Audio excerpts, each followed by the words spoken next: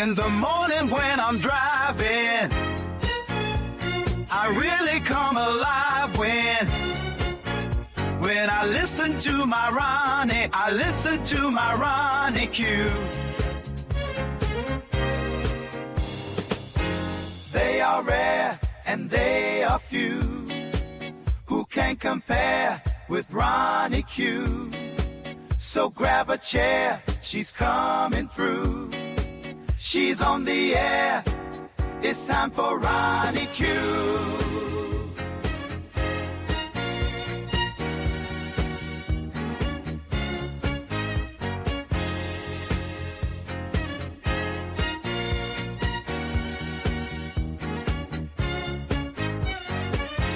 They are rare and they are few who can compare with Ronnie Q. So grab a chair, she's coming through. She's on the air, it's time for Ronnie Q. Ronnie Q. It's time for Ronnie Q. Ronnie Q. It's time for Ronnie in the morning while I'm driving. Ronnie, I really come alive when it's time for Ronnie Q. I listen to my Ronnie. Ronnie, I listen to my Ronnie. It's time for Ronnie Q.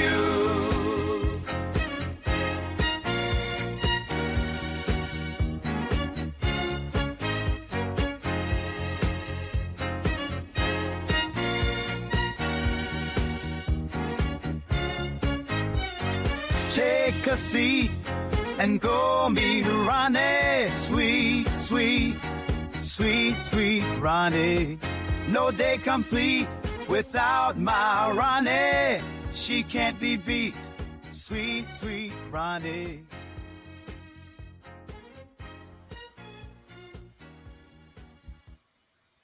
Grand Rising, Grand Rising. I'm sorry I am 10 minutes late. I really apologize for that. I am having my fourth annual Secret Santa. Wait a minute. I'm trying to do something. Okay, I'm having my fourth annual Secret Santa on Saturday, December 6th. That's when I give back to my supporters. It's Christmas for everyone. This is the way that I give back to people who have given back to me all year. If it's a click and a view, if it's a thumbs up, I always show my appreciation to the subscribers. It's content creators give back to the subscriber. Now, we usually do a Secret Santa. We exchange names. The content creators who want to participate come up on my link. We exchange names. We gift each other via Cash App a gift between $30 and $50. However, this contest is not for us, it's for you. So we are not allowed to keep the gifts that we received in Secret Santa. We must then look in the chat, see what subscriber is dropping their Cash App link, and then we transfer our gift to you. So meet me here Saturday, December 6th at 3 p.m. Eastern Standard Time. That is 12 noon Pacific Standard Time, and drop your Cash App in the chat. The the content creators who come up and uh, exchange names and get a prize, they must give out the prize in the Secret Santa live. They cannot take the gift back to their channel and give it to, no, you have to give it to people who have shown up on the Secret Santa event and are actively dropping their Cash Apps in the link. So I hope to see you guys Saturday, December 6th. We're going to give away some cash apps to people who show up. Now, if no one shows up, you can be guaranteed that I will be here. And come on over and be supported as you support content creators all year long. Hey, Lena, it is good to see you. Thanks for showing up. Let me remove this banner. I don't have a whole lot of news today, but of course, I do have news today. News you can use. Please hit the like button. I would appreciate that. So let's get into our news. Now, if you guys are unaware, I have been telling you the story about 4547 trying to play Ukraine and come out with some 28-point peace plan. And it has been discovered that this peace plan was a whole Russian plan that they dictated from Russia.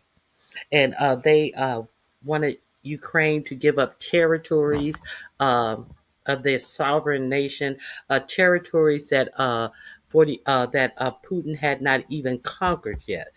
This is what they were asking Putin to agree to. Come to find out that the United States were saying that they created this plan themselves, but that wasn't true.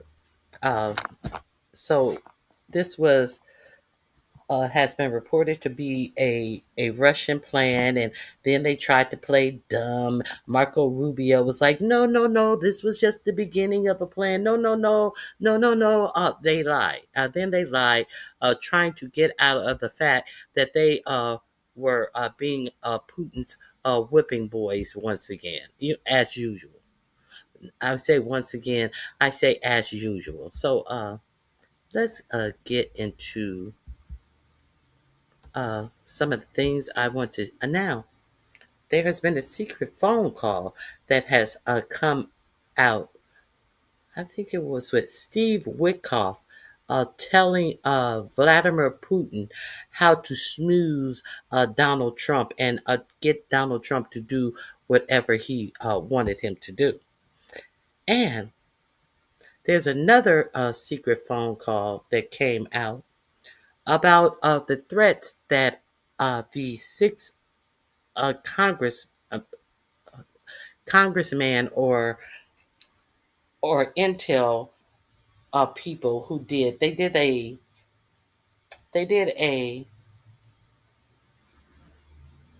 what is it? They did a little public service announcement, reminding the military that their code of conduct says that they do not have to follow unlawful orders. So we know that Mark Kelly, they are trying to bring him back off of retirement into the military. They have opened an investigation into him.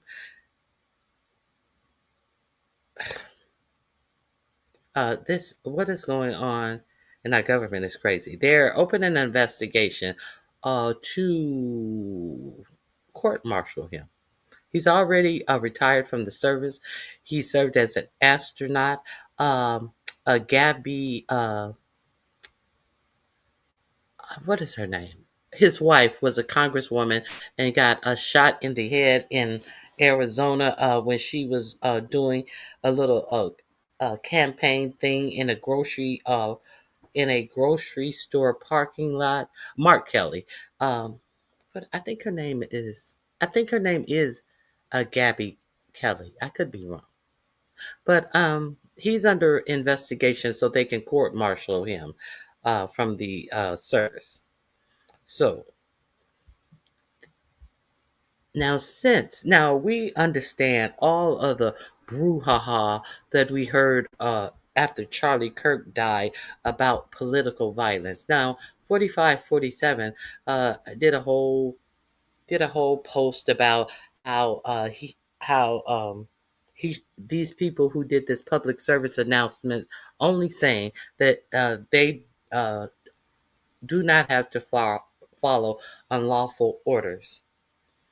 So all of this making memorandums about your conduct as American people, if you dared even quoted Charlie Kirk, the lies that came out and said that the left was responsible for more political violence as they scrubbed the DOJ page that factually stated that the right was by far more responsible for political violence.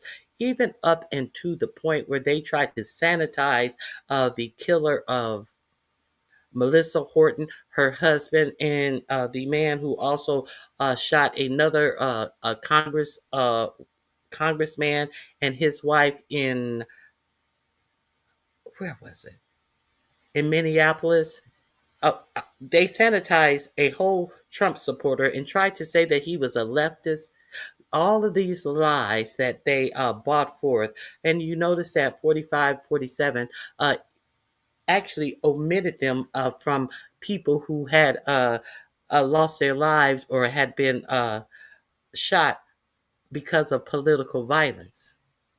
If he thought that was done by a left wing person, he definitely would have put their names on the list. He totally ignored them in the White House as he did some whole song and dance for Charlie Kirk, someone who was very divisive, very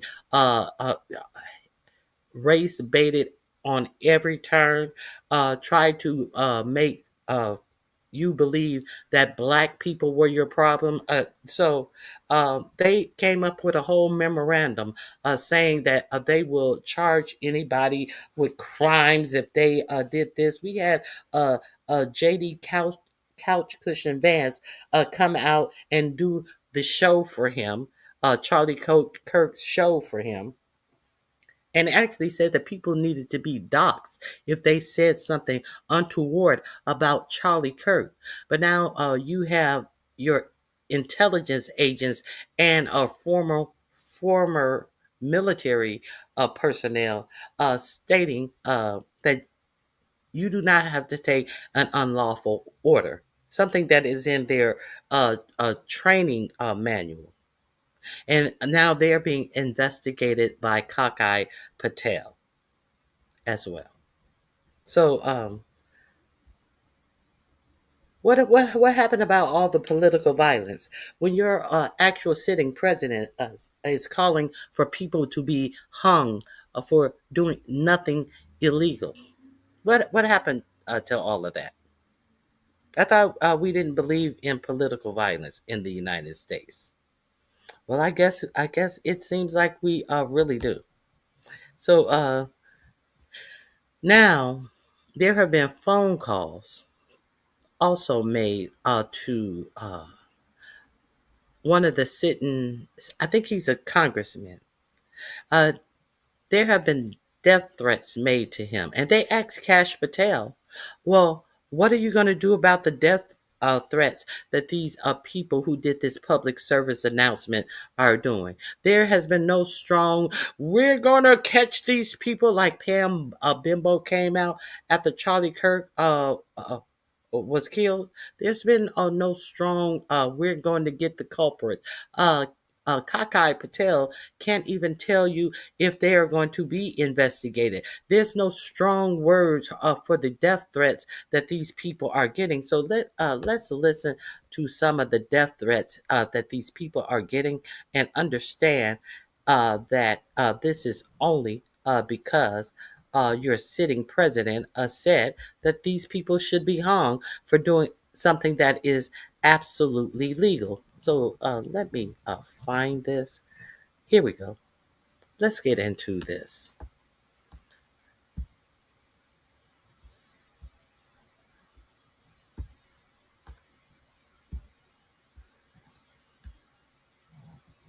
The both sides ism of it all.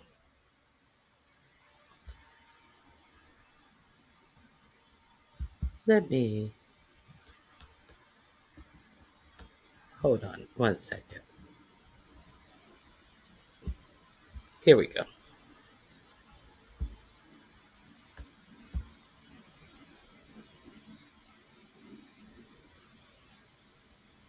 Oh, this net may not be it. Hold on.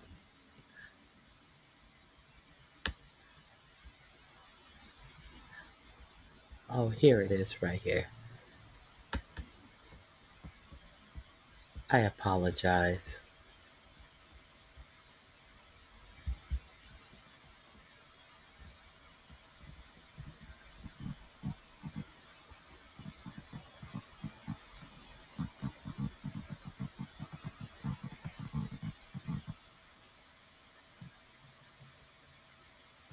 Here we go. I apologize. I was thinking of the wrong channel. I have it now. Let me share this with you.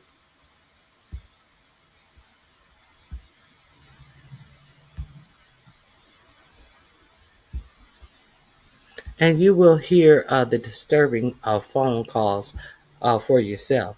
And I really want you to see how the right wing is trying to poo poo this, like, oh, this is nothing.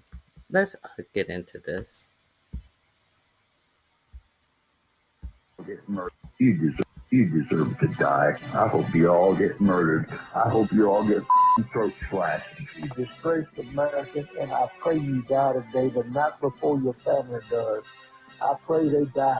You disgrace them. You disgrace America, and I pray you die today, but not before your family does. I pray they die a painful death. You disgrace America. You disgrace America. Painful death. Die today, but not before your family does. I pray they die painful death. Well, I don't know if that's what unleashed it, but we just saw the intro on the healthcare, and it started with we actually elected an attorney general who threatened some of those things, and that's what we're electing now today. So, both sides have got to ratchet it down, presidents included there, but the fact when it comes to Ken Cuccinelli, we started this thing with healthcare. What thing did we start with healthcare? What is he even talking about?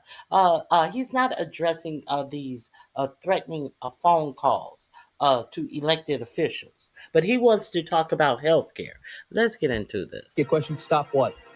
You said they want them to stop. Stop what? They want them to stop speaking out. I don't have a name for the other idiot on the panel. Ken, guys, listen carefully to these voicemails and how these people speak.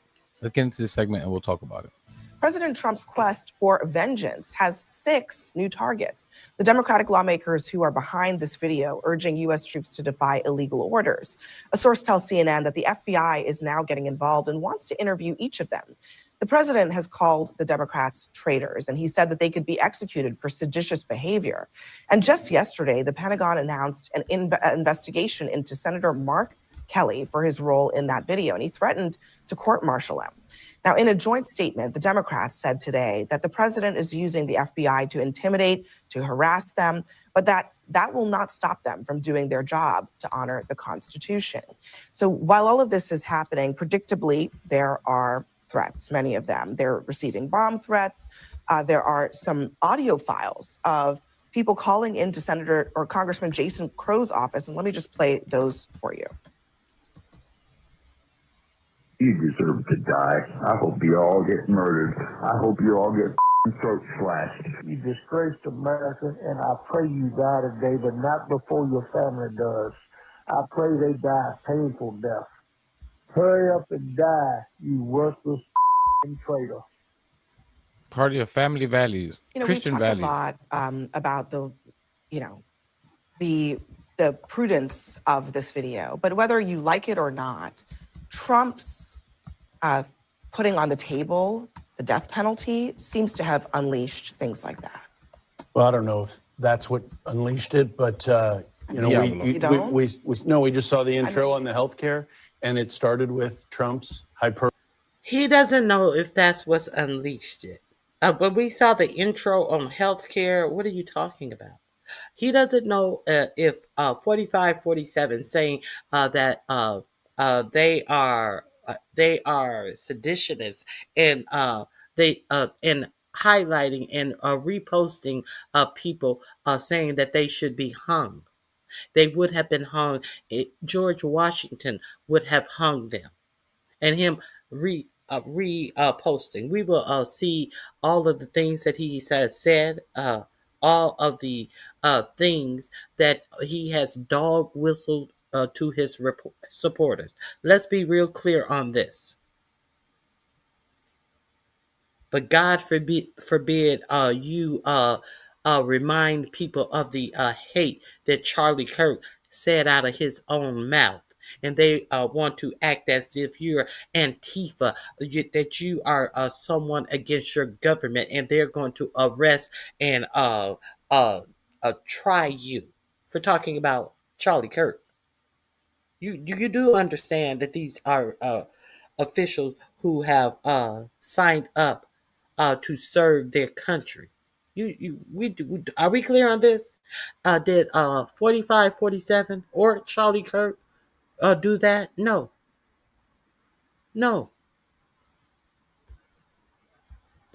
Verbally branding of whatever he's talking about, it fits right in that vein. I reject all of that language. I mean, we just went through an election in Virginia where we actually elected an attorney general who threatened some of those things. And, that's what we're electing now today. So, both sides have got to ratchet it down, presidents included.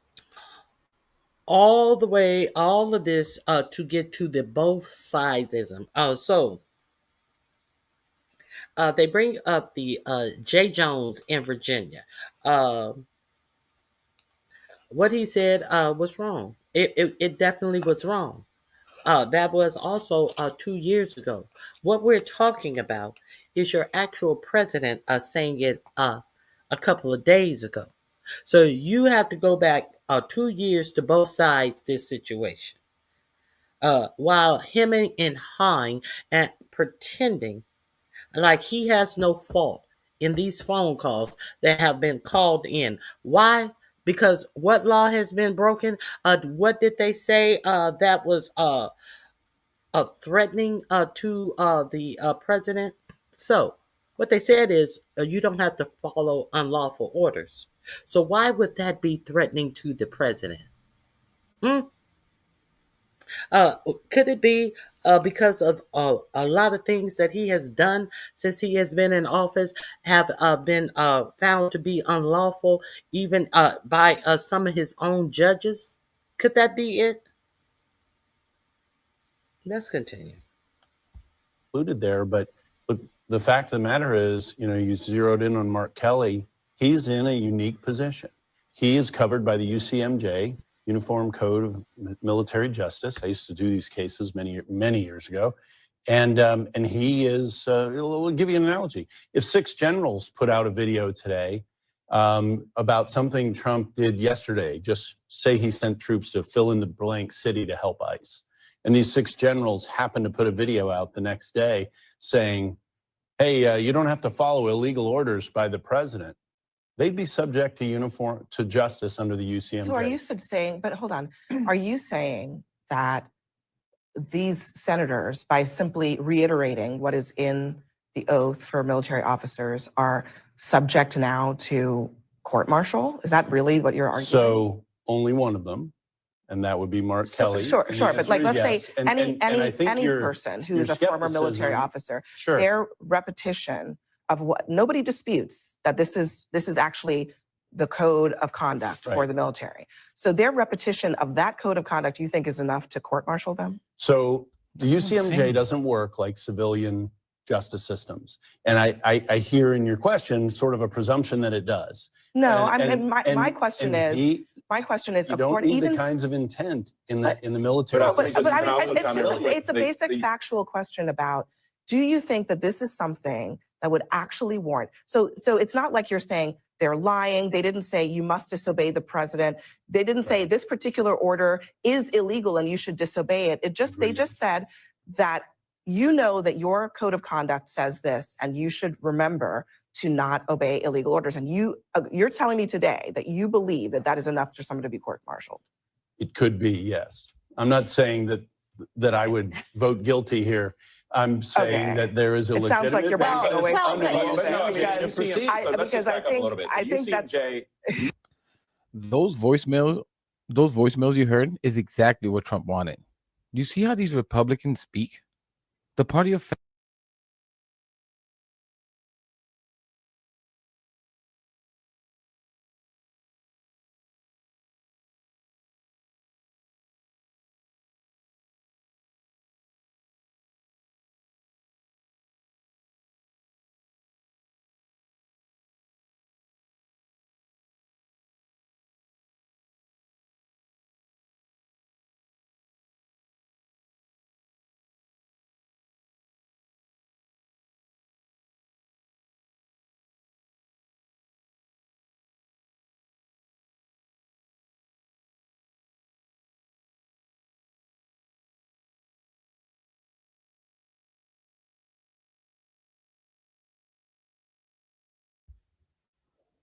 CMJ would actually protect Mark Kelly because of their rules. Does it give them the right to court martial somebody for doing something illegal that they find with? And there's two vastly different systems. You can get charged for DUI under a regular, Virginia or DC, Maryland court of law and still have to be subjected to the UCMJ. Right. However, asking someone to defy what they believe to be legal court orders not only is protected under the United States Constitution, Correct. but it's also protected under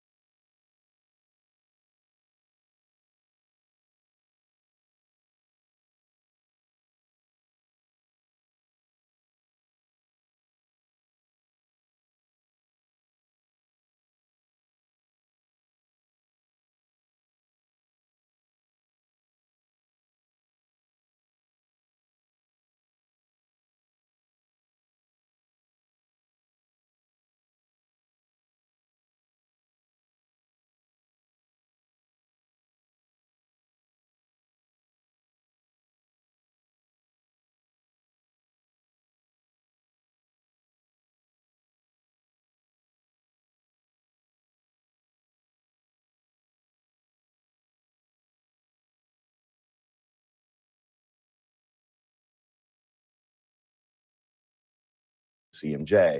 And Mark Kelly States Constitution, someone to defy what they believe to be legal court orders not only is protected under the United States Constitution, Correct. but it's also protected under UCMJ.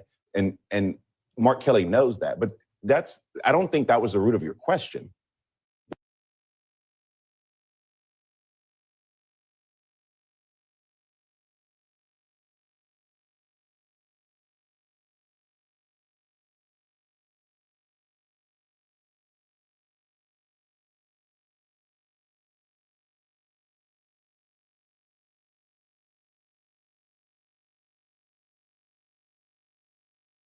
What people are mad about when they see this is it's just an abuse of power. It's a waste of resources. Why is our FBI, when we're concerned about X, Y, and Z, trying to get with the sergeant of arms to hunt down 6 United States senators? Yeah. They're not treasonous. And the other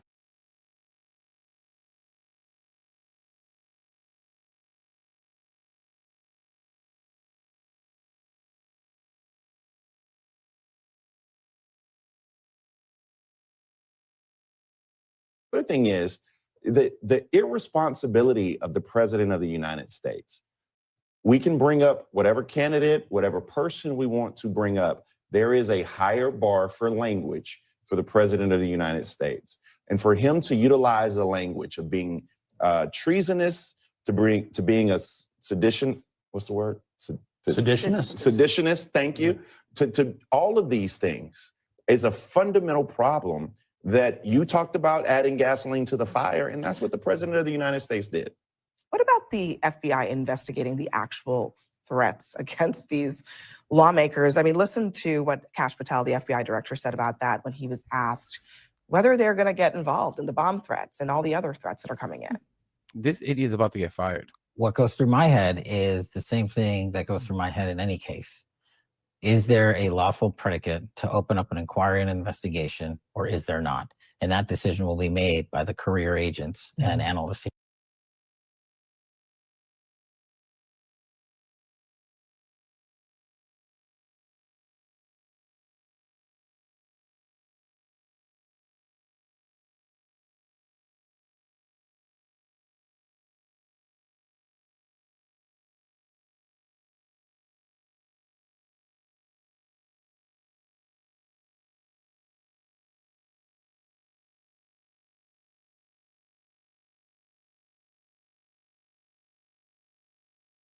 here at the FBI. Is the FBI getting involved? Based on the fact that it's an ongoing matter, there's not much I can say. I think that the idea that the FBI would investigate, we know who made the video. Yeah, that's right. I thought that this was the party of free speech. But then now that there are threats, I don't hear Kash Patel saying, hey, we're going to try to find these people who are threatening sitting lawmakers. That's right. If the FBI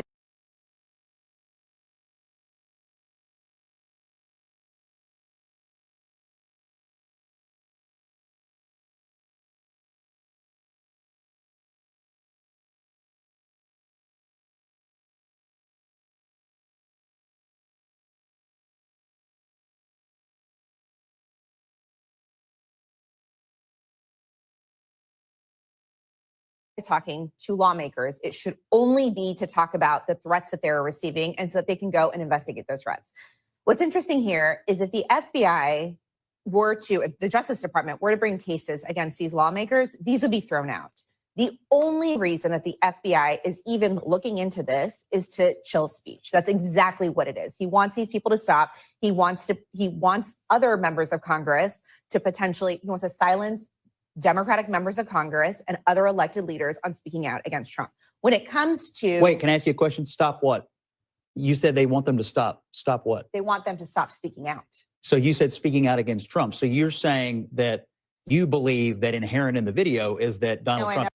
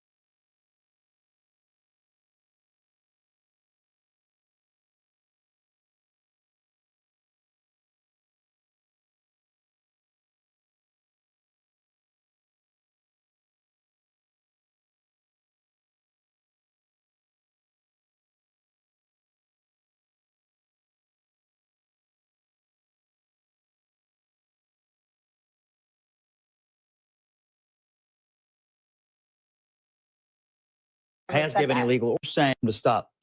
He wants the FBI is even looking into this is to chill speech. That's exactly what it is. He wants these people to stop. He wants other members of Congress to potentially, he wants to silence Democratic members of Congress and other elected leaders on speaking out against Trump. When it comes to— Wait, can I ask you a question? Stop what? You said they want them to stop. Stop what? They want them to stop speaking out. So you said speaking out against Trump. So you're saying that you believe that inherent in the video is that Donald Trump has given illegal orders. No, actually, what I will say about— Because what Abby argues is that they're just stating a fact, but you're saying it's speaking against Trump. Because they speak if out it's against speaking Trump against in other Trump, ways. then you took the message the way they intended it. You took it the way they intended it, which is that Trump has given illegal orders, and you can't name one and nobody else can. Hold on, let me just say that.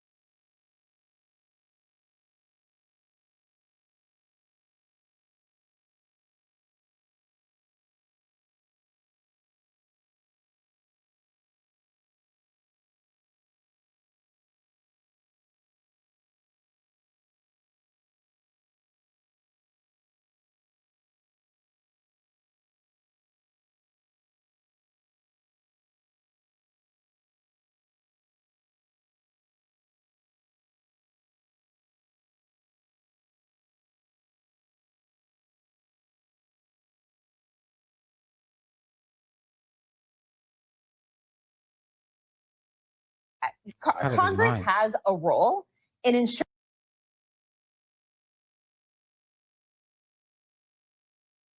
that there are. You took it the way they intended it, which is that Trump has given illegal orders, and you can't name one, and nobody else can. Hold on, let me just say that Congress has a role in ensuring that there are whistleblower protections when people come out. So you believe there are illegal when something? I'm not saying there is. I'm saying in the Biden administration. Okay. I'm saying in the Biden administration there were whistleblowers. In other administrations, there have been whistleblowers. And what happens is Congress's responsibility to ensure that these people have protections wherever you are in the federal government and whether you're in our military. This is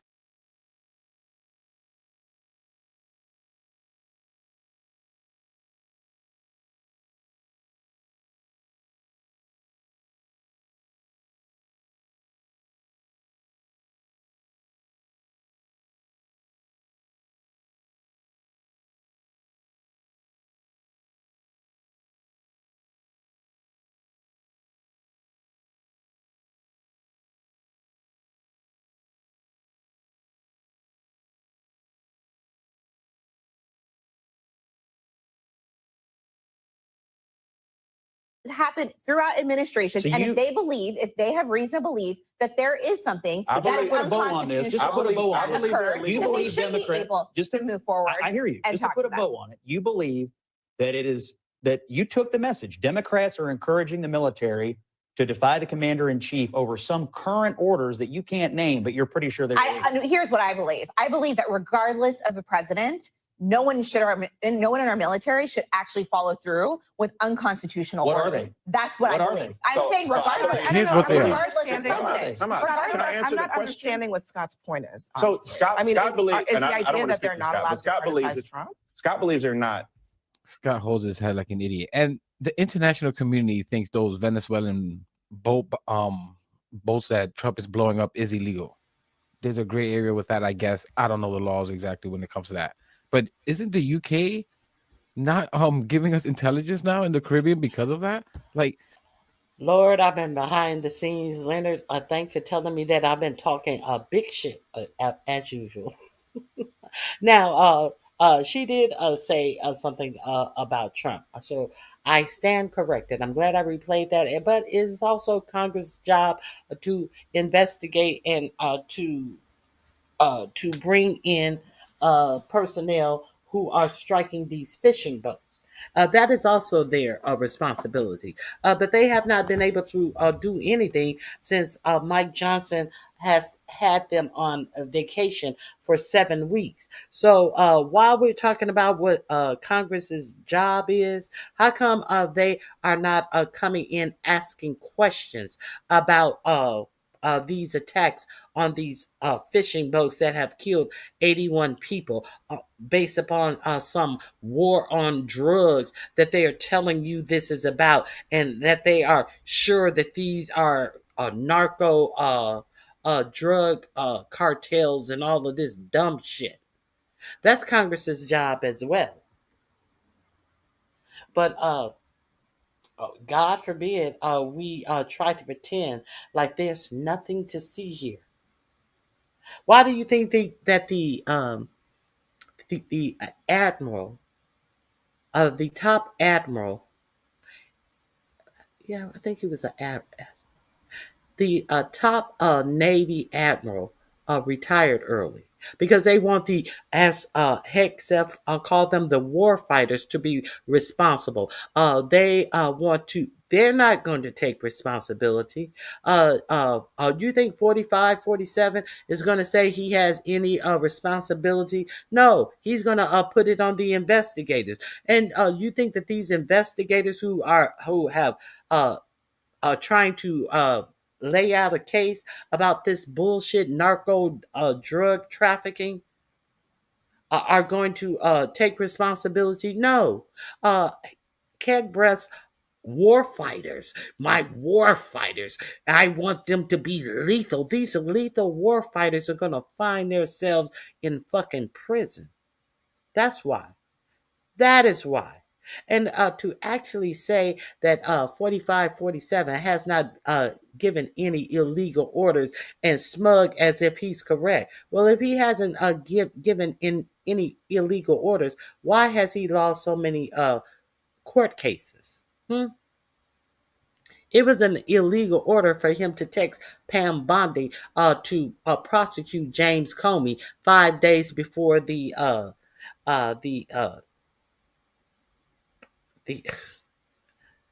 statutes of limitations were about to close out. That was an illegal order. And how did it work out for him? To order Lindsay Halligan to be over the Virginia prosecution offices was an illegal order because there was only supposed to be an interim there for 190 days. So for him to then turn around and put Lindsay Halligan in that position when the interim person said that there was no case to file against Comey. That was an illegal order. So are we playing games here? Why was that case thrown out? Because it was illegal for her to file the case. It was illegal for her to be put in that position. So are we pretending like there's no illegal orders when there's 81 bodies that they cannot tell you anything about, but you're just supposed to trust them that these were narco drug cartels? Is that what you're saying, Scott? I hear Scott is running for governor somewhere. I think it's where is he supposed to be running for governor? I think it may be Kentucky that he is running for governor. Can you imagine? Scott is really out of his mind. He really doesn't like people coming for his baby boo Trump. You can see it in his eyes, guys. His passion. He really doesn't like it. And this is why I love couch politics. His baby boo Trump. He don't like people coming for his baby boo Trump. This guy is so good. I like him. Guys and ladies out there, find a partner that loves you as much as Scott loves Trump. It's really beautiful to see. This sociopath, Scott Jennings, again, the only argument that he's making is the only one they all have. Well, they were just being political. They were just trying to take a dig at Trump. And it's just like, yeah, who cares if they were taking a dig at your baby daddy? Where's the crime? But where's the crime? But they are not saying that they committed any crimes. But these people are under your FBI has the time to investigate them. Let's continue. It's just like, who the F cares? That's why Abby mentioned, what about freedom of speech? Because again, which is like what they always cry about. It's the same thing that happened with Jimmy Kimmel when he took him off the air. And they had to put him back on because, again, this freedom of speech thing, these people are such whiny little crybabies. They're such snowflakes. They hate it. They hate it so much. They can dish it out, but they can't take it. See to shut the F up. Conservative behavior, hysteria at its finest. Calm the F down. Shut the F up. No. His whole point is that the root of the matter is, what is the illegal order? That's a great question. And I know you and I have a disagreement about it. Correct, because I believe the illegal orders are bombing people or using drone strikes illegally in the Caribbean Sea to deter what they're using as the war on drugs. And I think there are many people in this country who believe that that is an illegal order that's violative of the Constitution. And but to Scott's point is, if that's a gray area, and I don't have to, it's like playing devil's advocate, I don't have to make your point, but if there's a Bakari, Papa, easy on the Beijing there. Easy on the black dye, Papa. Your hair look good already. Gray area, should the military follow it or not? The only point that I have is that you're correct. Answer, yes. You're correct, because this is not a good use of time, a good use of resources. It's only being used to chill speech.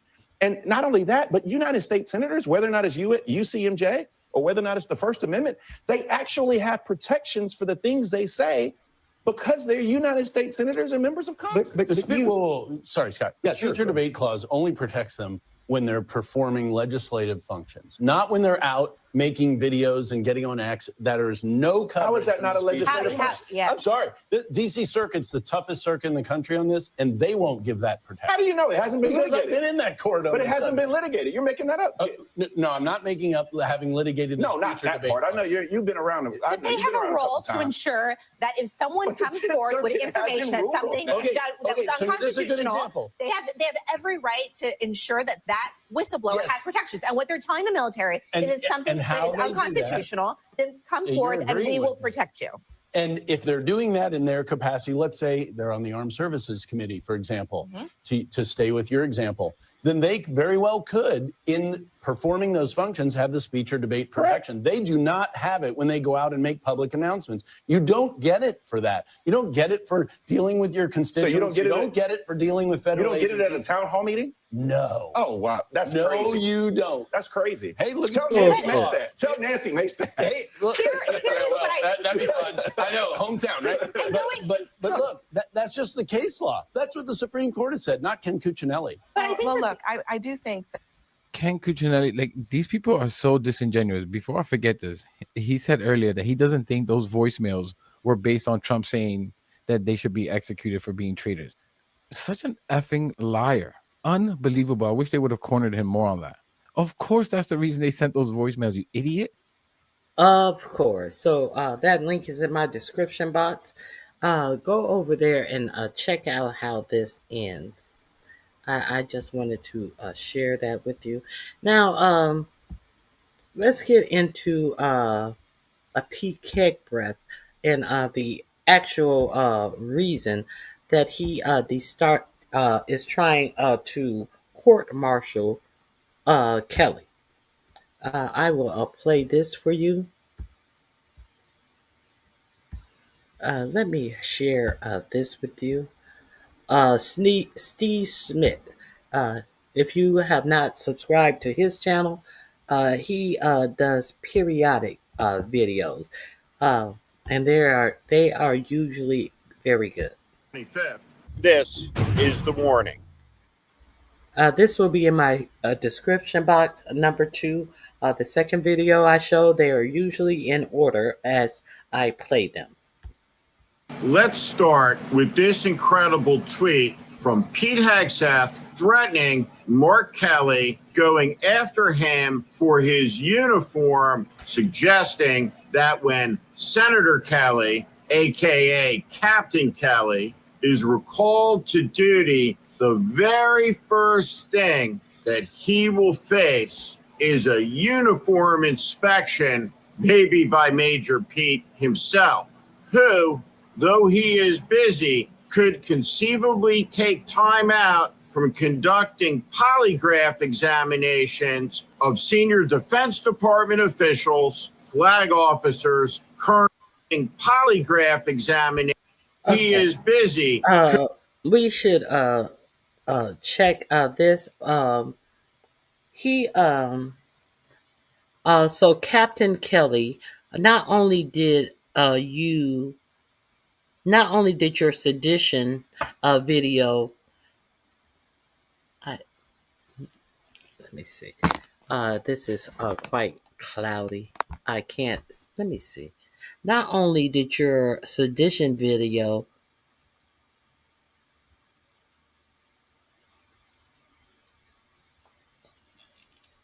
I can't see it. It's not clear enough for me to see. Your medals are out of order in something. Now, this is a person, a Hegseth, who actually had the audacity to take a picture of Kelly's medals and is saying, trying to say something about his medals being out of order. This is a person who has absolutely no medals of his own, who has the America flag folded in his pockets at all times to try to simulate something of patriotism on his chest. A folded up pocket square of the American flag, trying to tell Kelly about what order his medals should be in. And who's to say that Kelly didn't take a screenshot of himself actually in a mirror to get the picture?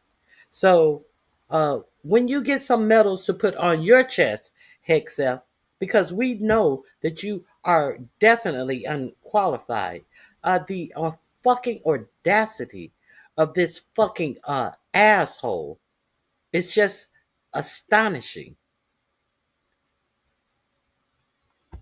Maybe by Major Pete himself, who, though he is busy, could conceivably take time out from conducting polygraph examinations of senior Defense Department officials, flag officers, colonels, and lieutenant colonels, like a latter-day Captain Queeg hunting for the suspect who stole for Hegseth the proverbial strawberries. Pete Hegseth is a clown, a joke, a buffoon.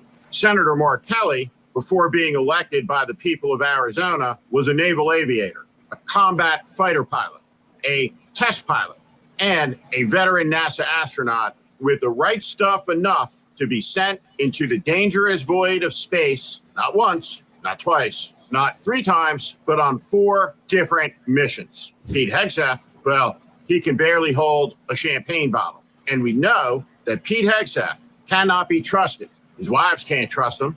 He can't be trusted with other people's wives. We know that. He can't be trusted not to jump up on a table and start shouting, "Kill all the Muslims." He's a mess in every way, in every shape, in every form. A man who gave away war plans with a reporter included on a signal chat, the man who kicked the media out of the Pentagon, violating the First Amendment, the man who has conducted a purge of generals and admirals, a blusterer and buffoon who recalled every flag officer to the Pentagon, that guy who's issuing illegal orders, killing people in the Southern Caribbean without congressional authorization, without congressional approval, without evidence. Yes, that guy has threatened a U.S. senator, threatened to recall him in an unconstitutional act, which is an arson against the separation of powers. Pete Hegseth, again, an unequal buffoon in America, is making threats he has no standing to be able to deliver them. But I'm going to pretend for just a second that Mark Kelly would ignore the rampant unconstitutionality of this and respond to the provocation with some emotion, which, let's be honest, it's hard to muster out of a veteran astronaut and test pilot with ice water in his veins, a man launched into space with a heartbeat that doesn't break 70. It would be great for Mark Kelly to say, by all means, court-martial me, and to fully appreciate the stupidity of Pete Hegseth. Well, you have to understand in the criticism of the tweet, here it is that Pete Hegseth doesn't seem to appreciate how cameras work, meaning the medals could be reversed. At any rate, he'll have many, many years in private life to figure out things. Maybe that's what he'll study, photography, because he'll never be employed, never have a job, never be a commentator. He'll live in disgrace all the rest of his days. The man who broke the U.S. military, the central lesson in the curriculum at West Point, the Annapolis, at the Air Force Academy about what not to be, the antithesis of the motto that hangs over the Marine Corps officer candidate school, ductos exemplos, lead by example, the living antithesis to all of the honor, all of the codes, all of the notions of personal responsibility, every single one of those things. The antithesis to them is Pete Hegseth. And so he will be studied like an exotic animal was studied in the 18th century by zoological scientists poking at it for the rest of his life, is how Hegseth, the creature, will be observed. Now, back to the court-martial.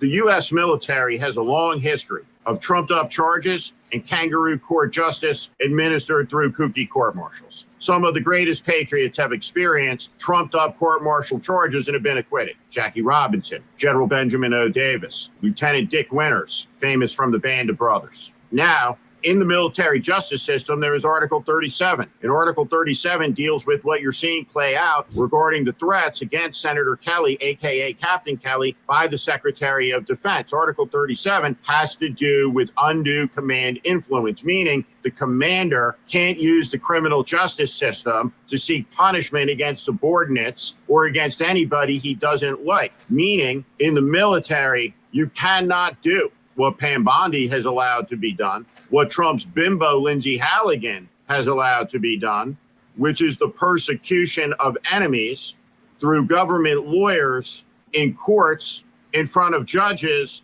with the goal of seeking to take away their liberty, their freedom, to put them behind bars for the high crime of speaking out against Trump. In the case of Senator Kelly, what he dared to do with 5 other Democratic colleagues is speak to red letter military law, which is part of the training of every officer and every soldier, which is the American soldier does not blindly follow orders like they are SS Einsatzgruppen. They do not follow the orders of criminals like Lieutenant Calley and Captain Medina, as happened at My Lai in a massacre that was stopped by an American Army major who landed his gunship and ordered his crew, which they happily did, to point their weapons at the murdering Americans. He was prepared to kill them to stop the crime of murder in the middle of a battle where murder, not warfare, had become the cause of the day. Guess who the Army wanted to punish? The truth tellers or the killers? In one of the lowest moments of Jimmy Carter's career, when he was governor of Georgia, he had a lights on for Rusty Day to support Lieutenant William Calley, the murderer of My Lai. Donald Trump, over and over and over again, has publicly called for violence, has called for violence against his political opponents, has called for violence against American citizens, has asked in the Oval Office in front of the chairman of the Joint Chiefs of Staff if it would be possible to shoot peaceful black protesters in the legs in front of the White House as opposed to killing them. Stephen Miller in the Oval Office asked out loud about the U.S. military murdering migrants in boats off the coast of San Diego. He was told, quote, "Shut up, Stephen," by General Mark Milley. Mark Milley has talked about that in America, the military serves the nation. The sons and daughters of the United States, made up from all 50 states, all of our territories, of every race, of every creed, of every religion known, they swear an oath to the Constitution of the United States, to no man, to no party, to no cause, to nothing higher than that. These threats by Pete Hegseth are contrary to Article 37 under the Uniform Code of Military Justice. His interference and his ordering a prosecution cooked up by the commander-in-chief himself does not make it legal. It highlights in spectacular fashion the illegality of the entire enterprise. What this is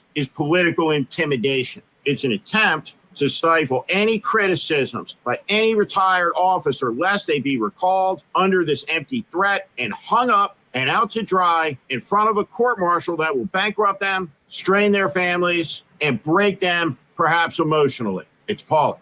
It's abusive. It's deeply wrong. And it must not be tolerated or stood for by the Democrats in Washington, D.C. And so Democrats must run not on Chuck Schumer's agenda, but on a fighting agenda that says we aim to be the majority party in the United States Senate. We aim to put a check on Donald Trump. We aim to use common sense and 100% trust us. You can put it in the bank. We will impeach Pete Hegseth because he is unfit. He is dangerous, and the American people, and more importantly, their sons and daughters, and most importantly, those sons and daughters who wear the cloth of the nation, deserve to be protected by the people who asked them to serve. That's us. And through our elected representatives, we must demand accountability for the grievous misjudgment of the United States Senate to confirm this imbecile, bestow upon him responsibilities, and allow him to abuse his office with reckless abandon, no oversight, no accountability for up to 2 years' time. But that bill ends on January 1st. The election to come must have meaning. And there is no cause that can exceed the importance of the removal of this fool from power in the United States over the most potent military in the history of the world. This is the warning. Pete Hegseth is an imbecile. He cannot be trusted. Mark Kelly is an American hero. Mark Kelly is an American patriot. Donald Trump's team of scumbags have attacked Mark Kelly, which means America's patriots must defend him. And defend him, we will. Remember who Pete Hegseth also is? Pete Hegseth had a 45-47 pardon his buddies who were convicted of crimes, of war crimes. This is who Pete Hegseth is. That is why we can't depend upon what is it, Article 25 to get 45, 47 out of office. No, we really need to depend upon Article 2, Section 4 of the Constitution to get this whole outfit, not only 45, 47 out of office, to get this whole administration out of office.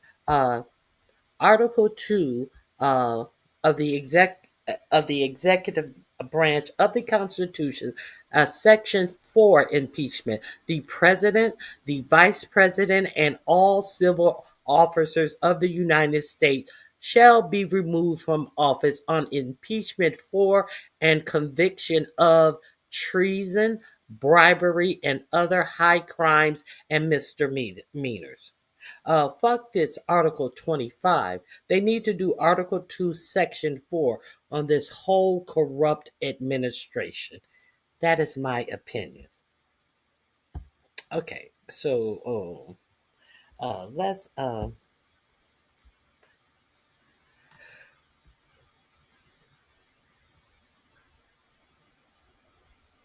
okay, Boomer. Your last 40 years of knowledge got us here. I don't even know what are you talking about. There goes most of Congress.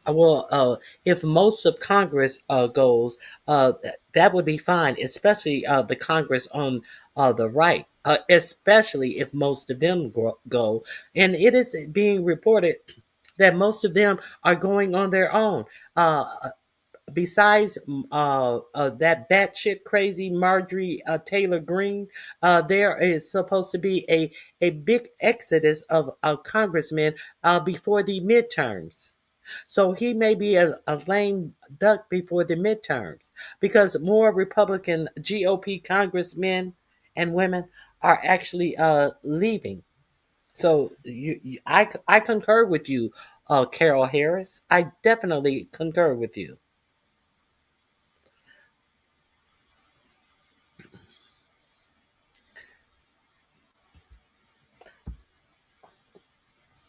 The Biden family got rich. What about the Trump family that is getting rich and making billions? What say you about that? I don't recall anybody in the Biden family using their position in government to enrich their family members. I don't remember any of that happening. Can you key me into that?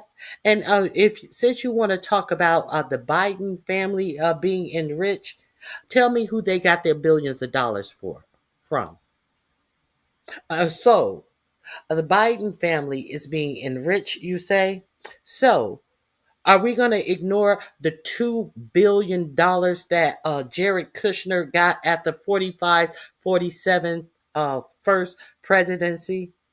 That was before Biden could get in office for his hedge fund company. The company that he's never run. That the purse strings of Saudi Arabia said that no, you shouldn't give this money to Jared Kushner, who has never been in this business before and has no record in this business. Why would we give them $2 billion? And the royal prince, the royal prince who sat down with in the Oval Office after giving up, what was that $2 billion for? Somebody who has never been in that business. And let's talk about it. Since you want to talk about it, Gubby 19, tell me about that. Let's expound into that.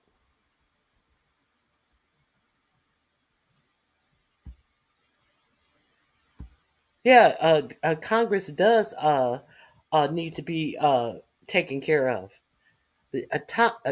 There goes our government. What do you mean? There goes our government. All our government isn't crooked, but too many of them on both sides. I will both sides this. Too many of them are more concerned with what Israel think that they should do because they are in bed with dollars from Israel. Too many of them need to put the American citizens first. Now, with that batshit crazy Marjorie Taylor Greene, I definitely agree with her about that. But what does it matter what she's saying now when she was the one who held the flag up and voted with 45-47 on everything? And now she sees the error of her ways since he has stopped supporting her. So we supposed to think that she is some great a leader who wanted to lead, but she was unable to lead because Johnson held Congress out for 7 weeks. What did you do before that, bitch? You are dogging the Affordable Care Act now that your 26-year-old son is looking for his own health care, but your son would have been looking for his health care way before he was 26 years old had not it been for the Affordable Care Act that allowed children to stay on their parents' insurance until they were how old? 26, bitch. But Obamacare is so bad. So what about bill had Marjorie Taylor Greene put forth in Congress to lower the insurance rate? What health insurance bill has any of the Republicans put on the table since they want to say that the Affordable Care Act is a horrible plan?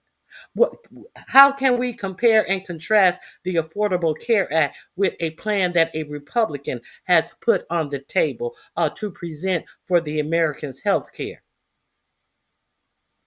But they all vote in unison to continue to give Israel money, to continue to support Israel in this genocide that they're doing in Palestine and giving them bombs. They continue to do that while all the while the Israeli people have universal health care.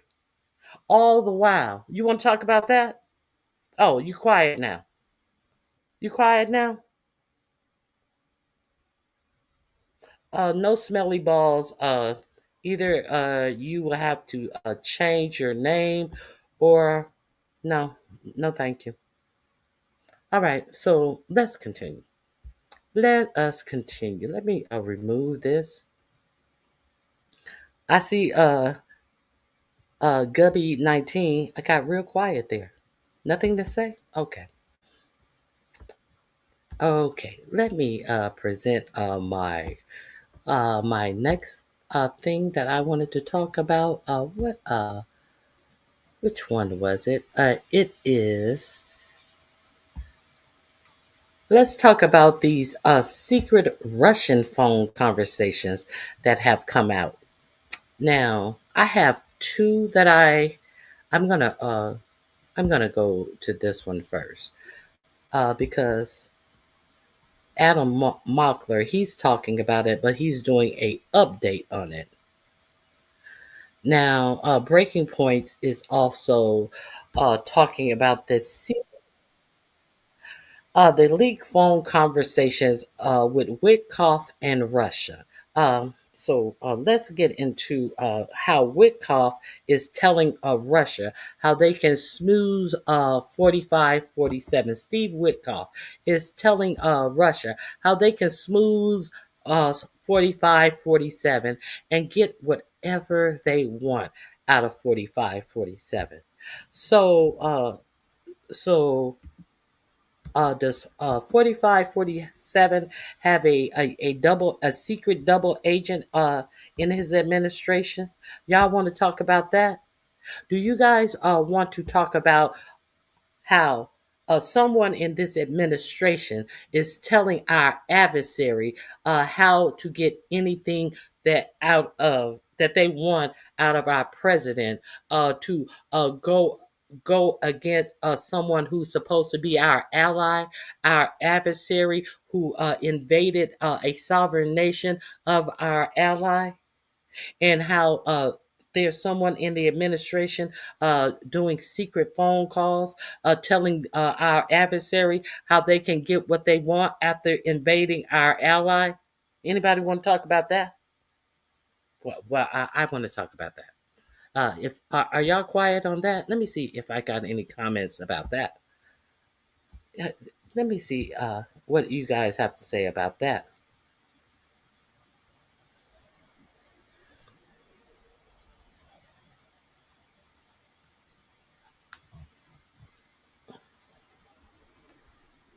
Let's see what we have to say about that. Stay on topic. Can we stay on topic? Obamacare paying off health insurance, making them billionaires. Um, have the Republicans put forth a bill that is better than Obamacare, that they want to compare and contrast with Obamacare? That was my question to you. And since you want to bring that up, I have done extensive talk about how these for-profit insurances are are just denying claims and absolutely just putting profits over patients. So you maybe you not have I haven't seen you around, Samuel, but I definitely concur with you. And 4547, he was going to come up with a plan on yesterday. And what did that plan was rumored to include?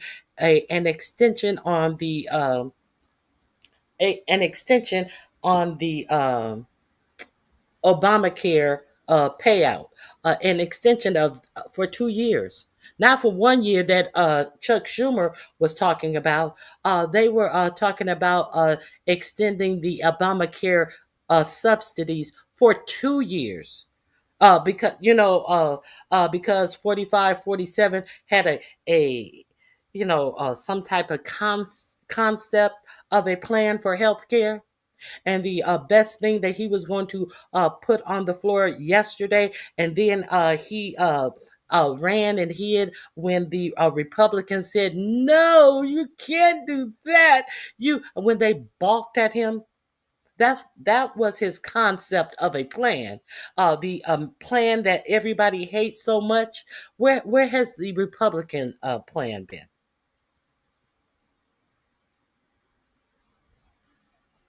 Samuel, I have all go to my home page and go through I'll take you through my home page.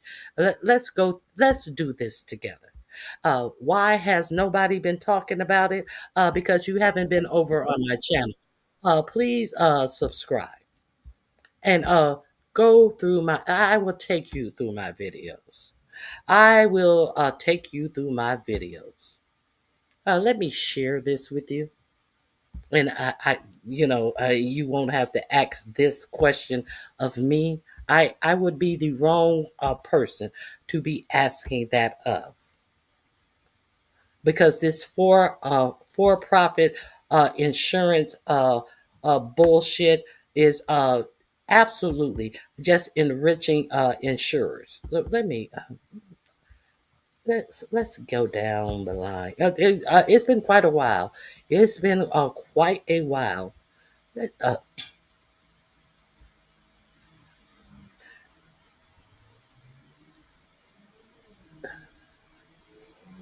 um, the real life Hunger Games. That was 2 months ago. That is absolutely a a depiction of the healthcare seal right there on my thumbnail. I'm talking about it there. Let me see. Where else? Where else shall we go? Uh, Let me see.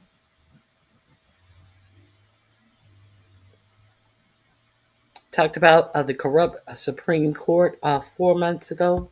It seemed like it was longer. Let's get out of this administration. It was prior to the administration. This administration is killing you in plain sight. Let me get to the old healthcare things that I was talking about. Where is it? Where is it? Further down. I think we're getting somewhere. Let's find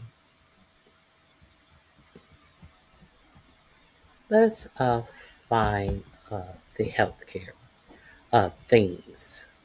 The things. Oh, it wasn't in 2025. I was talking about it way last year. Here we are, the Hunger Games. Who's going to eat you?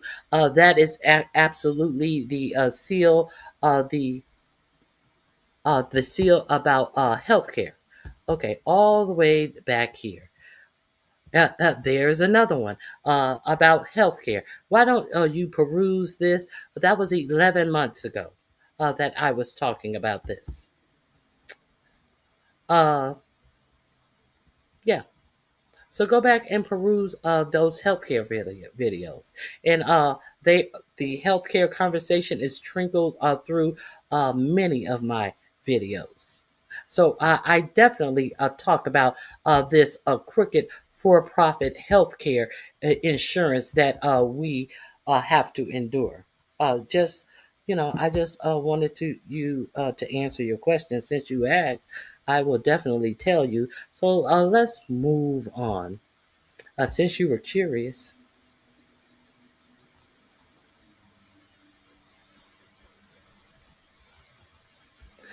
So if we're enriching insurance company, not why no one is putting into it. Putting what into it? The sentence doesn't make sense. I don't understand what you're saying. Every time I hear anyone talking about it, they always float back to Trump. This was done before Trump. And as you see, my videos were also done before Trump. As you see, I was talking about this before Trump. Why do you think Brian Thomas bled out on the street? Why do you think he bled out on the street? He was one of the main ones who devised a way that AI would eliminate or would reject up to 90% of people's testing that their own doctors would advise. Why do you think he bled out on the street? And they knew the AI was defective, but they kept it in place. Why do you think he bled out on the street? As the United Healthcare Group made more profit, made 3 times more profit than the number 2 and number 3 underneath it. Why do you think I know this type of stuff? Because this is the type of stuff that I have been talking about. Why do you think that the head of the United Healthcare Group said that they would continue with Thompson's mission? Yeah, because it was making them rich.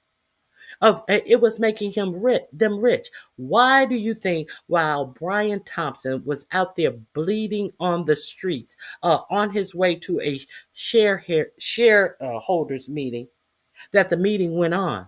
Because they didn't give a fuck about nothing but getting their money. Huh? Go check out my videos. Go check out my videos. Why do you think that I know that people were being denied recommendations that their doctor gave by their health insurer? Why do you think that I played the video where the head of the United Healthcare Group said that they will decide what treatment is needed, even though these treatment recommendations come from their own doctors that are working under their own plan, because these are not outside doctors that they are employing, and they are not even following the directives for the patients that their own United Healthcare doctors are prescribing for their patients? Because most people don't appeal their denials. And during the denial process, some people are denied 2 and 3 times. And usually, while they're fighting their denials, their cases are getting worse. Their cancer is spreading worse. You don't think I talked about this? You need to come around a little bit more. You may want to subscribe.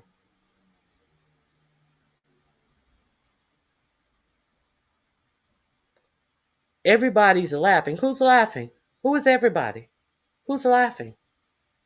What's funny about that? I don't recall saying anything funny. Uh, uh, I don't recall saying anything funny. I think that it's ironic that everyone has something to say about a healthcare program that actually got more people insured for longer periods of time. I find that it's funny that everybody wants to talk about Obamacare that will not allow these insurance companies to deny you healthcare based upon a pre-existing condition while so many people could not be insured. I find it funny that everyone wants to talk about what's wrong with Obamacare, but they can't talk about what's right by any other healthcare program that has been presented to the United States since Obamacare, since everything is so wrong with Obamacare. You don't find that funny? Now, I think I find that quite laughable. I will say that that is laughable.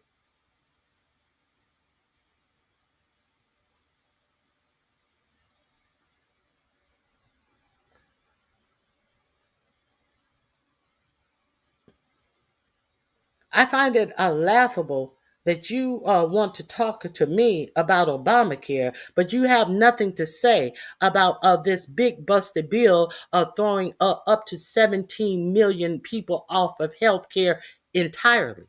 I find it weird to me that you have nothing to say about uh, these Obamacare subsidies about to end, and up to 25 million people, in addition to the 17 million people who are going to be taken off of Medicaid with no doctors to treat them. I find it weird that you don't have anything to say about these people losing health care insurance and therefore not having a primary care physician that can intervene and catch these diseases when they're treatable, as opposed to these diseases being caught by an emergency room physician. They're only a source for doctors when these conditions are terminal.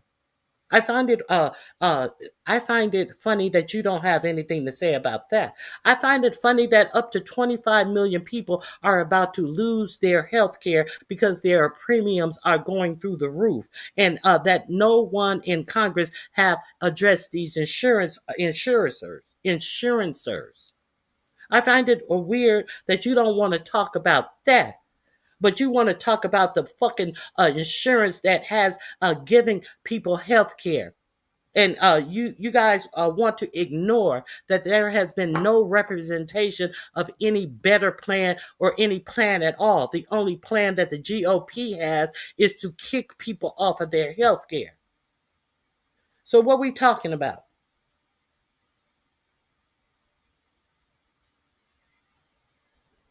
Elon needs another spaceship. We can't afford to feed children lunch. Do you know how much a rocket fuel costs? Goddess, I don't. You preaching to the choir. You are preaching to the choir.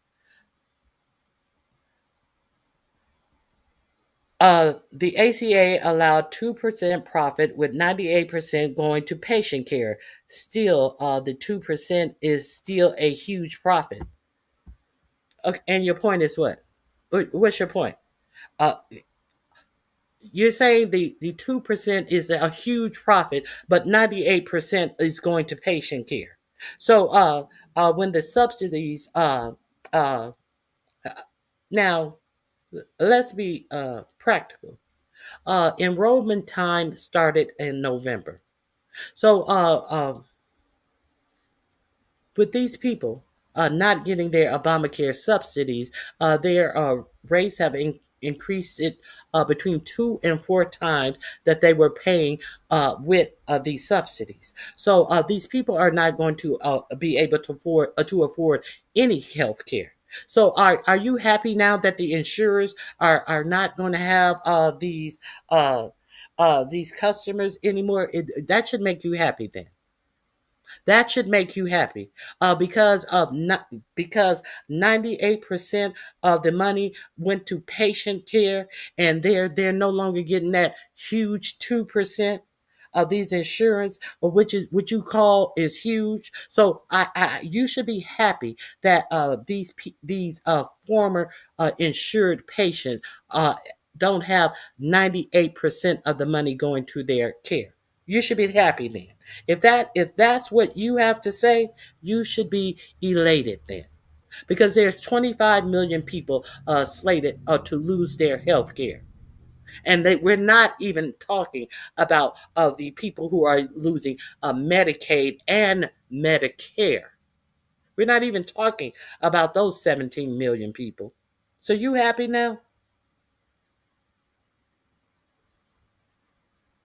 Record profit.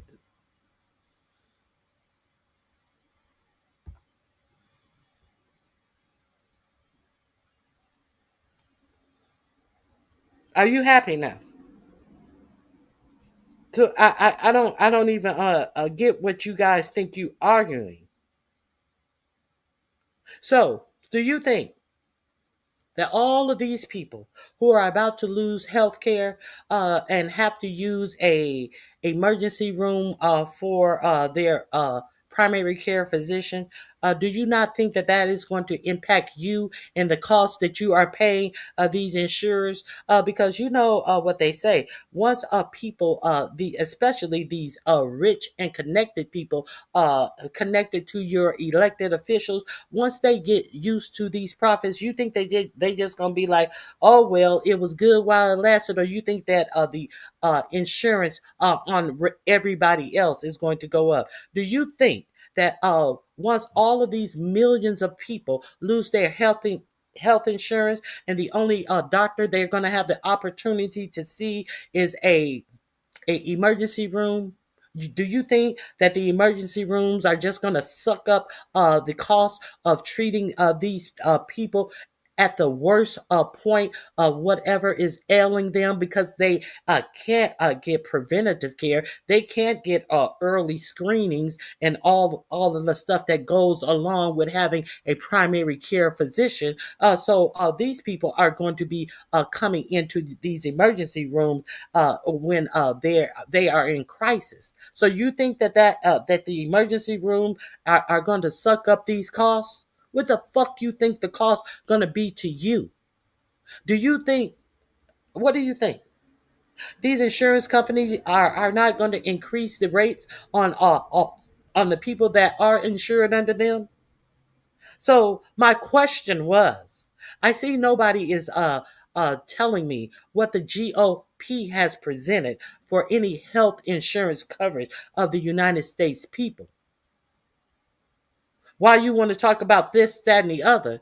I want to compare and contrast health insurance plans that have been presented under Obamacare with the health insurance plans that have been presented under the GOP. That's what I want to do.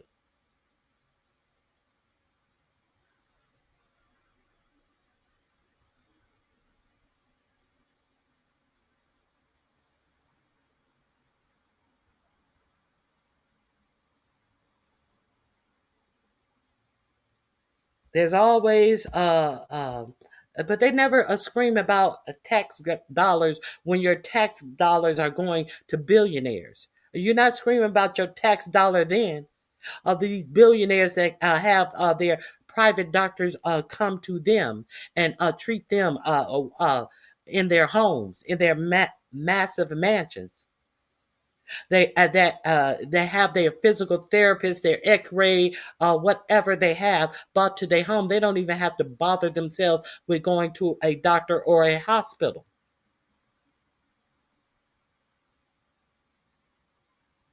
Trump or the GOP has absolutely no plan.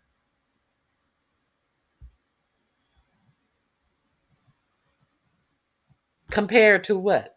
Compared to what? What are we comparing it to?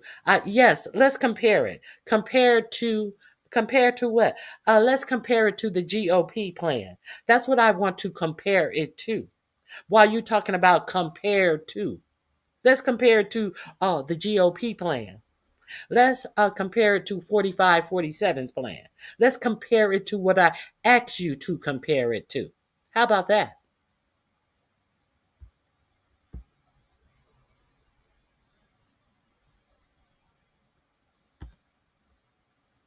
How can having no plan be better than to having a plan? A bunch of racist pieces of shit and trying to overturn everything Obama did. I know there's no GOP plan. No, not no. I said I gave you the parameters what I wanted you to compare it to. I didn't say compare it to pre Obamacare. I said compare it to the GOP's healthcare plan. You don't set the parameters. I'm not. You can't go back in history. No matter how much 45, 47 think that he's going to make America great again in some perverted history in his mind when he thought that America was better than America is today. No, I want you to compare it to the GOP plan. That's what I want you to compare it to.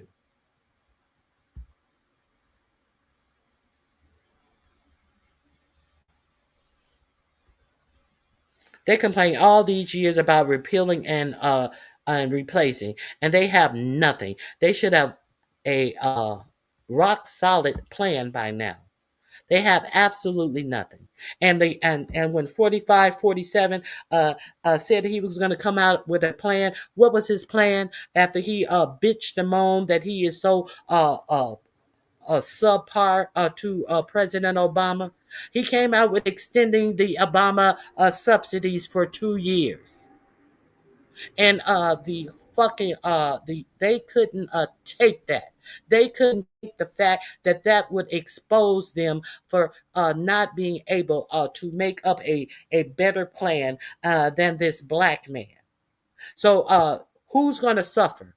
Who's going to suffer for them being subpar to a black man and not being able to take it, not being able to swallow it? The American citizens are going to suffer, and they are going to die, and they are going to die while suffering.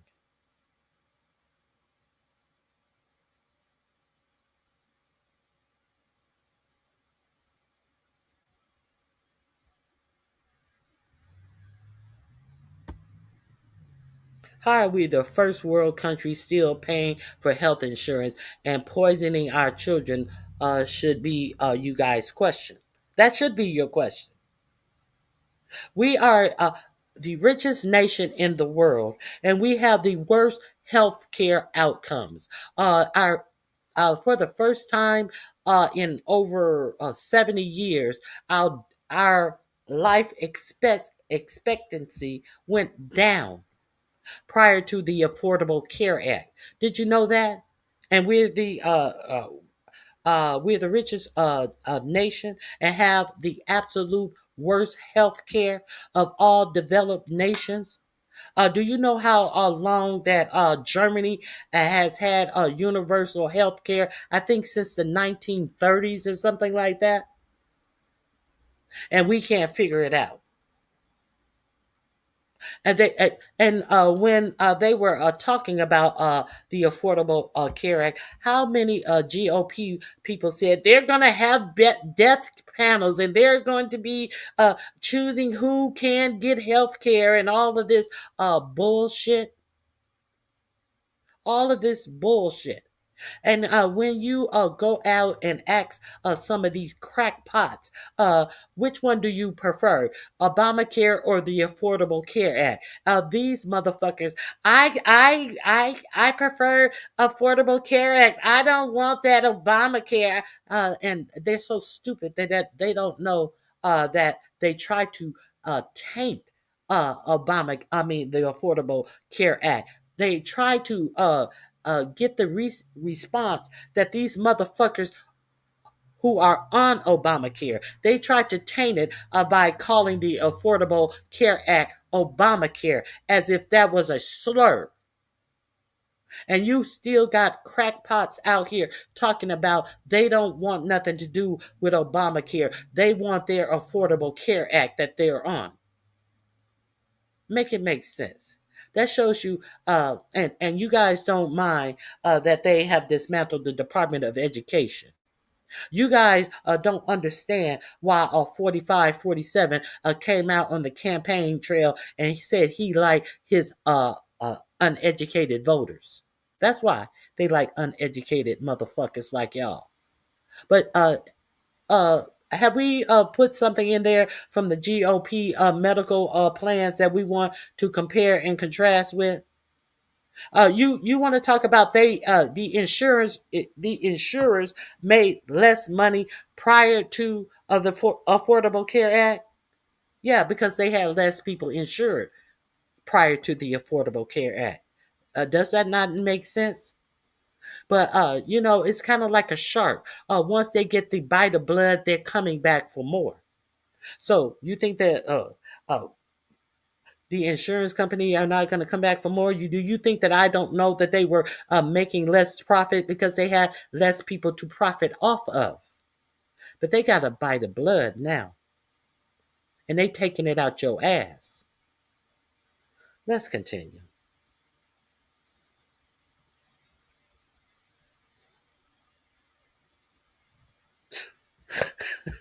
I got my whole 60% the education just in time.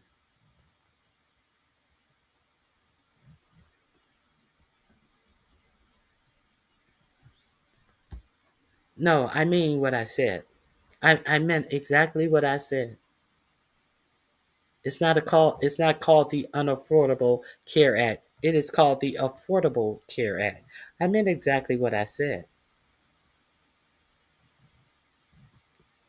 All right, let's move on because nobody has anything else to compare against Obamacare.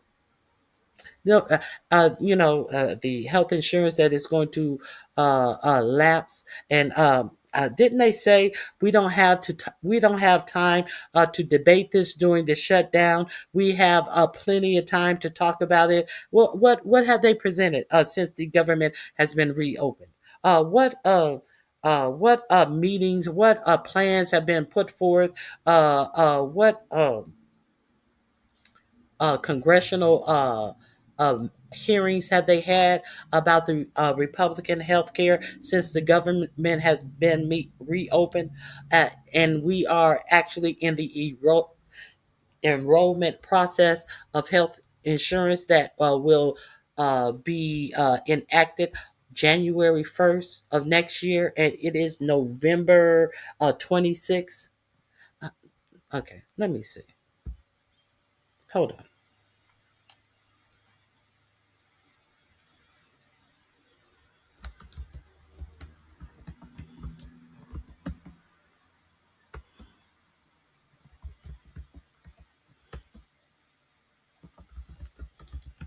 Let me see if I can find this.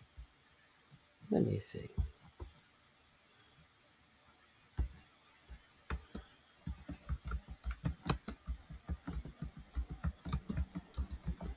Let me see if I can find this. I ran across this.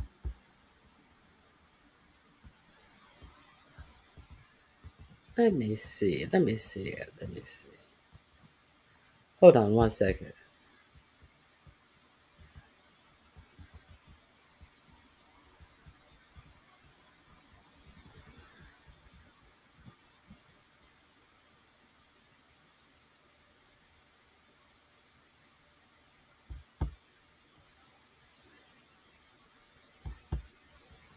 Hold on one second. I actually saw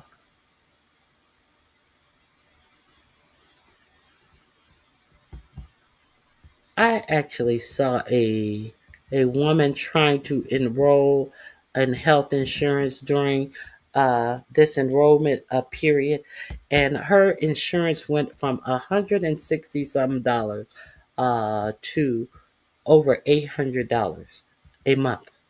A month. Uh, Let me see.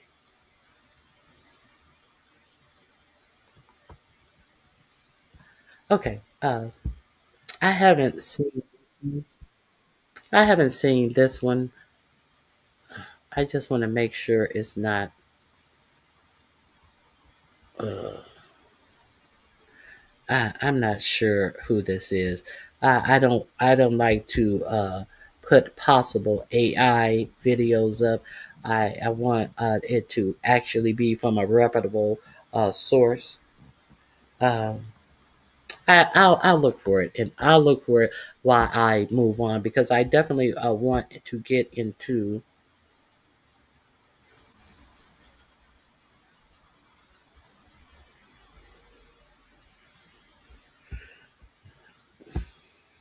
Trump didn't have any cooperation from Congress and the Senate. When has Trump gone to Congress and the Senate for all of the stuff that he has initiated?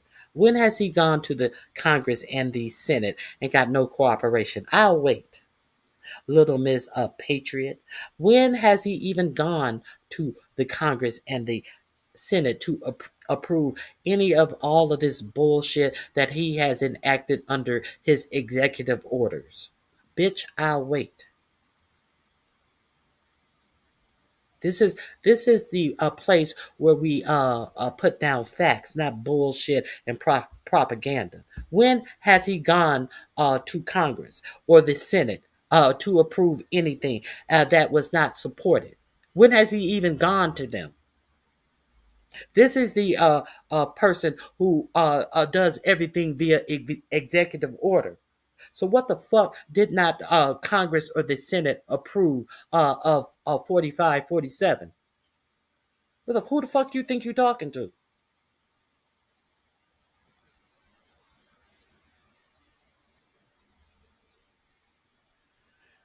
I don't think they have proposed anything all these years. They've been seeing repeal. They've never even submitted a replacement. Correct, correct, correct.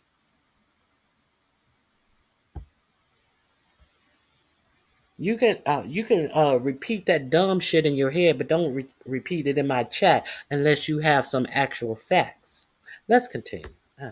Let's continue. I think um, I have given you all the information you deserve. If you want more of my opinion on healthcare, please go visit my last videos. While I'm not a talking point type of person. See, I use critical thinking when I think about things that are going on. While you will definitely hear me tell you how ICE and 4547 are eroding our rights. I definitely believe that every country should have a working immigration policy. I definitely do not believe that people should just be able to pour into other countries without a working immigration policy. And I think that the policy should be fair.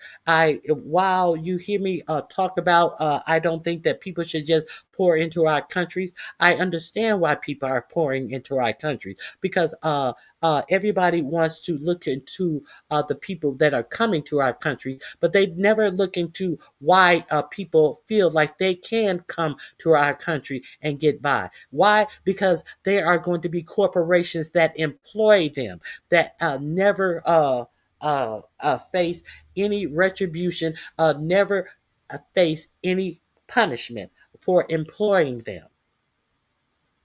So if people knew that they would not be able to get jobs in the United States, they would not be coming to the United States. But see, that's something that you never see your GOP senators talk about either.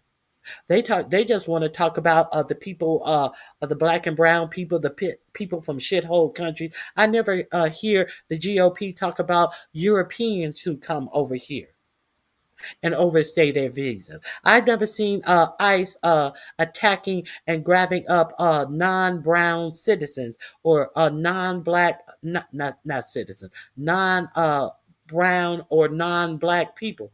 I've never seen that. I've never seen white people being tackled down by ICE. And speaking of which, Speaking of which, how the hell is Caroline Levitt brother screwing an undocumented immigrant? And you ain't even protected, and your brother got a child by an undocumented immigrant? And this administration haven't even put the flags out. Don't arrest this one. This is Caroline Levitt's niece or nephew or whatever. I don't know what the baby is. How did Caroline Levitt's brother,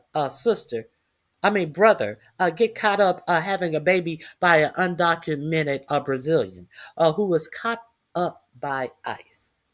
So what is Levitt gonna have to say today? Okay, let me get into what I wanted to share with you guys. Let me quick clowning. Shocking leak of Witkoff call with Russia.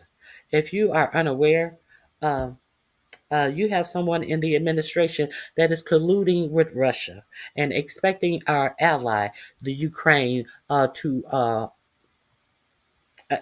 follow whatever Russia wants. The Ukraine Russian negotiations. Some serious drama going on with the Ukraine Russian negotiations. That's right.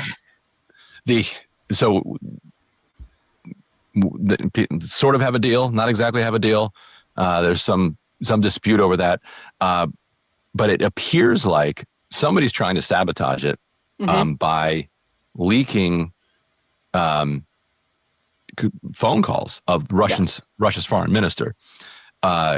The implication from Russians, and I think from anybody who's kind of following it objectively, is that either the Ukrainians or the two groups here would be tapping the Russian foreign minister's phone. It'd be Ukraine or it'd be the United States or the Europeans, actually. So there's potentially three groups, actually. The assumption is that Ukraine is doing this and leaking it. But I think it's just as possible that some European, intel agency is doing this. Totally. If you want or the U.S. I mean, Glenn already made the comparison, but it's not entirely out of the realm of possibility, given what happened to Michael Flynn during the Trump 1.0 transition with Sergei Lavrov when that entire situation popped. So I don't think it's out of the question that it could be some element within the U.S. that wants to undermine Witkoff, and that's also possible. There are a lot of fingerprints could be on this knife. That's for sure. And not to say that Russia doesn't do this as well. They famously, we presume it was them that got this like incredible audio of Victoria Nuland during the 2014 Maidan coup, where she basically says like "F the EU." We're putting our guy in. Like, it was really kind of blunt talk where you're like, "Whoa, we'll do it live." This is the gloves off U.S. approach behind the scenes. This is what you hear about, but you never actually hear directly. So everybody's tapping everybody here. So what the Russian foreign minister and Witkoff are talking about, it happens right before Zelensky's coming to the White House, and Witkoff is like, "Look, I really think it'd be a good idea if your boss Putin called Trump before this meeting." And the guy's like, "Oh, before? Really?" It's like, "Yes, you should do this before." And at that meeting, Trump was prepared to greenlight a bunch of tomahawks, and because Trump was getting increasingly frustrated with Putin. Like, why won't this guy just do a peace deal? You know what? Screw it. I'm just going to give Zelensky whatever he wants and see how that goes. So Witkoff seems to be trying to stave that off and say, no. Have your guy call. and stop with the details. He's like, you and I understand what the details are going to be. He says Donetsk, some type of agreement around, some type of security agreement, but don't get into the details. Just talk in hopeful terms and call Trump a man of peace and say that we all want peace. And the guy's like, okay, man of peace. We'll do man of peace. I'll have Putin call. So Putin calls and they do a 2.5 hour call before this Zelensky meeting. And then Trump goes into the Zelensky meeting. He's like, I talked to Putin. He said, I'm a man of peace. He said I think he really wants peace. So we're going to hold off on these long range missiles. And here's the transcript. Should we do the Russian accent and do a dramatic reading of it? I think you should definitely do that. How's your Lavrov? No, it's not Lavrov. What's his name? Lavrov's the other guy. There's so many of them. Yuri or Yurovov. What's it meant? The whole.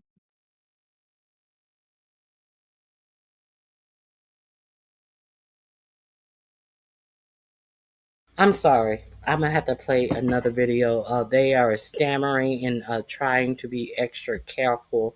I can't do this one. Let me give you this. With Adam Mockler also covered this. Let me... oh, God. I was about to have a fit. Breaking Points is usually Crystal Ball and her co-host. Let me share Adam with you on this. Here we go. He's going to get right to it.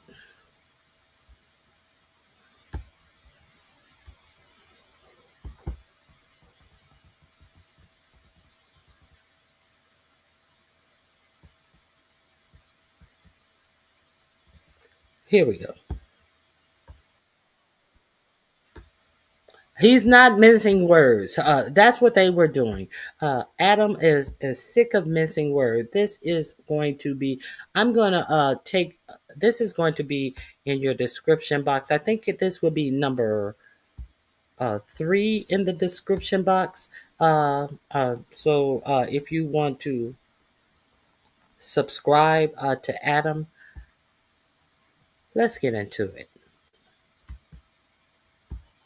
I'm sick of mincing words on this. This Russian phone call that leaked is one of the most traitorous things I have ever heard. Just to run you up to speed, Donald Trump's special envoy, his foreign policy advisor, Steve Witkoff, was just caught yesterday advising Russian officials on how to manipulate Donald Trump into accepting a peace deal. This peace deal is essentially a Russian wish list. The only thing is, Steve Witkoff himself was the one getting manipulated by the Russians in this entire scenario, meaning the Trump administration was getting manipulated by Russia. We knew that. We didn't need an article to tell us that. But this new report shows us that Witkoff was so deeply embedded in it that honestly, he should be tried for treason. Witkoff advised Russia on how to pitch Ukraine plan to Trump. This is one of the craziest articles ever. And when Donald Trump was asked about it, he decided to double down. Here's a sequence of events. Vladimir Putin's takeover of the United States was not some secret spy thriller or James Bond movie. He quite literally just manipulated Donald Trump's closest envoy, Steve Witkoff. And when they got exposed, they had two options. Either come out and say, Steve Witkoff is inexperienced, he messed up, and he got manipulated. Or they come out and they double down and they say this was part of the plan the entire time. Well, guess what? They did the second one. The Trump administration is claiming this was part of the plan the entire time. This 28-point peace plan is the best they can offer, even though it is just a pro-Russia wish list that screws over Ukraine's sovereignty. Now, Steve Witkoff, who was caught on this leaked Kremlin call, is now reported to be visiting Russia next week to close the loop on things. So we currently have a pro-Russia administration negotiating an end to this war, but their quote-unquote end to this war will only be a short-term plan that will, in the long term, lead to more and more war, because that is Vladimir Putin's entire strategy. He starts a war, He pauses that war when it's convenient for him politically or economically. Then he reignites that war down the road. Donald Trump, Steve Witkoff, and everybody in this cabinet, they don't understand Vladimir Putin's true intentions, which is why after we read this article in 1 second, I'm going to go through some of these videos and you'll see Colin says Steve Witkoff is now a legitimate threat to world peace. This is the equivalent of a British diplomat secretly working with Hitler during the Nazi bombing of London. Treason.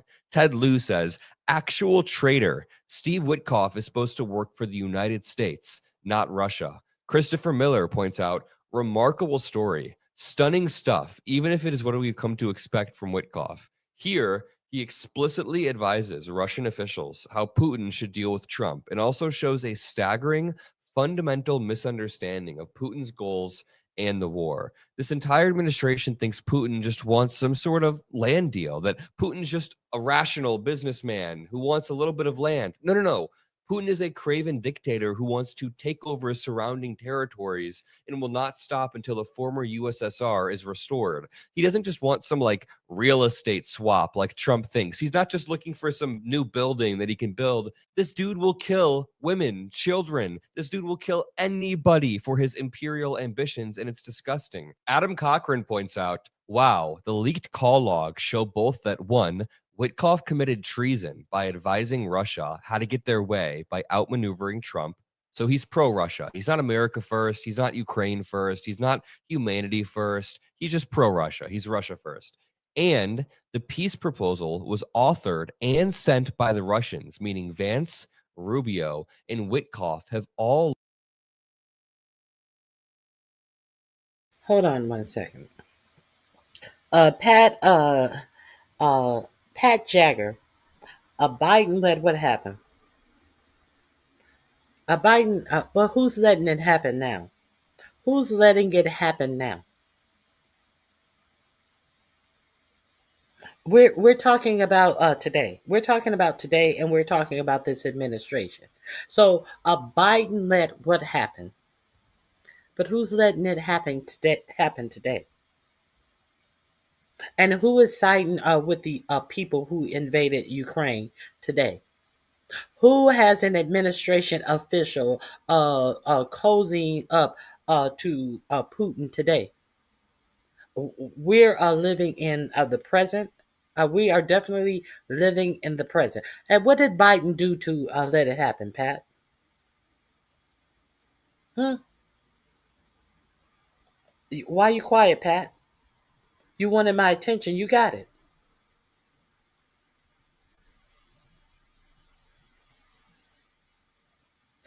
Ukraine. He never gave the weapons that needed to win the war.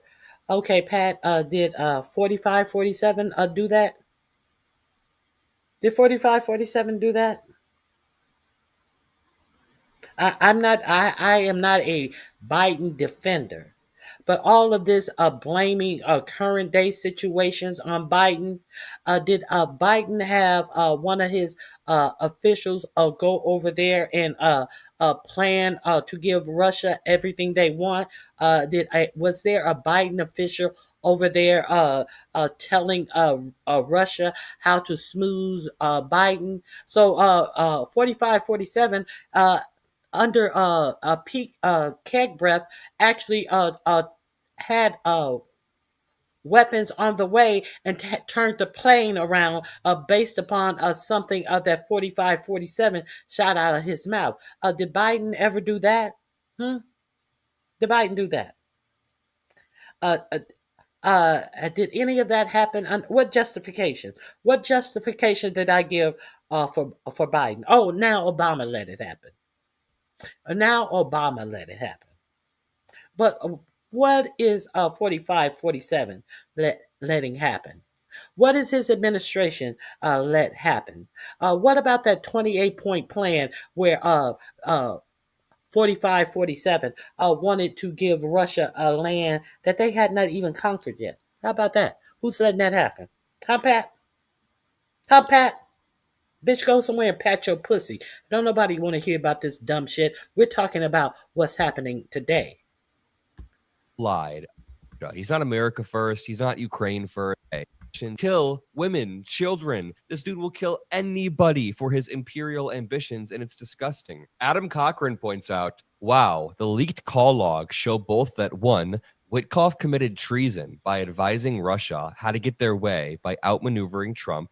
So he's pro-Russia. He's not America first. He's not Ukraine first. He's not humanity first. He's just pro-Russia. He's Russia first. And the peace proposal was authored and sent by the Russians, meaning Vance, Rubio, and Witkoff have all lied about its origin. Donald Trump gets asked about this on Air Force One. He says this. They're losing too many people. Have you heard this audio that Bloomberg has of Witkoff coaching the Russians on how to appeal to you? Well, I haven't heard it, no, but that's a standard thing, because he's got to sell this to Ukraine. He's got to sell Ukraine to Russia. That's what a deal maker does. You got to say, look, they want this. You got to convince them with this. You know, that's a very standard form of negotiation. I haven't heard it, but I heard it was standard negotiation. And I would imagine he's saying the same thing to Ukraine, because each party has to give and take. Except that's not what's happening. Steve Witkoff wasn't trying to sell a deal to Russia. He wasn't trying to sell a deal to Ukraine. He was coaching Russia on how to sell a deal to Donald Trump that only benefited Russia. He was coaching Russia on how to sell this pro-Russia deal in such a way that seems pro-America. He is a Russian agent. I mean, let's read through some of this, and I still have more clips from Trump. He then gets asked about Witkoff being too pro-Russian. But first, I just want to make sure we understand what's happening here. U.S. presidential envoy Steve Witkoff held a phone call last month with a senior Kremlin official to suggest they work together on a similar plan for Ukraine as Gaza. I mean, just keep in mind, the Gaza peace plan, quote unquote peace plan, fell apart in like 3 days. And an October 14th phone call that lasted a little over 5 minutes, Witkoff advised Yuri Yushakov, Putin's top foreign policy aide, on how the Russian leader should broach the issue with Trump. His guidance included suggestions on setting up a Trump-Putin call right before Zelensky's White House visit later that week and using the Gaza agreement as a way in. So they undercut Zelensky's meeting with Trump and Zelensky's ability to get weapons by setting up a Putin phone call 5 minutes before that, quote unquote, outmaneuvered Zelensky. But really, it's just being a traitor. It's just not being loyal. You're supposed to be loyal to your allies. Give them the first conversation, not Putin. Asked about Witkoff's approach, Trump said he hadn't reviewed the call, but heard it was standard negotiation. During his call with Yushakov, Witkoff told his Russian counterpart that he had deep respect for Putin, and that he had told Trump it was his belief Russia had always wanted a peace deal. I hate this line of thinking. It's not even thinking. There's no thinking involved. I hate when people say that Russia wants a peace deal too. Russia wants peace just as much as Ukraine. Motherfucker, Russia is the one who launched this invasion and who is making an active decision day by day to continue this invasion. Donald Trump then gets asked, are you worried that Steve Witkoff is too pro-Russia? What a dumb question. Trump isn't worried about anybody being too pro-Russian. So you're worried that he's too pro-Russian? No, I think, look, this war could go on for years. And Russia. I think, look, who could ever be too pro-Russia? No one is no pro-Russia than me. I do it bigger. I do it better. I'm the biggest pro-Russia fan ever made. I am the biggest pro-Russia fan. He's got a lot more. So you're worried that he's too pro-Russian? No, I think, look, this war could go on for years, and Russia's got a lot more people, got a lot more soldiers, you know. So I think if Ukraine can make a deal, it's a good thing. I think it's great for both. Frankly, I think it's great for both. But Ukraine's got a, you know, it's a much smaller group of people. They've lost. It's a much smaller group of people. What are you talking about? What the fuck are you talking about? You got busted. Now you got busted trying to give Russia everything they wanted, and now it's about a population size. Now it's about you want to talk about population. Now you want to do a census after you got busted trying to and Marco Rubio. Well, we've done those negotiations, and based upon our prior talks to Ukraine, we know what they want. You negotiated with Russia, and you did know negotiations with Russia and Ukraine. And you figure that basically we know what the Ukrainians want, so we don't need to negotiate with them. So we're negotiating with Russia, and we're going to present a plan to the Ukrainians that they are going to seize their land. So if you already know what the Ukrainians want, that would have been a no-go in the negotiations with Russia in the first place for it to even be on your 28-point peace plan. Piece of shit. Okay.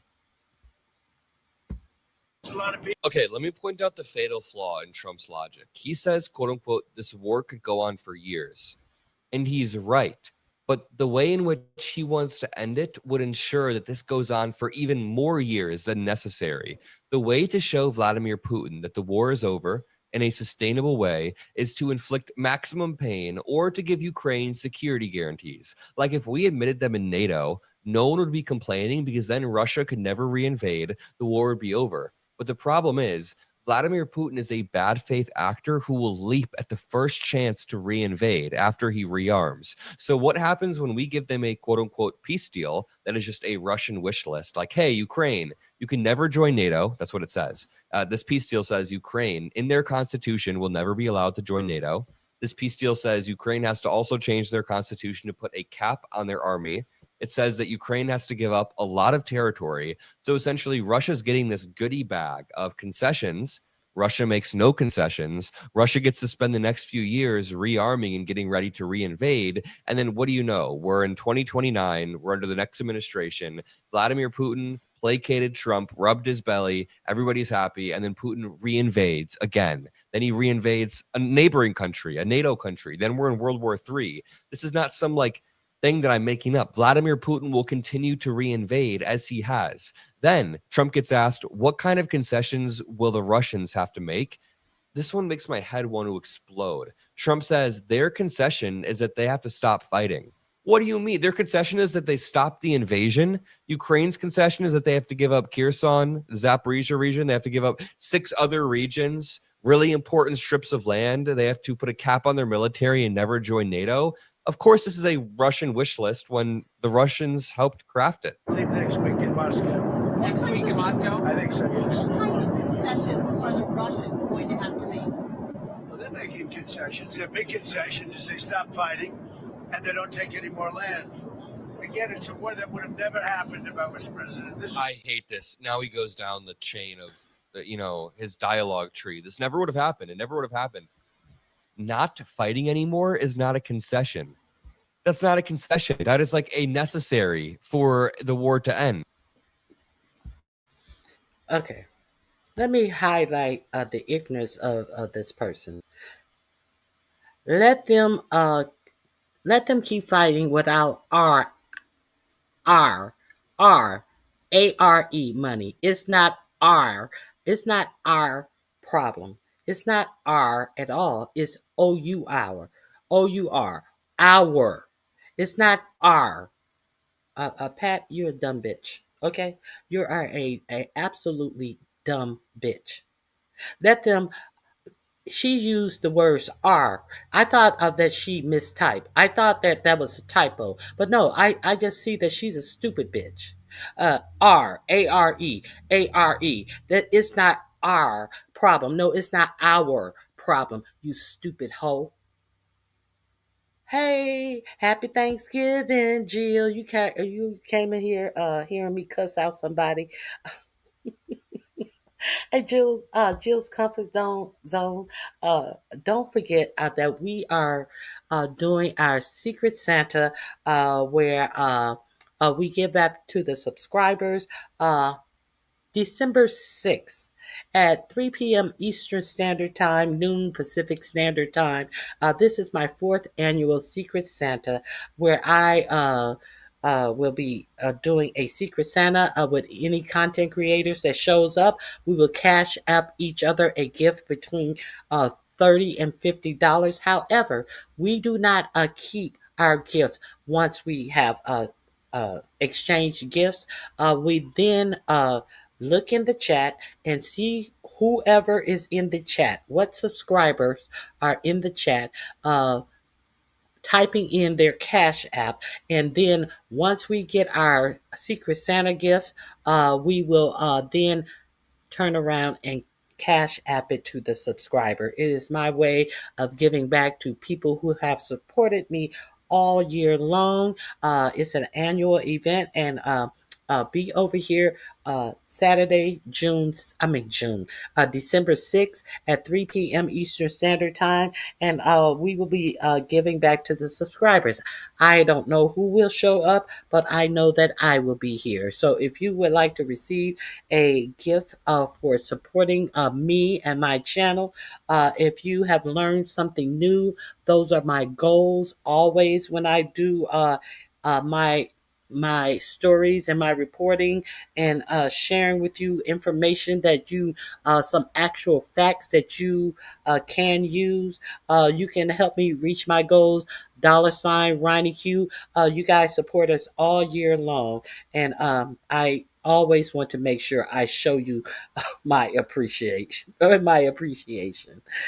Jill, you have to read somebody who's in your chat trying to talk shit and using the word "our" instead of "our," not once but twice, thinking that she's turning it.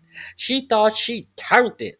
Let them keep fighting without our money. It is not our problem. It's not our at all. It's our. It's OU our. So OU our. OUR. So Jill, it had to be done, Jill. It had to be done, Jill.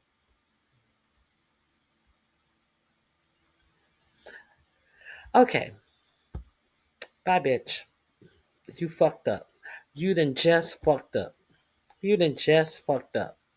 All right. Let's continue. Let's continue with Adam. I may have to go back a spell. I hate this. Now he goes down the chain of, his dialogue tree. This never would have happened. It never would have happened. Not fighting anymore is not a concession. That's not a concession. That is like a necessary for the war to end. A concession is something that happens after the necessary cease firing. The concession isn't the cease firing in and of itself. Now, here's a 28-point peace plan. Europe really wants to see it end if possible. There were a lot of Republicans who felt that the first 28-point plan was too favorable to Russia. Have you changed Well, that was just a map. All that was is a map. That was not a plan. It was a concept. And from there, they're taking each one of the 28 points, and then you get down to 22 points. A lot of them was and actually very favorably so we'll see how. We can't let this shit get normalized. The media is going to try to normalize and forget about this Russian phone call. They're going to move on to something else while the Epstein files, the Russian phone calls, the economy dies in the background. But we will not let that happen. Every single day, we will continue to cover this phone call because, just read this headline that popped up while I was listening to this. Trump envoy Witkoff coached Russians on how to praise Donald Trump. Leaked call reveals. We've got Trump admin officials coaching the Russians on how to manipulate Donald Trump. And then when Trump gets asked about it, he gaslights. In this clip, he gets asked, do you think that Ukraine was being asked to give too much land back to Russia? Which the clear answer is yes.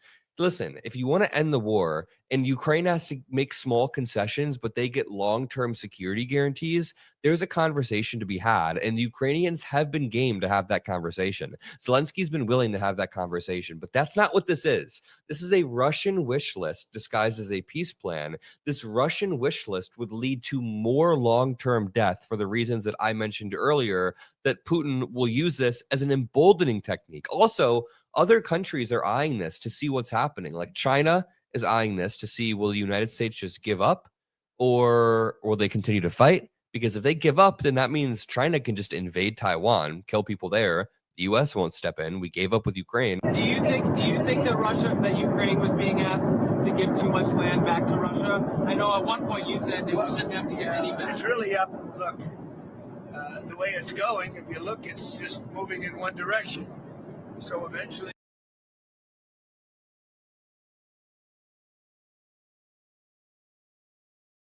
Truly, the way it's going, it looks like it's moving in one direction. Forget what I said before.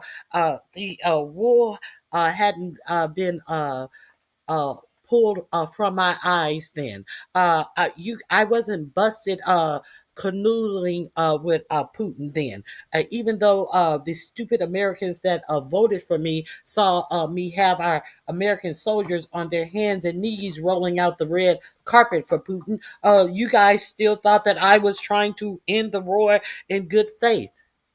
Let's continue. That's land that over the next couple of months might be gotten by Russia anyway. So do you want to fight and lose another 50, 60,000 people? Or do you want to do something now? In some cases, the land is going in the other direction. So, God, what a dumbass. It's not even about fighting and losing 50,000 people. That's horrific. But it's about not playing your hand and signaling to Putin that you're willing to give up. Because when you signal to Putin that any minute now the United States just wants to give up, we're just tired, we're right. So, says the man who says that he is going has our military set up side of Venezuela. How many people will be dying then? So we're worried about body counts. It seems like he's more worried about Russian body counts. This is a man who has quite a few other types of body counts himself, but that's neither here nor there.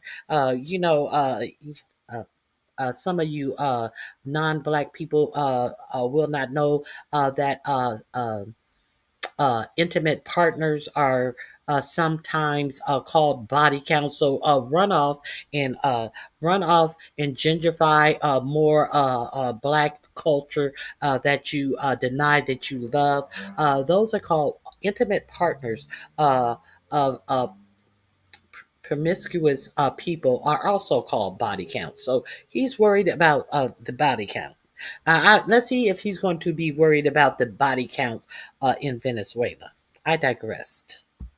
About to give up, you're signaling that Putin should keep going, keep extending the war, because the U.S. is about to give up and pull out. If rather you signal strength to Putin that, hey, we're not close to giving up. Did Adam say Trump is about to pull out? All these double entendres. We will double down. We will send more weapons. We will continue to squeeze you. Then Putin will be like, oh shit. I mean, the only language Putin speaks is strength. Instead, he's manipulating Donald Trump's advisors, therefore manipulating Donald Trump. Donald Trump is being manipulated to such an extent that he already took the pro-Russia position, but he's just blindly allowing Russia to run through Ukraine. And it's incredibly despicable. The people in Ukraine have held. So, are you saying that Trump is allowing Putin to run through Ukraine, thus running through 45, 47? Are you saying that are you saying that besides us hearing that 45, 47 is doing BJs with Bubba, he's also being run through, Adam? Is that what you're saying, Adam? Let's continue. The line for years in manipulating Donald Trump. Donald Trump is being manipulated to such an extent that he already took the pro-Russia position, but he's just blindly allowing Russia to run through Ukraine. And it's incredibly despicable. The people in Ukraine have held the line for years. And now when Trump gets asked, what's the next step? He answers. This is very, very sad because so many people are being killed. What's the next step? They're going to keep talking. They're talking to Russia now. Steve Witkoff is going over, maybe with Jared. I'm not sure about Jared going. Oh, not Jared. Not Jared going over to be is Jared a part of this cabinet? What is Jared going to do? What the fuck Jared is going to do? Do you think that we believe that Jared is successful in making peace agreement after what's going on and has continued to go on since you guys did all of that phony ass shit about a peace deal in the Middle East with the Israelis and the Palestinians? Do you think that you saying that Jared is going over there, like you had Jared and your daughter sitting up there congratulating them on some shit that never happened, a peace between Israel and the Palestinians? Nobody's buying that dumb shit. Let's continue. Jared Kushner, why would he be involved? At the end of the day, Donald Trump's strategy has been flawed from the get-go, which has poisoned the entire ability to end the war in a meaningful way. If Donald Trump would have actually done his strongman thing that he's been trying to do with other countries, but he did it towards Russia, like he postured towards them. He said, we're going to inflict maximum damage via tariff. We're going to put sanctions on all of the secondary countries around you. We're going to make sure you can't trade with anybody. We're going to give double the weapons to Ukraine, double the aid to Ukraine, and we're never going to back down until you guys back down first. That would actually send a long-term message to Putin that, oh shit, maybe I shouldn't invade countries. Maybe it won't end well for me. But what we've done instead is embolden Putin. We've been like, I think we're just 1 week away from giving up Vladimir Putin. I really do think it's time to give up. And when we say that, we're signaling that he can just continue to do this. Okay, it really pisses me off. And it pisses me off doubly so that we then get headlines about Donald Trump just being a straight up traitor. I mean, Steve Witkoff has been exposed, reads this article. U.S. President's special envoy has demonstrated a lack of expertise after a leaked Kremlin call revealing him coaching a top Putin aide. Donald Trump arrived in office as the dealmaker in chief. He was delighted in choosing unconventional figures who knew a lot about New York real estate. It meant Steve Witkoff and Jared Kushner were not constrained by decades of bloody stalemates in Gaza. They talked, but Mr. Witkoff's lack of experience may have now been badly exposed in the leak of an extraordinary phone call with a senior Kremlin official. Steve Witkoff says, hi, Yuri. Yuri says, yeah, Steve, hi, how are you? Steve, good, Yuri, how you doing? Yuri, I am okay. Congratulations, my friend. They're talking about the Gaza deal right now. Steve says, thank you. Yuri says, you made a great job. Just a great job. Thank you so much. Thank you. Read this. Mr. Witkoff's apparent coaching of Yuri, Vladimir Putin's top foreign policy aide, is deeply embarrassing. He offers advice for Putin's call with the U.S. president and goes on to suggest that the Russian president proposed a similar deal for Ukraine as the one that ended fighting in Gaza. Quote, I told the president that the Russian Federation always wanted a peace deal, Witkoff said. That's my belief. I told the president I believe that. So this dude is just way behind. Let me run the foreign policy division. I would be a better special envoy. I at least understand part of the psychology behind Vladimir Putin, most of it. Was he just saying that for the benefit of Mr. Yushikov? A bit of diplomatic buttering up? Or does he really believe that? I think he really believes it, but this article is asking the questions. Perhaps the most damning of all, he says it might be a good idea for Putin to talk with Trump before a meeting with Zelensky. At the time, the American president's stance on Putin had been hardening. After that phone call, Trump announced he would soon be meeting the Russian president in Budapest. He also cooled on the idea of sending Tomahawk missiles to Ukraine. A second call obtained by Bloomberg goes to show just how much the Russian side sees an opportunity for mischief. So they were passing their positions along to the Americans without actually committing to anything. They were manipulating us, not us in particular. They were manipulating our idiotic leaders, Steve Witkoff and Trump. We don't know whether Mr. Trump's special envoy was just flattering the Russian officials, but I'm pretty sure he's just an idiot who is easily manipulated. I'm going to leave it there. If you appreciate these videos, drop a like, subscribe. I'll see you all in the next one. Peace out. The link is in my description box. Today, we're going to talk about an RV manufacturer mistake so big that apparently the U.S. government. That is link number 3. Go over there and check that out. Let me see. Has all the chatter, Bubba, Billy Boy, or the horse? We got questions. We definitely have questions. Since Oh God!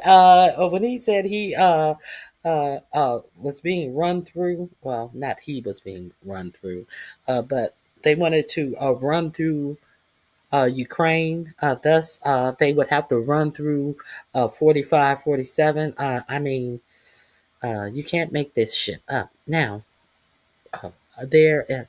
Let's. Uh,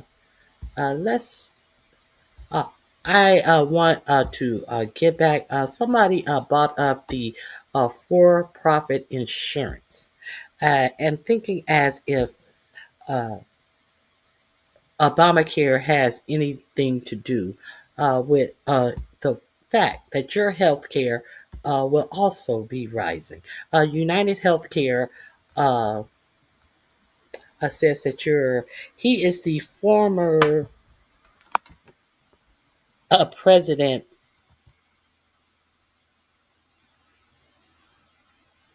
for health and democracy.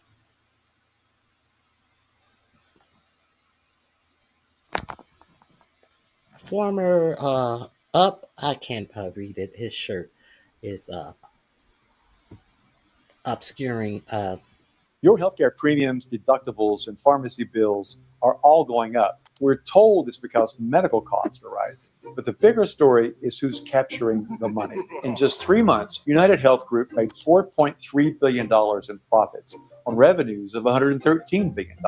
Over the past 5 years, the cost of a family premium has increased 26%. This year, the average cost of a family policy was almost $27,000. Just about everybody with private insurance will be paying a lot more than that next year, regardless of whether you get it from your employer or buy it on your own. That's because United Health and other big insurance companies cannot control rising healthcare costs. In fact, insurance companies benefit from medical inflation. They just jack up their premiums enough to cover the additional cost and guarantee them a tidy profit. To make sure investors get a maximum return on their investments, insurers are constantly decreasing the value of our health insurance policies as they increase premiums. First, they reduce their access to doctors and hospitals by shrinking their provider networks. You feel that as longer wait times, surprise out-of-network bills, and fewer choices. Second, they refuse to pay for a lot of the care and drugs that our doctors say we need. This is called prior authorization,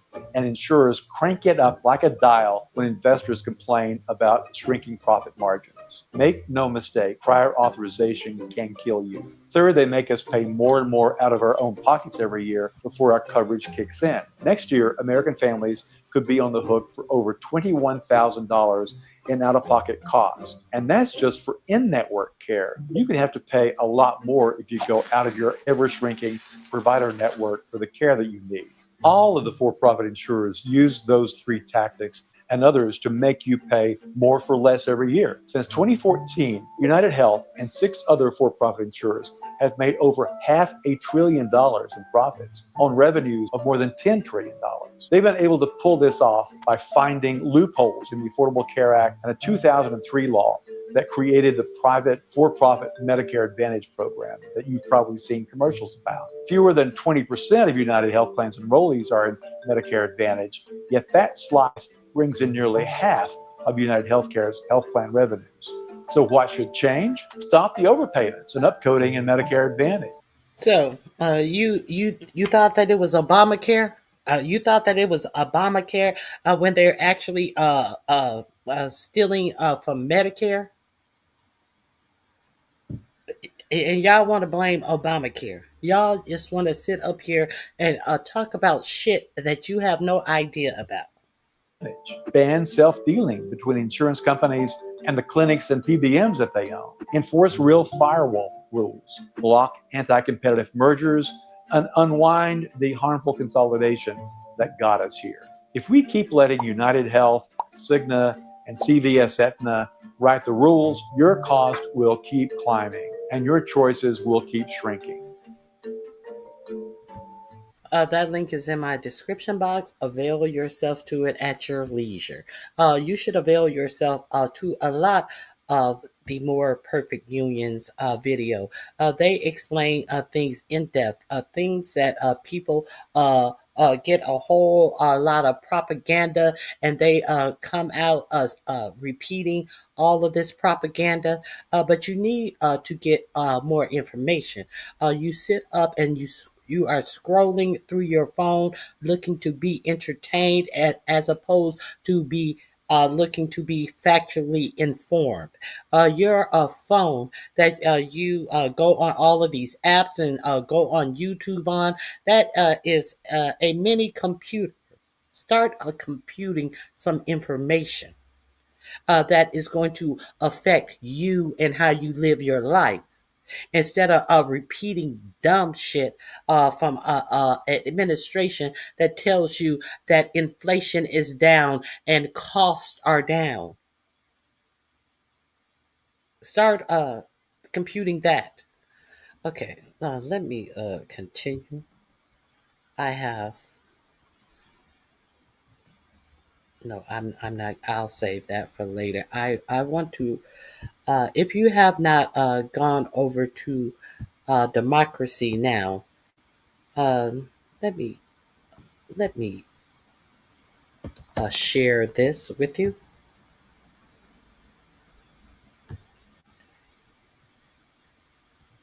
I do believe there are two things.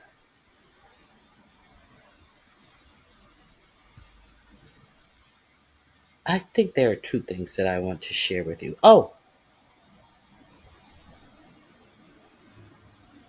hold on.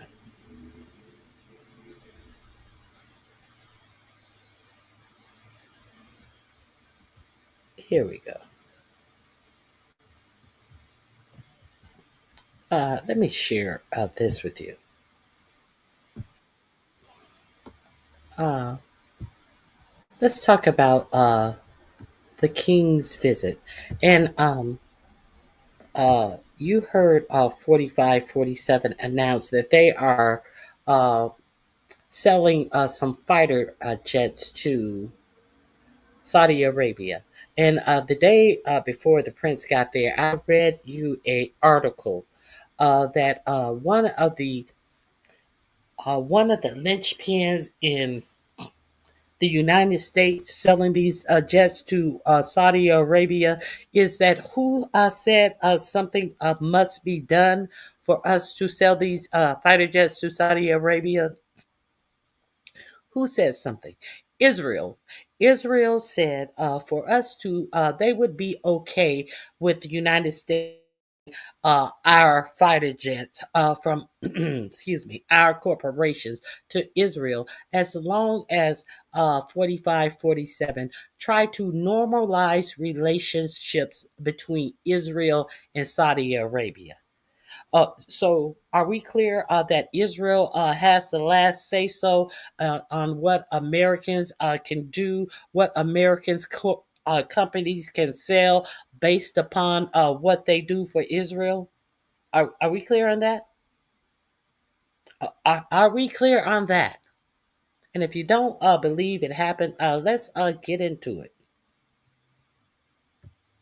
Let's get into. I've already reported that to you. Actual information. Talk about all of this and more. This link will be in my description box as well. This is link number 5 in my description box. Let's talk about it.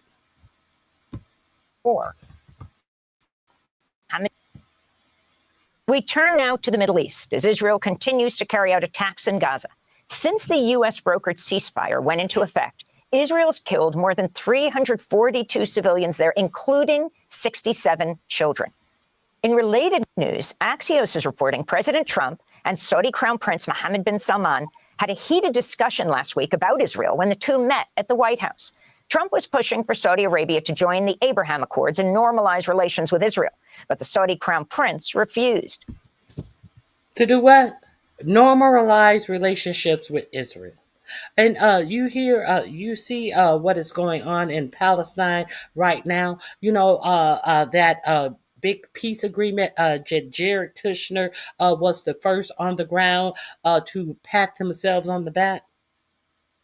So what's going to happen with Ukraine and Russia?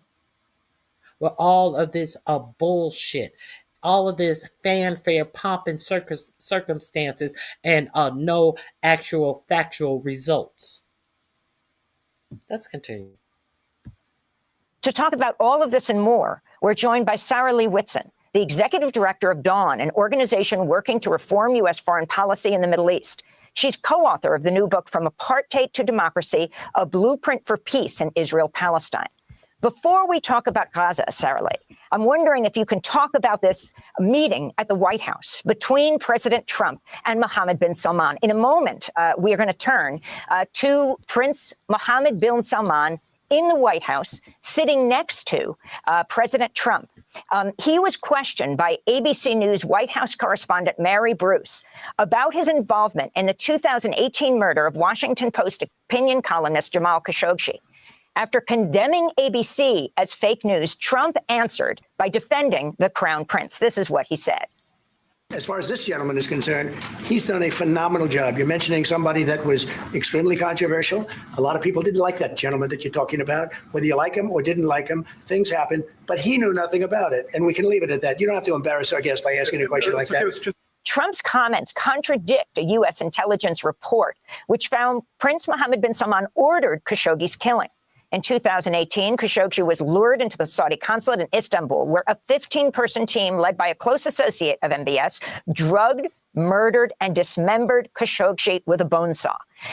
You've been closely following and involved with this case, Sarah Lee Whitson. If you can comment on this meeting. Well, the meeting managed to bring back into the spotlight the grim reality, which is the man sitting in the White House next to President Trump is a murderer who our own intelligence officials verified had ordered the gruesome torture, dismemberment of Jamal Khashoggi because he had been a vocal critic of Saudi Arabia. So let's be clear. This happened under 4547's first administration. Let's be clear that the United States own CIA gave the information, the determination of what happened in this murder. And let's be clear that when questioned about it in the White House, the fact that he is in the White House, was it this week? Last week. The fact that he is actually sitting in the White House and a reporter is admonished for asking an actual question.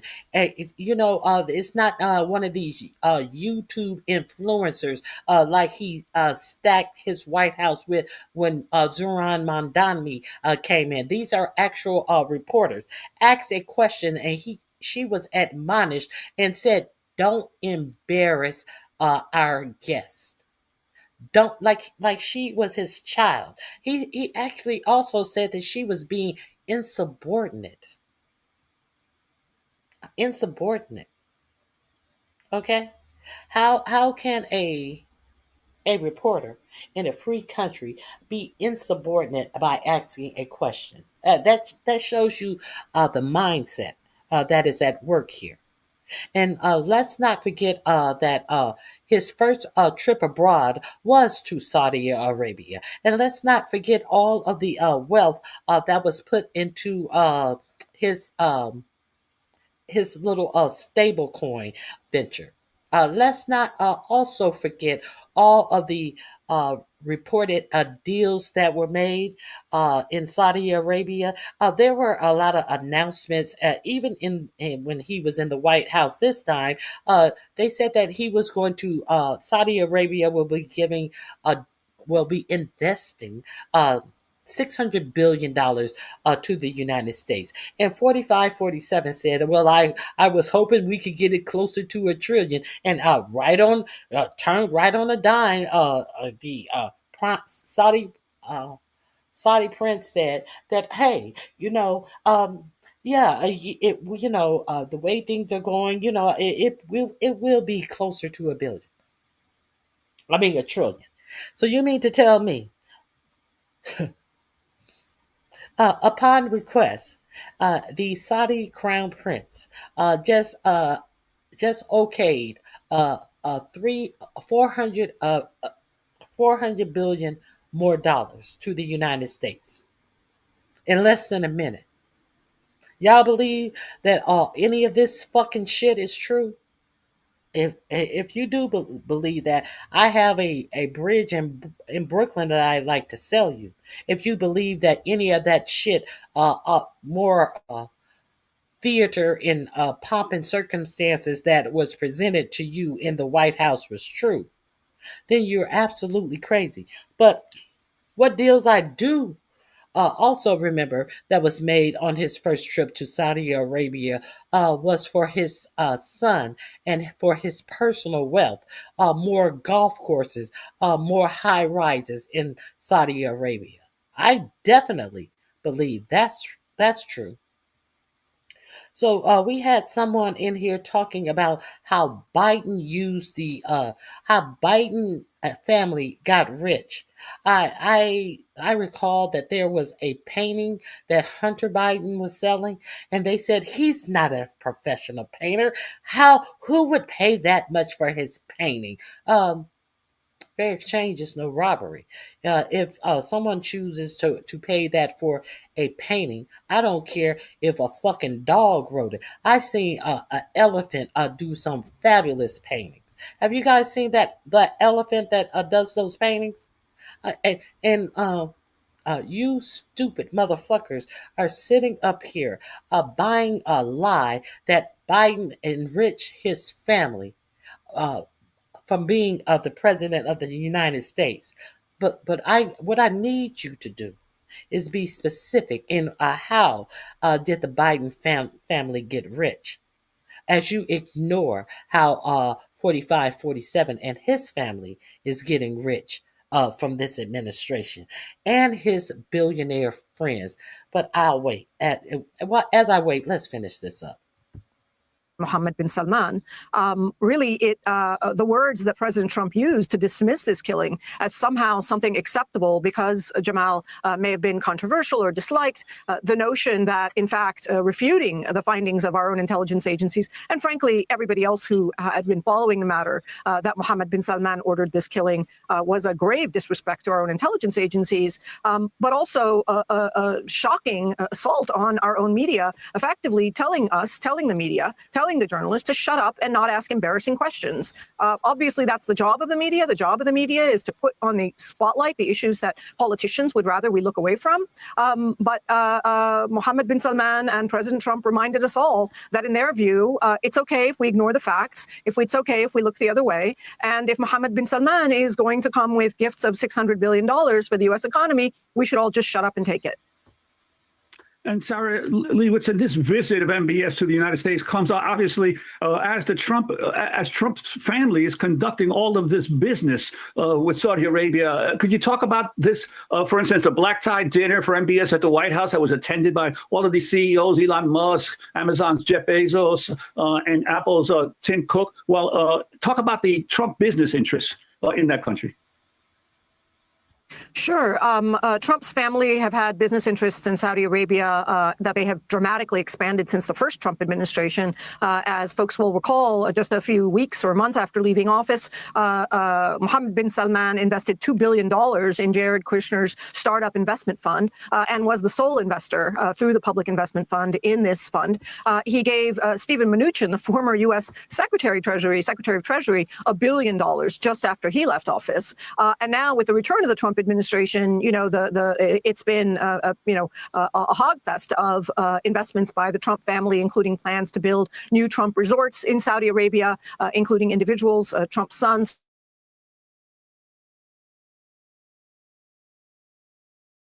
Trump's company, which he is supposedly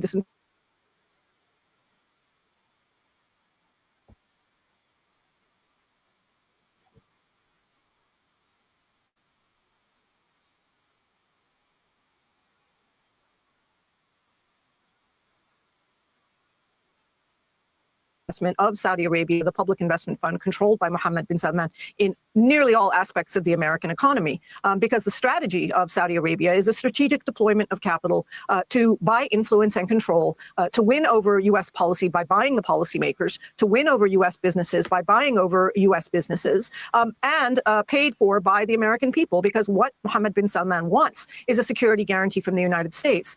He came close to getting that. President Trump still hasn't delivered that because of this dispute over normalization with Israel. But effectively, this is the U.S. government promising to deploy American men and women soldiers to defend the Saudi crown prince, to defend the royal family in exchange for profits for U.S. companies, U.S. businesses, and U.S. officials.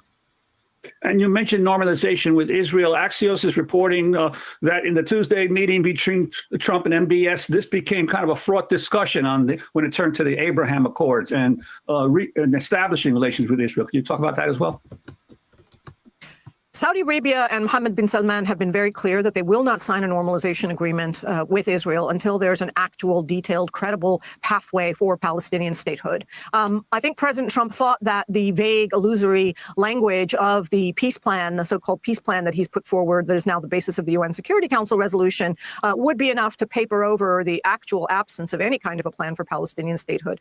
But the Saudis didn't buy it. And the Saudi leadership has made clear that even Mohammed bin Salman, the absolute dictator of Saudi Arabia, cannot withstand a challenge like this to his own population, which strongly supports the Palestinian people.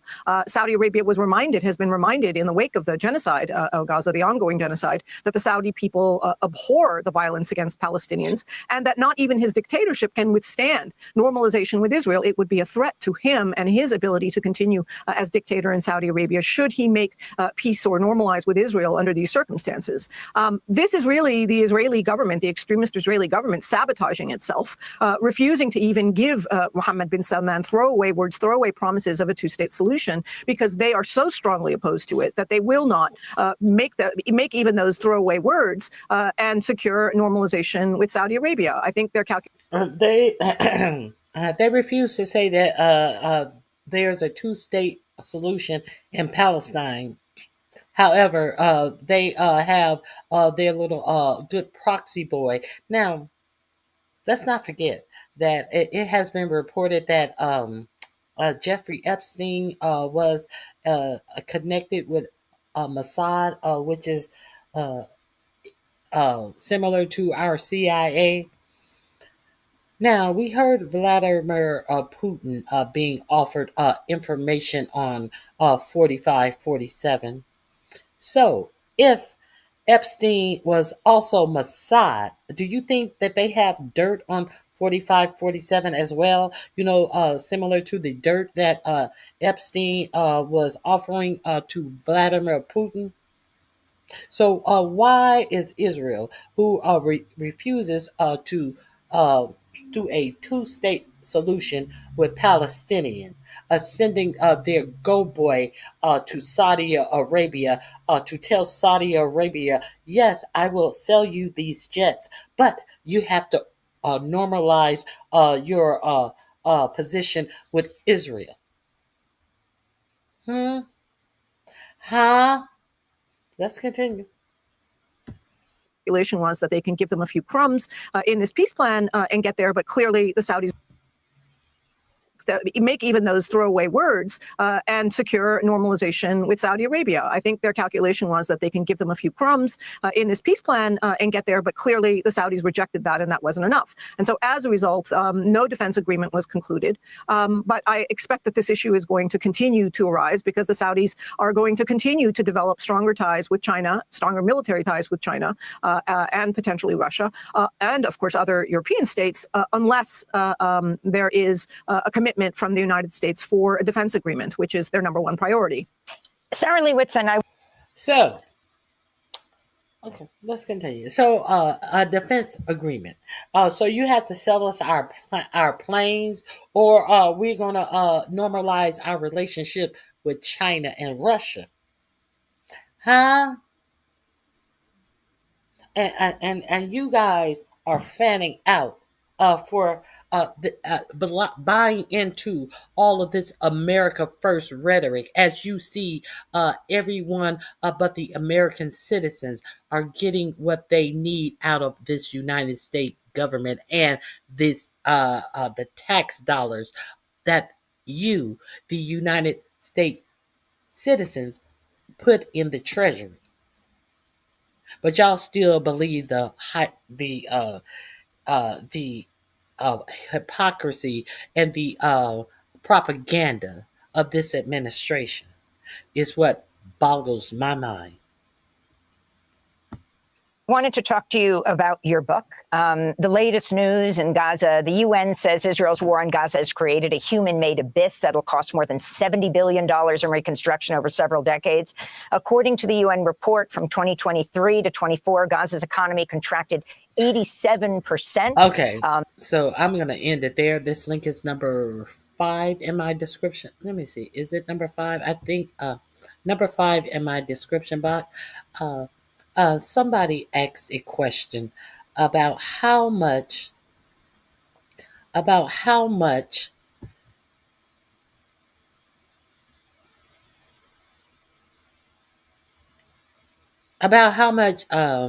Saudis invested in that Trump hotel in downtown DC.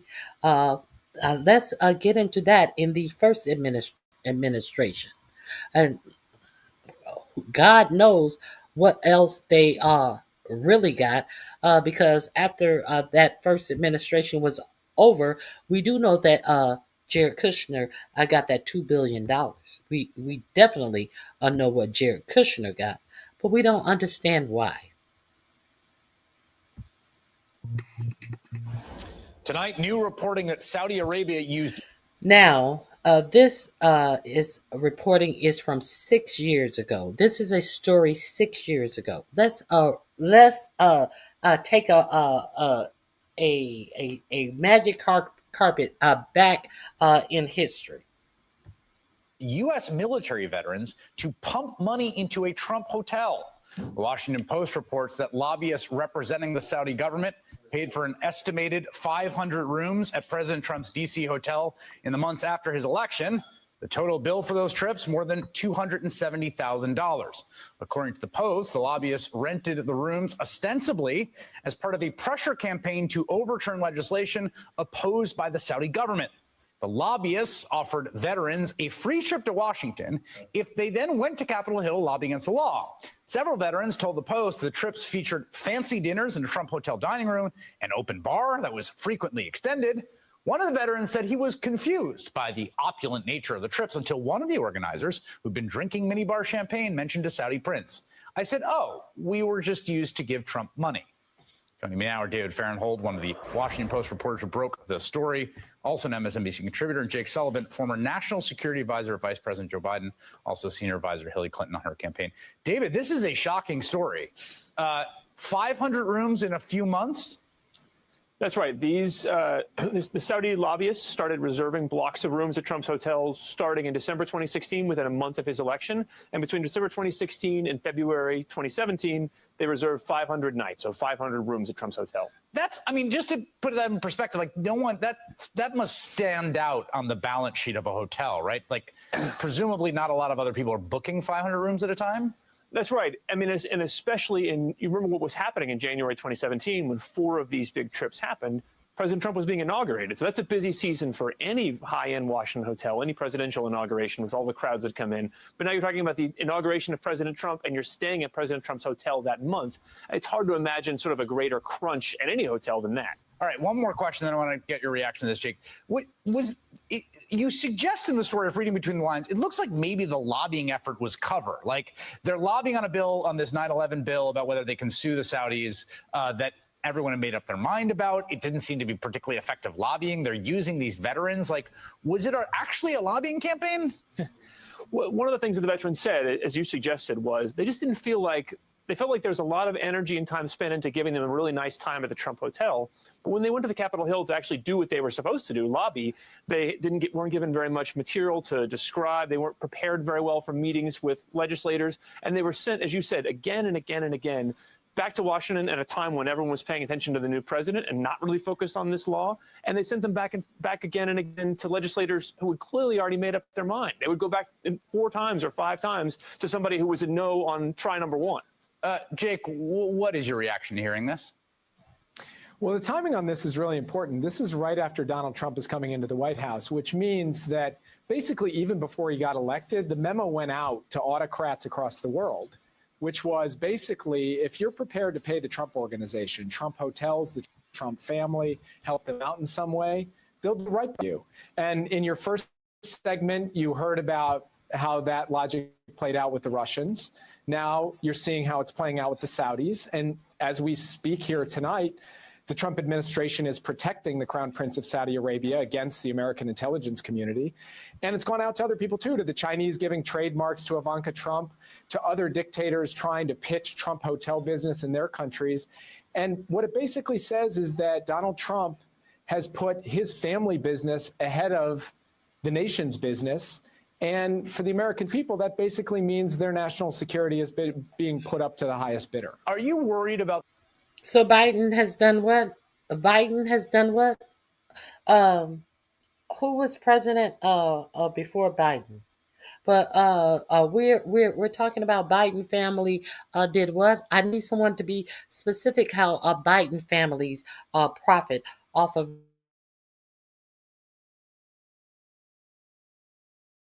the states. There has specific offered it's been a lot of what Biden did this the Biden did this same thing does not work over here, because I am going to give you facts.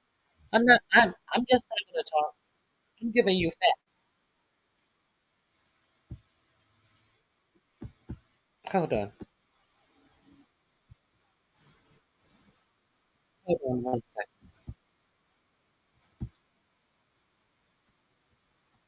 I have something in my ear.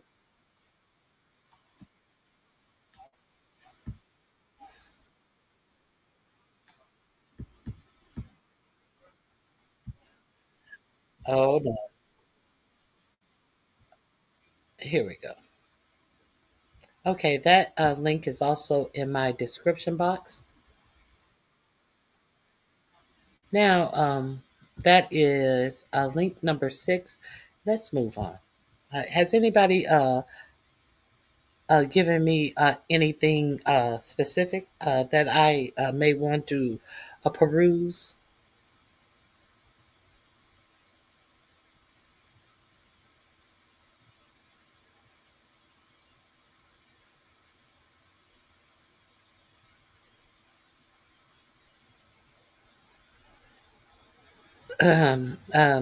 Polly, stay on topic. Stay on topic. That has nothing to do with what I'm reporting on. That I can tell from what your statement was. Let's move on with some things that I actually wanted to share with you guys as well.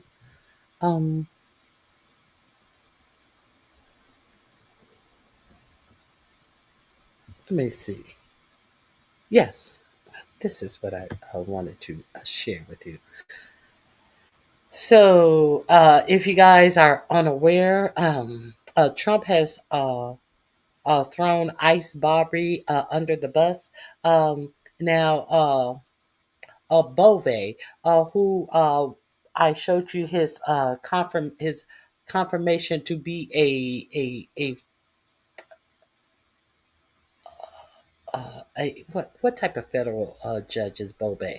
I showed you his confirmation to. I think he's a federal appeals court judge.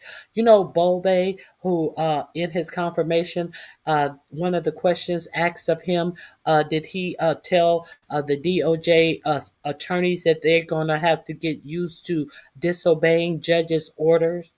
And he was rewarded with being an appeals court judge under 4547.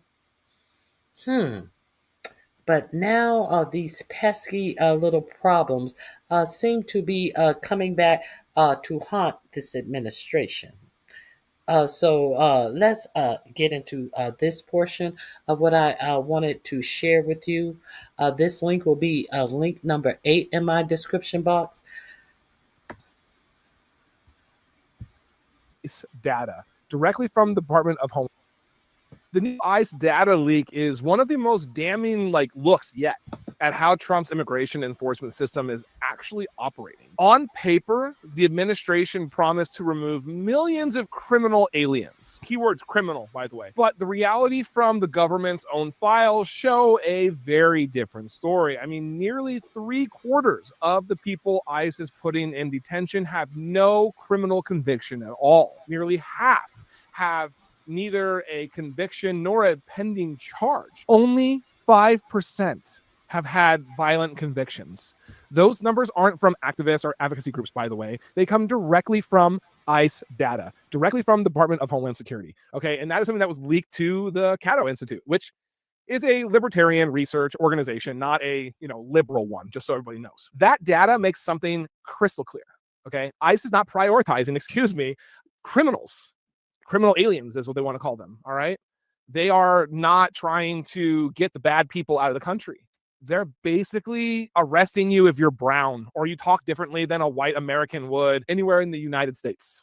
And that's what they're doing. I'm sorry, that sounds so racist, but let's be real. ICE and DHS is doing nothing but racist activities. I'll call it what it is. I would love for them to come at me and say, prove it. I will prove that all day long. And the shift started at a very specific moment. Okay, April 26th. I think it was April 26th. Yeah, that's when the White House, according to analysis, pushed ICE into a mass detention posture. All right, and then since then, 80% of the surge in daily ICE books, bookings, booking in when they actually get to the detention centers, have come from people with no criminal conviction at all. Separate from the FOIA, data from UC Berkeley and UCLA show the same pattern. I mean, in late July, 67% of ICE arrests were of people with no criminal history whatsoever. Okay, nearly 40% had no charges. I mean, under President Biden, that number was around 10%. Now it's multiple times higher. And when you look at ICE's own public dashboard, I mean, not a leak, not a FOIA, their own numbers basically match it. By mid-November, 69% of ICE detainees arrested by ICE officers had no criminal conviction. That's not targeting, okay? That's not targeting the worst of the worst. That is casting a massive wide net and grabbing as many brown people as you possibly can, no matter what kind of record they have. That is why I call this racism.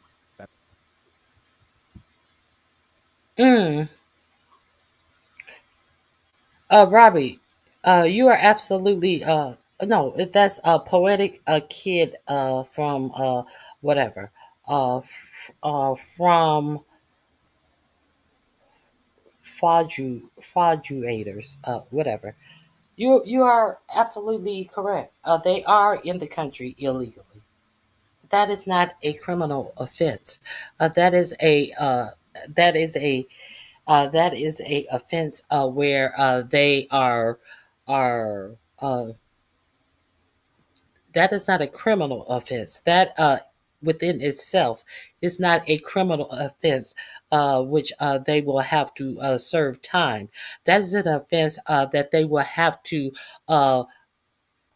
be ticketed, and they will have to go before an immigration judge. Are you dumb or are you just stupid?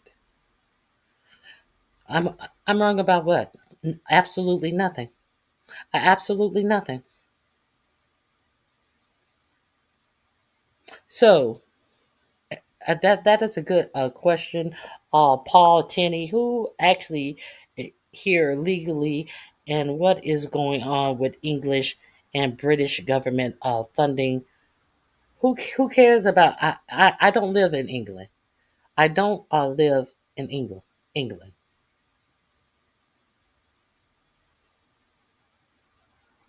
Who cares about what England is doing to Muslims? Why are you so? Are you Muslim? Are you any religion? Do you feel that the Muslim religion outweighs your own religion? Isn't the whole point of the United States of having the right to have whatever religion you choose to have? Who cares about who's Muslim? Huh? So you want to make America a Christian nationalist, a white supremacist under the guise of religion, Christian nationalist nation? No, this is not what America was founded on. So who gives a fuck about who's Muslim, who's Jewish, who's Christian, who's trying to bastardize the Christian religion under the cloak of white supremacy? That's what you should be caring about. Because if you were Christian, you would understand that the Bible tells you to welcome the immigrant. If you were a fucking Christian. So that shows that you don't give a fuck about Christianity. You're a fucking racist.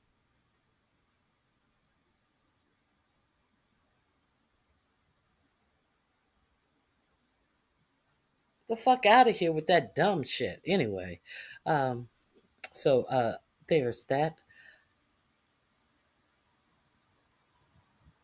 No, you're pathetic. You're pathetic. Because nobody cares about a Muslim who's Muslims. You must think that Muslims have some power greater than yourself or greater than any religion or God that you serve. That's your problem. That's your problem, and the fact that you are even bringing up Muslims when Muslims were not even the topic, and you said that I'm bringing up race. No, you're bringing up race.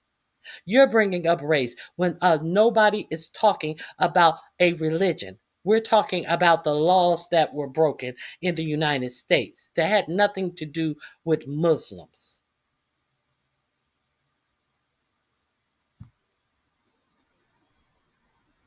And I know nobody with the title of a groyper isn't in here asking about racism in 2025.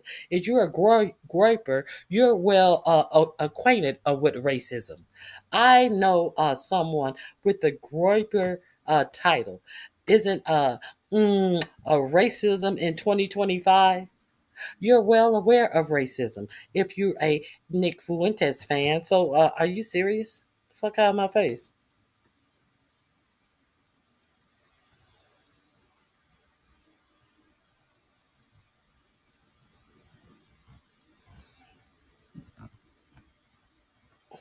Okay. Oh, so you're stupid. You don't know how religion and race are two separate things. Do you know of many Muslim people who are being deported?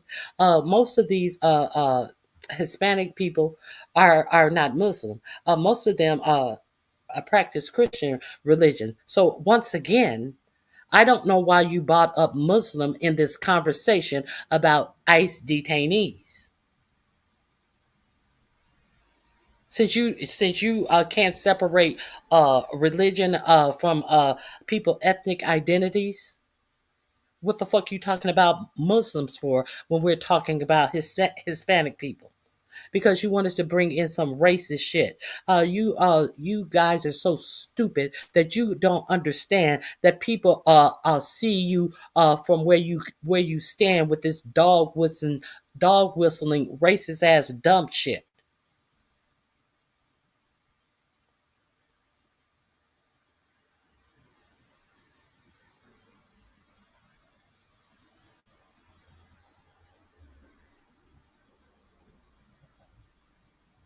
Why don't you tell them? Why don't you tell them?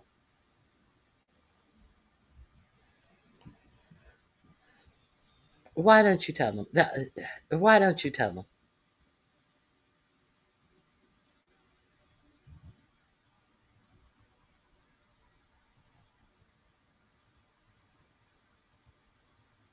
Yeah, and support more of these white people as well. And don't say that there is some fake genocide going on in Africa to bring in more white people. Deport more. Yes, let's see more white people rounded up by ICE. Let's see more European people rounded up by ICE. Let's see all of these people who wave the Confederate flag rounded up by ICE. Because who invited them to America in the first place?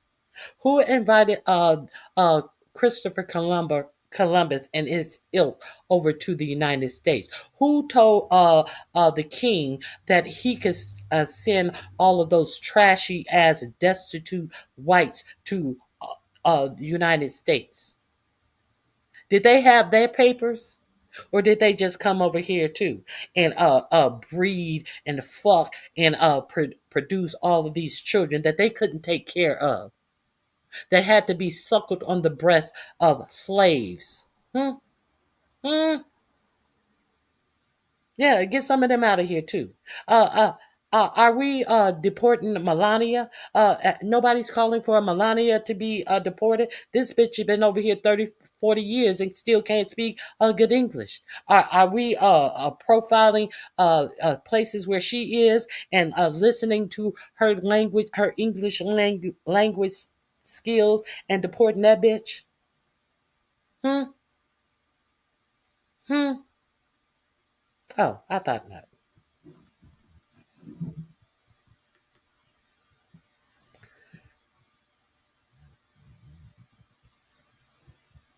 Congratulations. Congratulations. Congratulations. Congratulations.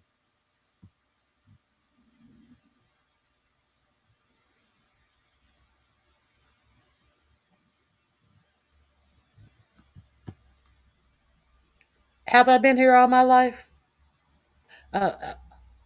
What facts do you have to say that I've been here all my life? Hmm?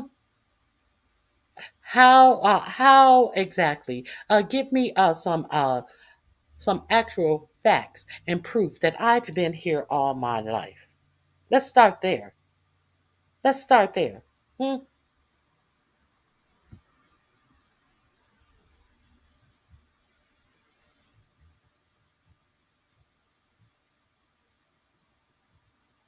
I speak horrible English. Okay. Go troops! Go troops! Oh, did you say that about Melania Trump? Did you say that about Melania Trump? Is what I need to know.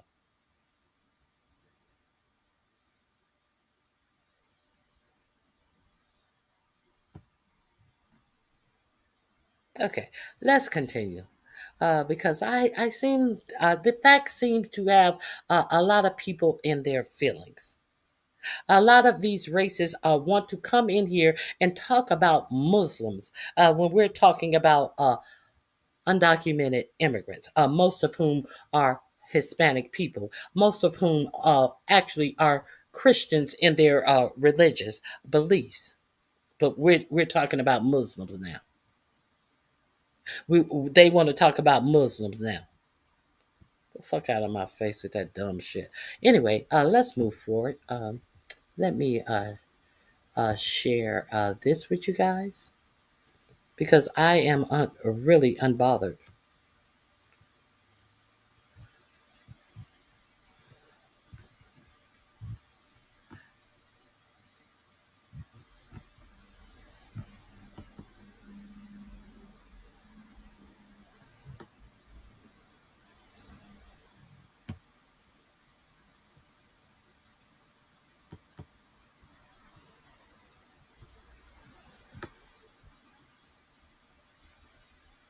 Um, Emma, bitch, we don't use illegal aliens here. There are undocumented immigrants. What are you talking about, illegal aliens? That shows what a dumb bitch you actually are. I'm not religious at all. I am not. What made you think that I was so religious? What did I say that was so religious?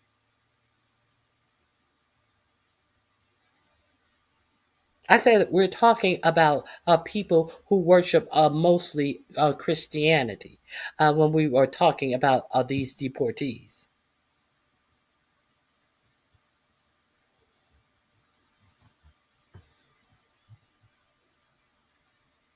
You're a self-hating black if you are.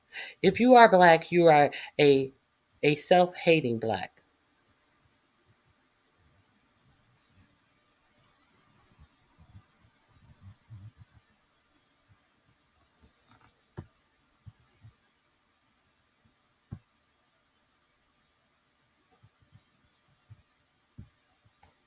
Let me move on.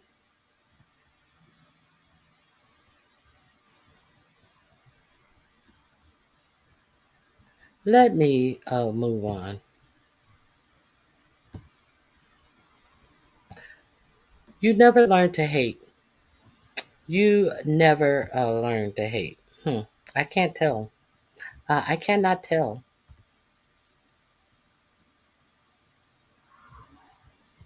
I'm American. Okay, you're not gonna spend your life being a color. Okay, so you hate your blackness so much that you want to identify being an American when America has no identity for you or about you, and is trying to actually erase you and your history. But you go ahead and keep on being American. You go on and keep being American. You go on and be American as you ignore the America that is allegedly being made to be great again. Try to absolutely ob- obliterate you from the history of the country that your ancestors built. You continue. Have fun at that. Okay, let's go on. I have absolutely no time for dumb shit. Let me share this with you. Uh, that uh, uh, that one really didn't do it for me. Let's get into 4547, turning on Ice Barbie.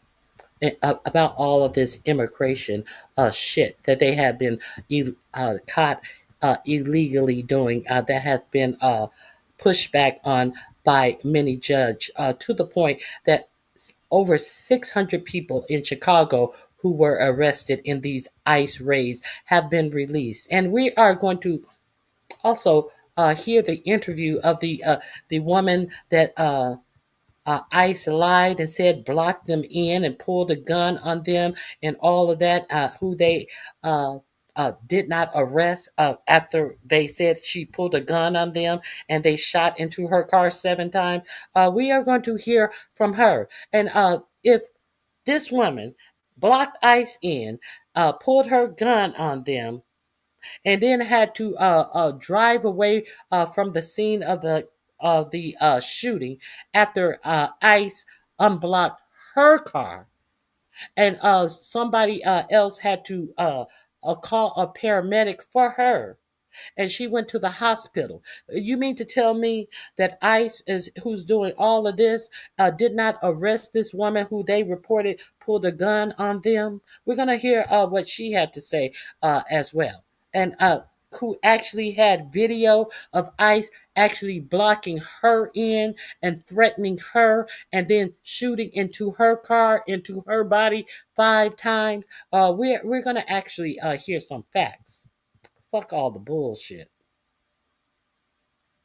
Where was I? Let me get to my. Let me get over here. Hold, please. Let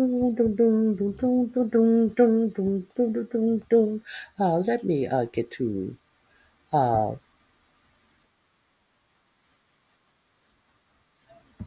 Let me get to my links. Here we go.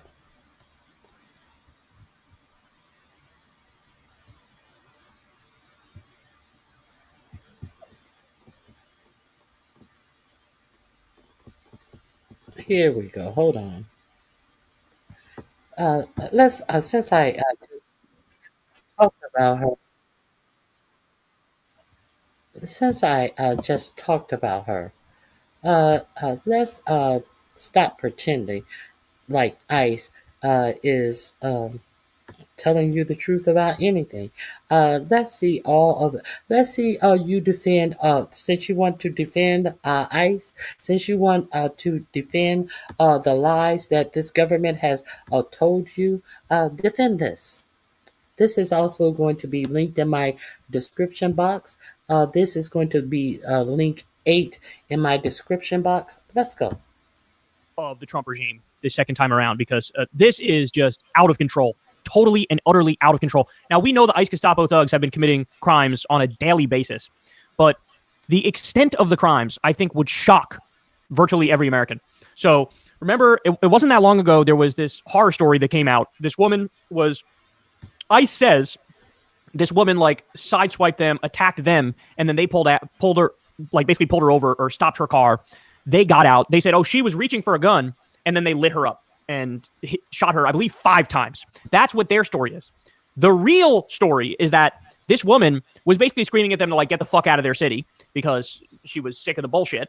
And then they attacked her, and they basically surrounded her and took out guns and started shooting her and trying to murder her. So what you're about to hear is a story of attempted murder. And they bragged about it. They bragged about it afterwards in text messages. These are the smart people that the Department of Homeland Security felt that it was good to hire. Many of them who have criminal records of various things, of everything from SA abuse to wife beating abuses. Let that sink in. This is who's running around your streets. 3 have been arrested. 2 for DUIs. 1 had a single car crash, and 1 was actually arrested last week. I highlighted the story that he, when he was arrested, he said, "Oh, come on, man, I'm ICE." You know, they always try to get out with the sad song that they're ICE. While he got caught in a sting, trying to get a 17-year-old to have intimate relationships with him, a whole sting. He's so stupid. Let's continue. Continue to defend your government hires.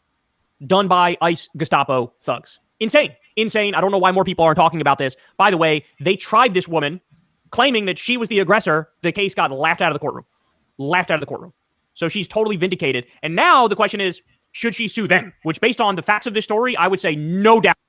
And when they tried her, they tried her on no gun charges because she was a licensed gun carrier who had a concealed carry permit. At no point in their trial against her did they tell the lie that she brandished a gun on them. Why? Because she had video tape of what happened. So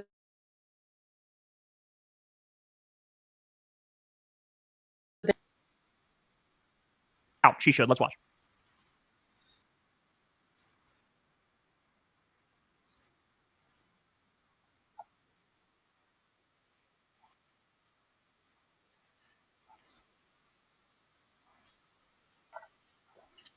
Familiar sight in Chicago's neighborhoods. So I started beeping my horn as a Mexican American, first generation USA citizen. I felt it was my responsibility. Understand, she's not an undocumented immigrant. She's an American citizen. To let my neighborhood know that ICE agents were near. They turned out to be Border Patrol. So I just got next to them and I was like, get out of here. And I was just like honking. That's when she says they sideswiped her, contradicting Border Patrol's narrative. They immediately stopped. I gotta go somewhere safe. I went to my furthest left, make sure that I wasn't gonna hit them. As I was passing them, they started shooting at me to the side. The agent got out of his vehicle and shot Martinez 5 times. It feels like it's still top of mind for you, right? It's painful. Like just to talk about it, it's like. But didn't the Department of Homeland Security said that she was the one who got out of her car and brandished a weapon? Isn't that what your lying Chris, what is her name, McLaughlin said? The one whose husband created a LLC in Delaware 2 days before he was awarded a $1 million contract through the Department of Homeland Security, and then I got a $2 million contract also. It was basically a no bid contract that was supposed to have been bidded on, but The Department of Homeland Security said, things were moving so fast that they didn't have time to take bids for this contract. The spokesperson of the Department of Homeland Security came out and told you that this woman blocked ICE in and that she jumped out of her car with a loaded weapon. But she was never apprehended, or they told you that she drove herself to the car when in fact someone called an ambulance for her about a block or two away, and she went to the hospital by ambulance, because at no point did they try to arrest this woman who they wanted you to believe jumped out of her vehicle and pointed a loaded weapon at these Border Patrol agents. Make that make sense. So you mean to tell me that Border Patrol, knowing that they had shot into this woman, that was a drive-by. That isn't that what they technically call a drive-by? The shit that they say that Chicago is notorious for, and they wanted to fight crime in Chicago. It went from it teeters between crime and immigration raids, and you have people from Border Patrol out here doing drive-bys, not containing the subject and then calling for help. You mean they just drove off? That's exactly what they did. They just drove off. And so she goes to the hospital. They tell you that she has a loaded gun. They don't they don't follow the ambulance. They probably wasn't even around when the ambulance picked her up a couple of blocks later. You mean to tell me that they let a woman that they said it was bold enough to hop out of her car with a loaded weapon and point it at them, and they didn't go to the hospital to chain this woman to her bed to arrest her even then? You mean to with the knowledge that this woman allegedly had a loaded weapon, they didn't secure the doctors, the nurses, the patients, the innocent people in this hospital? But y'all talking dumb shit to me because you think you can't think for your goddamn self. Think about it, like just me remembering like what happened that day. It's like traumatic, honestly. She was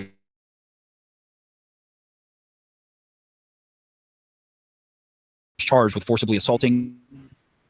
Who shot her, Charles Exum, testified the collision was more of a hit, not rammed. Then these text messages came out where he appeared to be bragging about.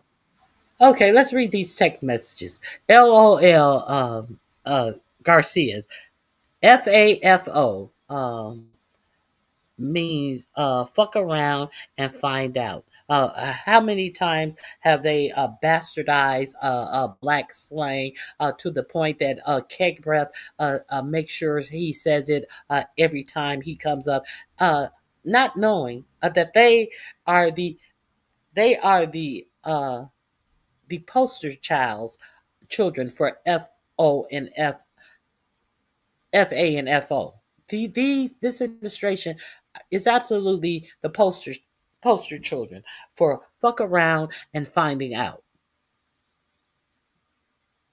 Oh, sweet, my 15 minutes of fame, laughing my ass off. Oh, so he thought it was sweet, and it was his 15 minutes of fame. Cool.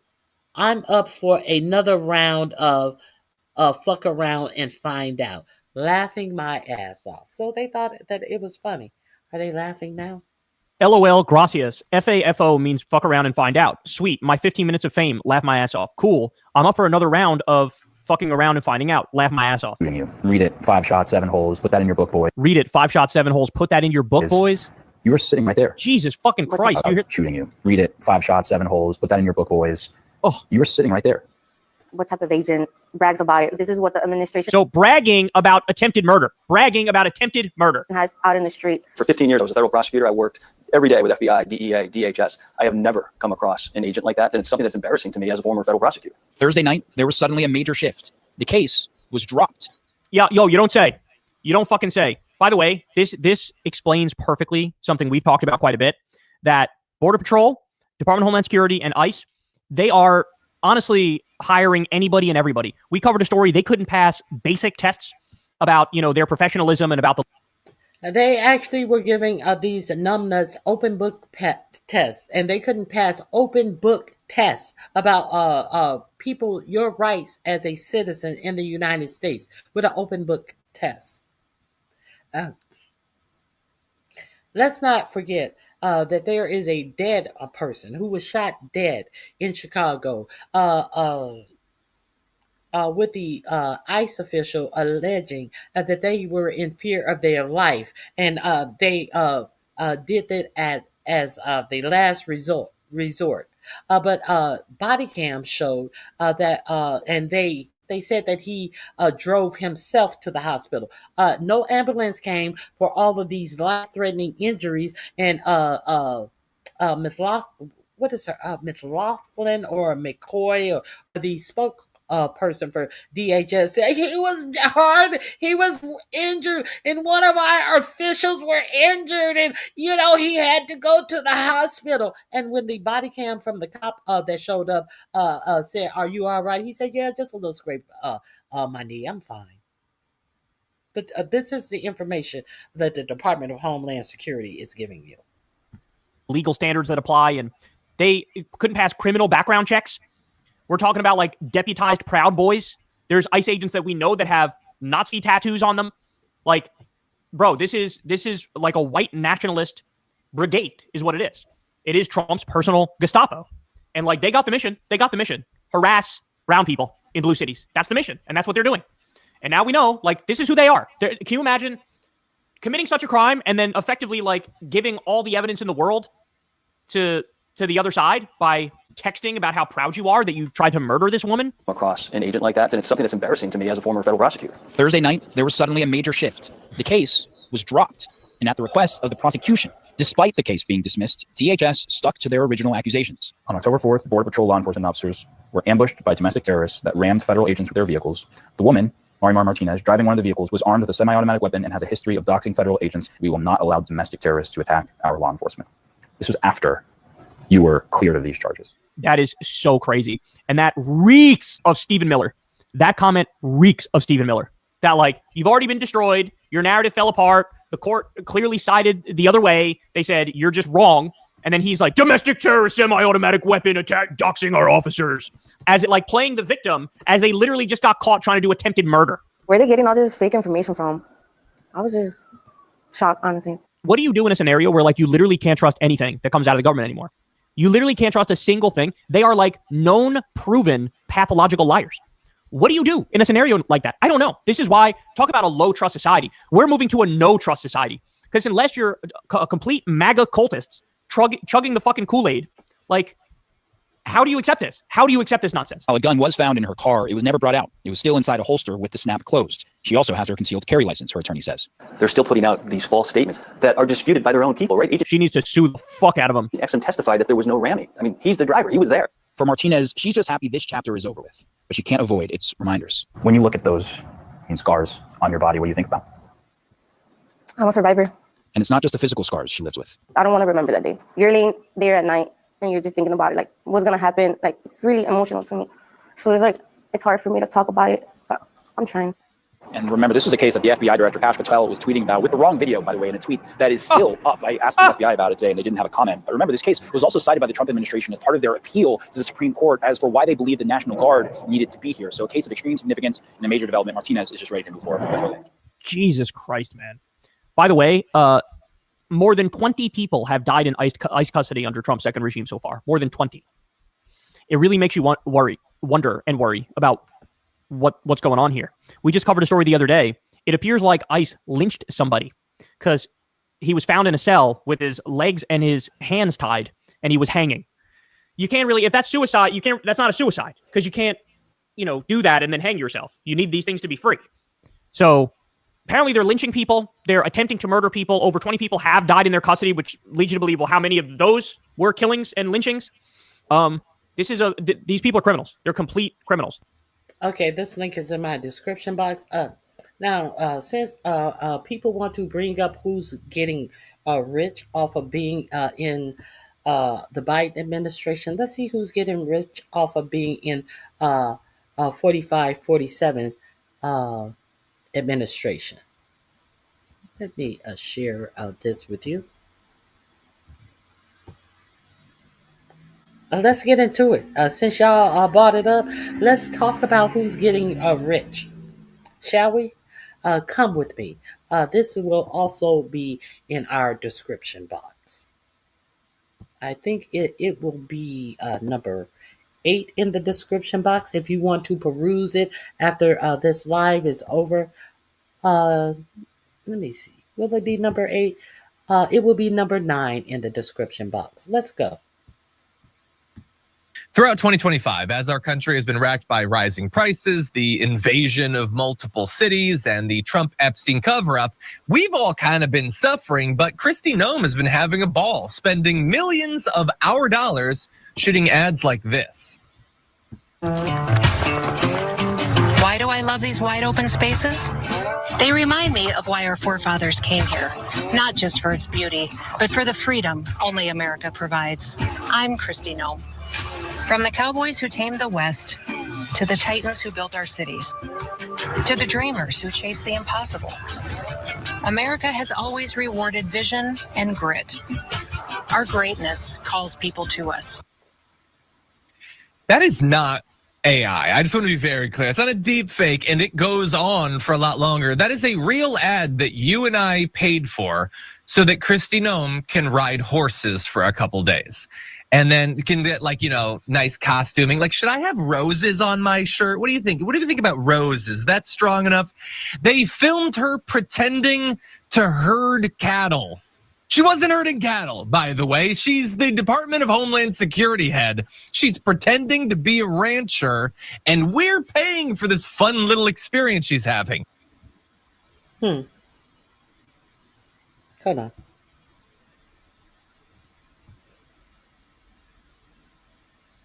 Deport them all. Deport them like Kristi Noem deported her original face. Deport them like that. Get rid of them that way. And to be clear, costumes and makeup and horse rentals aren't cheap, and they are spending a lot of money on this. $220 million so far. That's the contracts they have for this ad campaign. The DHS ad budget has tripled in the most recent fiscal year. And it is clear, look, they're getting their money's worth, I guess. She has not stopped all year going from location to location, putting on hats and different costumes, and she's on a Bearcat, and then she's pretending to fly a helicopter. She's having a ball. It looks like a lot of fun. You know, it feels like the perfect, like, Make-A-Wish experience or whatever, except that we're paying for it and she's not terminal. So all this is very ridiculous. And you might think, best case scenario, okay, this is just a massive waste of money. But Oh, look how the chat has stopped talking now that we're telling you the cost that this is costing you. And not to mention the cost that all of these lawsuits are going to cost you. Now you have stopped typing. Now that you've stopped talking, you have stopped talking and typing that the truth of what is being done in these agencies, where the money is being stolen from you, the taxpayer, for this bullshit. Now that you understand that Kristi Noem is nothing but a Vanna White at the Department of Homeland Security, and Corey Lewandowski and Stephen Miller are actually the unelected and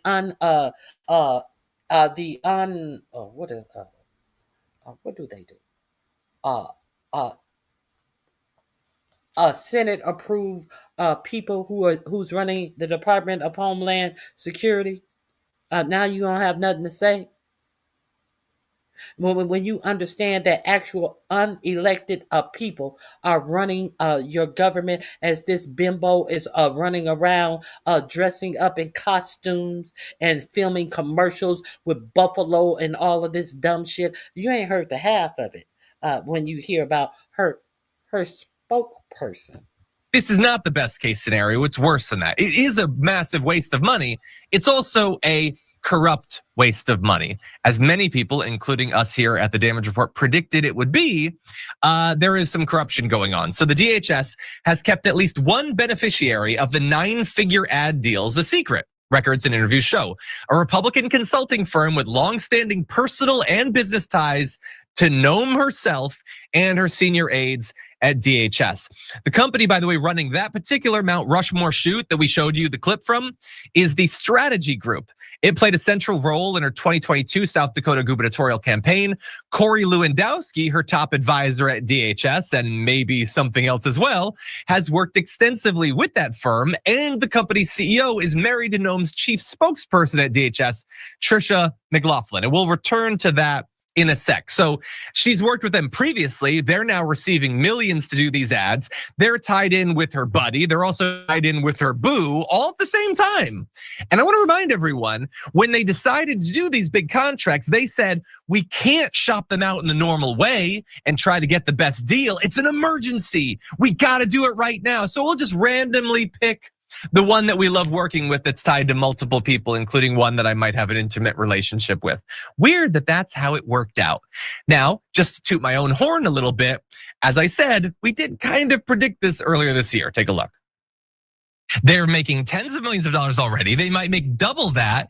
And there has been speculation that Noam and Lewandowski are romantically linked. Now, we don't know for sure, but that said, do we think they'd be above that sort of petty corruption? We'll find out. I'm sure there'll be a report at some point.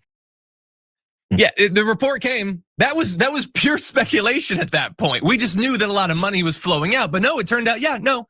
It was an ad firm connected to Corey Lewandowski and Noam.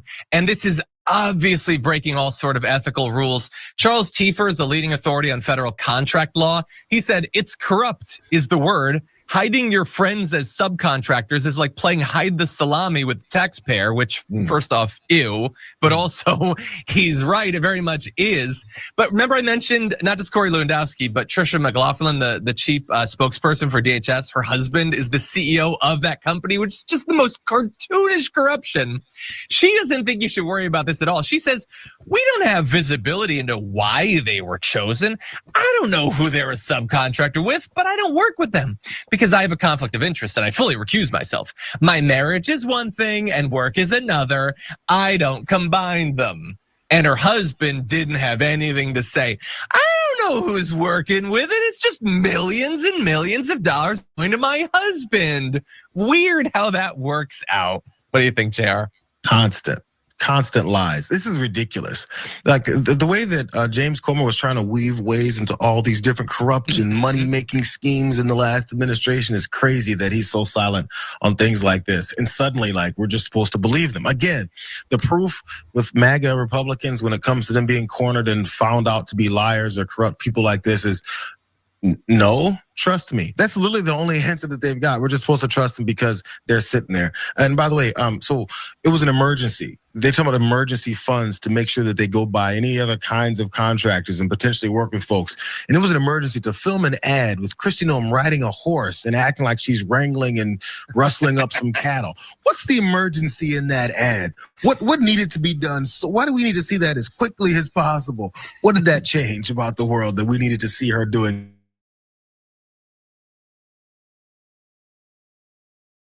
that and play more cosplay around it? We already know.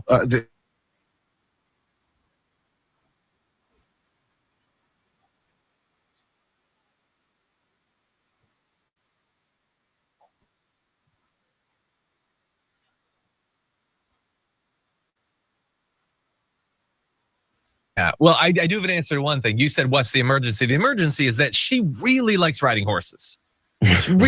She loves it, man. It's really fun. She likes cool vests, little hat, little jaunty tilt to the hat. It's an emergency when you love horses that much. And really fast as we end this, I just want to remind you of some of the other ads she's done. She played a cop. She played, I think she's supposed to be like a pipe fitter, and she played a dentist.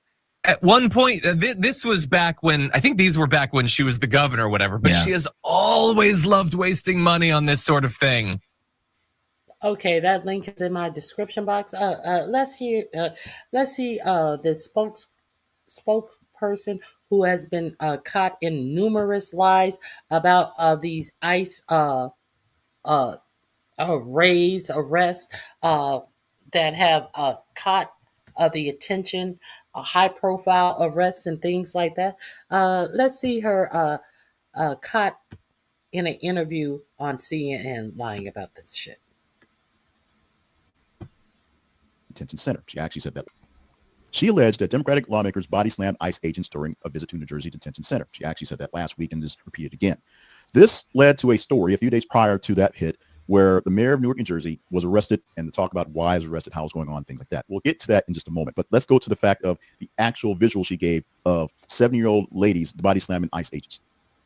After today's appearance, or after the last week's appearance, she actually promised video evidence to send to the newscasters. She did. CNN has that video evidence.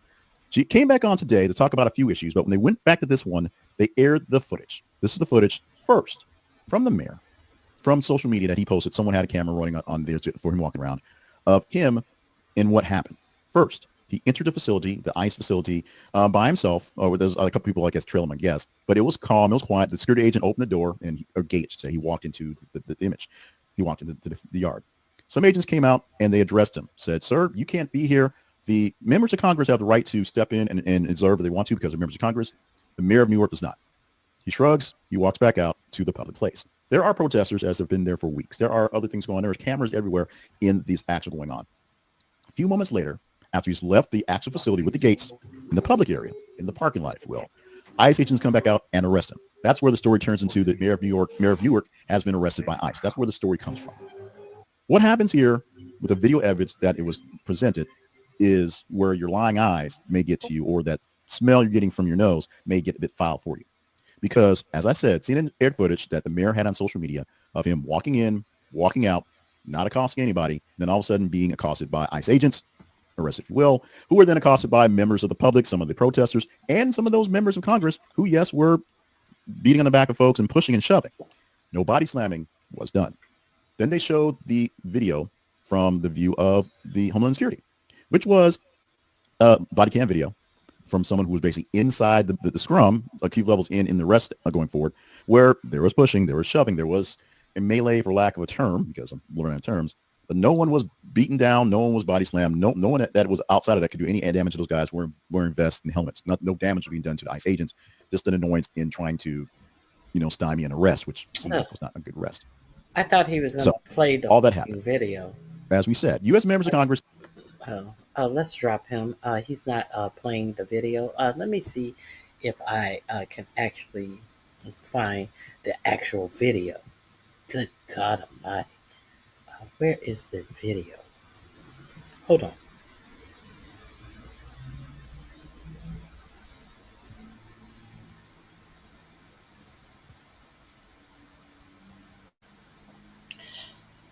Let me find the actual video. Maybe let's try this one. In the end, those guys did the best that they could to make me feel comfortable, and I appreciate that. President's plan to sharply increase the number of detention beds. That's when this happened. The man you see there being arrested, wearing a brown coat and a hat, that is Mayor Ross Baraka. Witnesses say that the mayor was arrested after he tried to join a tour of the facility with 3 Democratic members of New Jersey's congressional delegation today. There was yelling and pushing after federal officials were blocking his entry. The mayor, who is running for governor, was arrested after he returned to the public side of the gates. In a statement that came after that arrest, the Department of Homeland Security said that the lawmakers had not asked for a tour of the facility, and that as a bus carrying detainees was entering, quote, a group of protesters, including 2 House members, stormed the gate and broke into the detention facility. Baraka was just... Okay, you hear the statement from Homeland Security.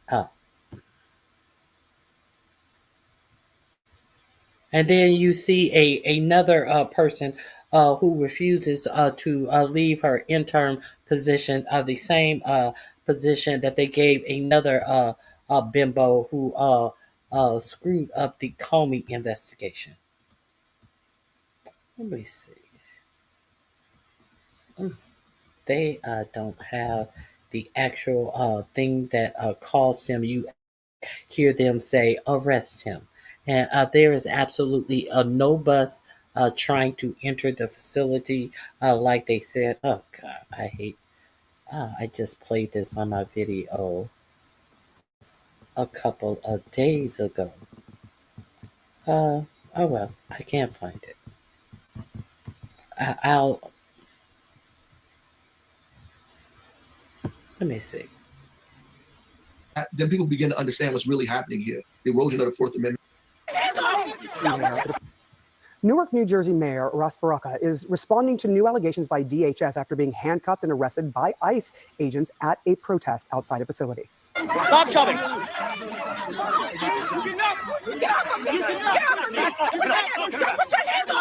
The Department of Homeland Security says the mayor was trespassing and ignored repeated warnings. The mayor says he did nothing wrong. He was released from custody Friday night. And Democratic Mayor of Newark, Ross Baraka, joining us right now. Also note that no charges were brought against him. Let's I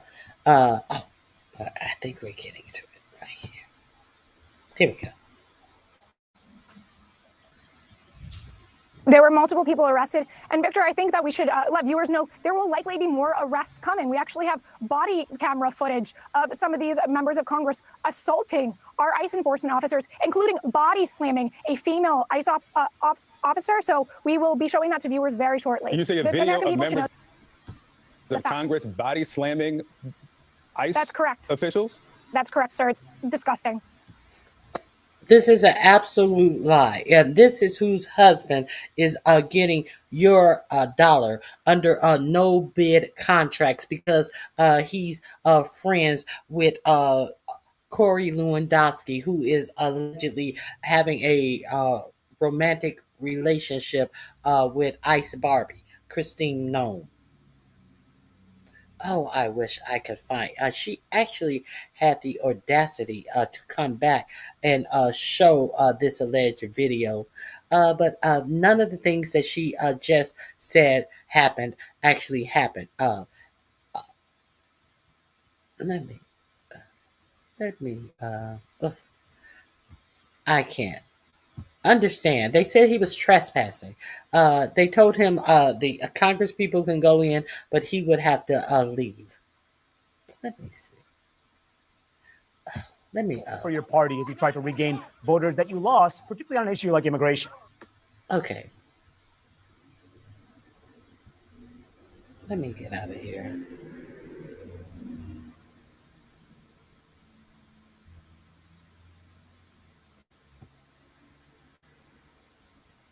Hey, Fabulous Prime. Let me see something right quick. Hold on 1 second.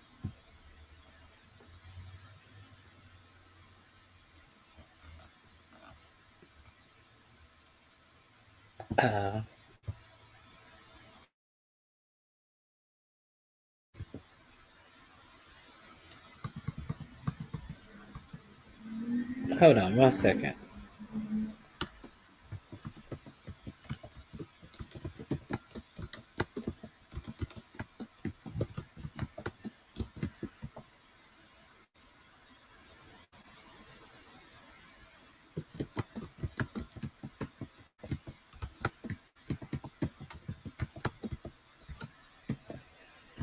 Let me see if I can find it here.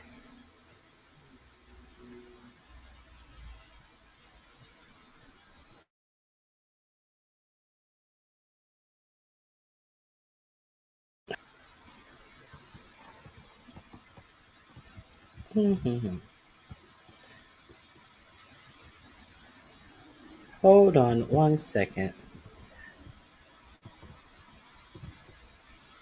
I guess you get rewarded for being a good liar or a good criminal in this administration.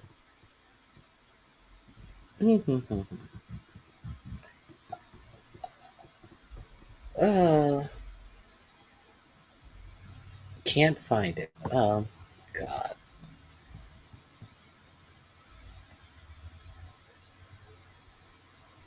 Oh, here we are.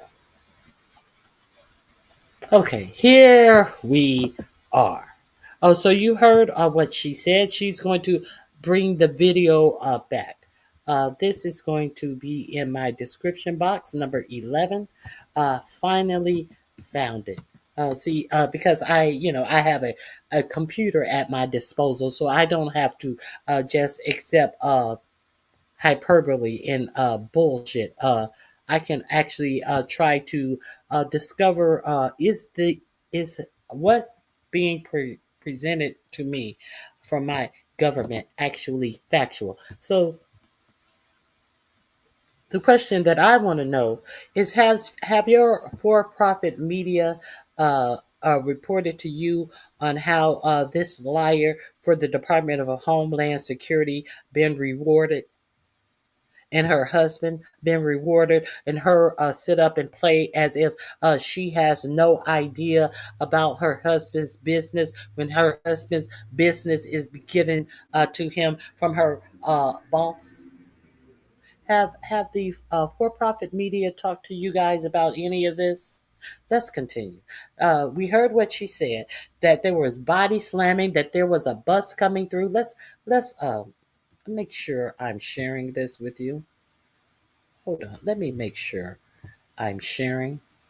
Nope, I'm not sharing it with you. Let me share this with you. I'm glad I checked. So many people want. So many people want people arrested who do things that they are given a ticket and are told they must appear in court for. And if they don't show up for court, then they will get a deportation order or something of that effect.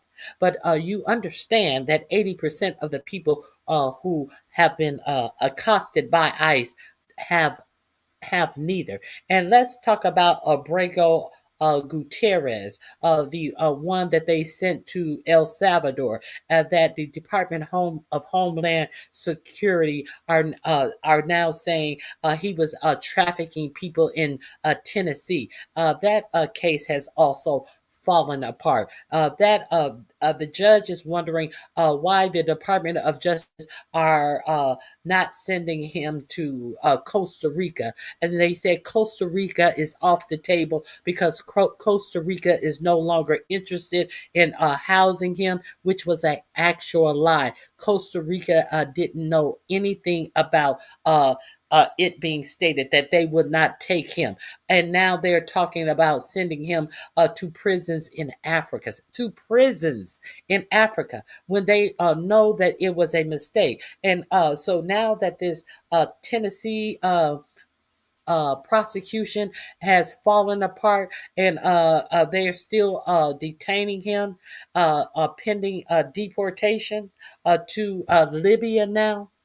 All of these different countries that they are trying to deport this guy to because they said he still has a deportation order, when in fact there is no deportation order for him. So while you guys are questioning Obamacare and Muslims and all of this shit, but you don't question the white man that are lying to your face. And women. Let's share this information. We'll talk about that because it seems like you have to. You just can't state the facts when you're not a white person. But I will let a white person tell you this. A actual news reporter, not one of these propagandist channel. Let's get into it. So you guys sitting up here watching this for-profit media, and all they care is about the profit, and they're not going to put anything out to you to actually inform you. Let's continue.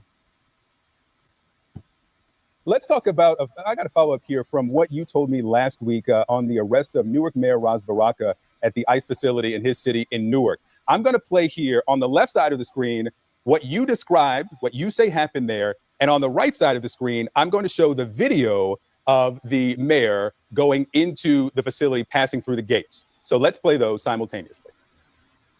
what happened as that these members of Congress, including the mayor as well, and a mob of protesters, as there was a bus full of detainees going through the gate, they stormed the gate and actually entered the first security checkpoint.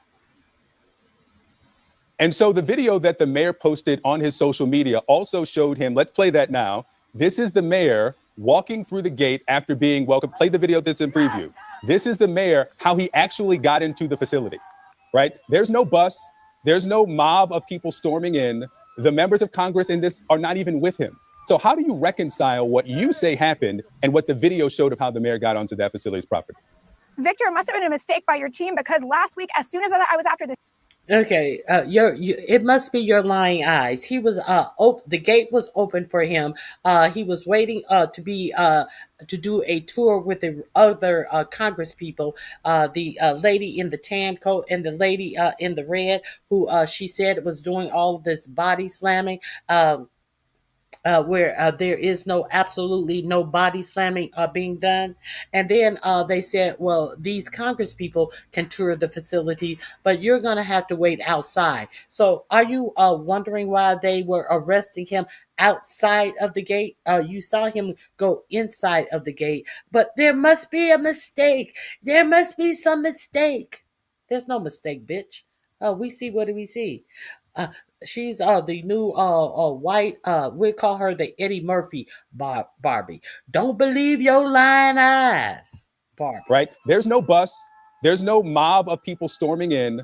The members of Congress in this are not even with him. So how do you reconcile what you say happened and what the video showed of how the mayor got onto that facility's property? Victor, it must have been a mistake by your team, because last week, as soon as I was after the show, I sent your team the video where these individuals, these members of Congress and the mayor, were storming that facility. So Trisha, I'm sure you guys have that other video. We do have that video. That's the next question. It's going to be interesting. We've been saying this for a while. Obviously. Okay, so I wish I could find that whole segment from CNN. But there you go. Hey, Miss Toby, how are you doing?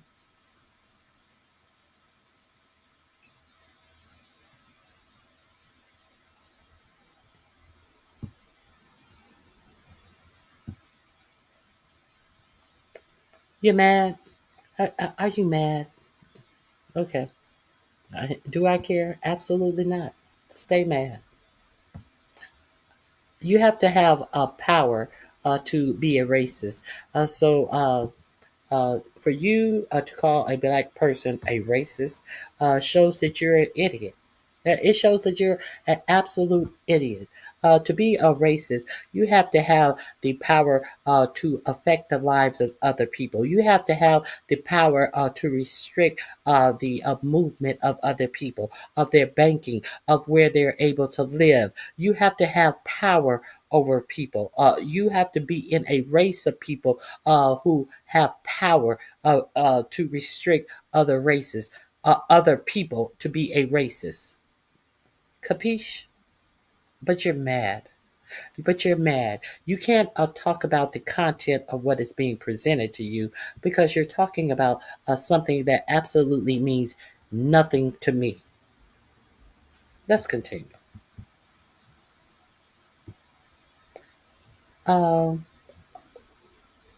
Let's continue. Where am I? Where am I? Where am I?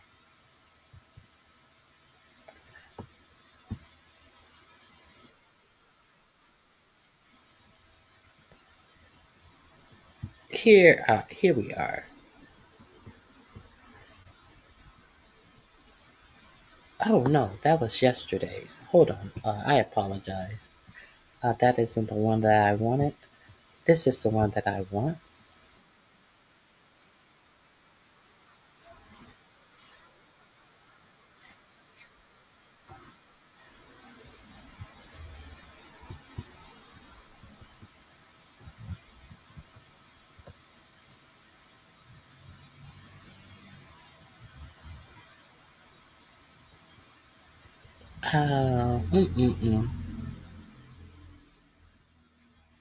Oh, let me share with you. I was talking about paying attention to these hedge funds, people who are buying up all the housing in the United States on yesterday. I talked about that. I wanted you to see what BlackRock recently did. While you're paying attention to things that will not affect you and how you live your life. If you are unaware, BlackRock just bought 50,000 homes at 30K each, and then sold three to themselves for 700,000. Your neighborhood value just doubled overnight, and you can't afford to live there anymore. Here's how they're legally stealing the American dream. They sold it back to themselves on one to they sold it back to themselves by buying it under one of their shell companies, and they more than doubled the price that they bought it for. So they bought a house for $300,000. If you are unaware that there is also a a a mortgage crisis going on right now. People are losing their homes left and right now. So who's going in and buying up these houses? These hedge funds and these people with plenty of money, and then they're reselling them to themselves at double the price. Make that make sense. How does that affect you? You may wonder, or you may not wonder. Where? Hold on. Did I? How is that affecting you? If you're wondering, let me tell you. If I can get back to the here it is. If I can get back to the page, that affects you because BlackRock identifies middle class neighborhoods with growth potential. They buy hundreds of homes in cash, 20 to 30% above the asking price. So they are paying more for these homes, and so a private buyer cannot compete, and they're buying hundreds of homes 20 to 30% above the asking price. Regular families can't compete with unlimited corporate cash. Um, Once they control enough inventory, they sell a few homes to shell companies that they own. Those inflated sale prices become the new market price. Your property taxes triple based upon these fake sales. So people who have not sold their home, their property taxes increases, which in some cases causes people to lose their homes. uh, Outbid by a corporation with infinite money.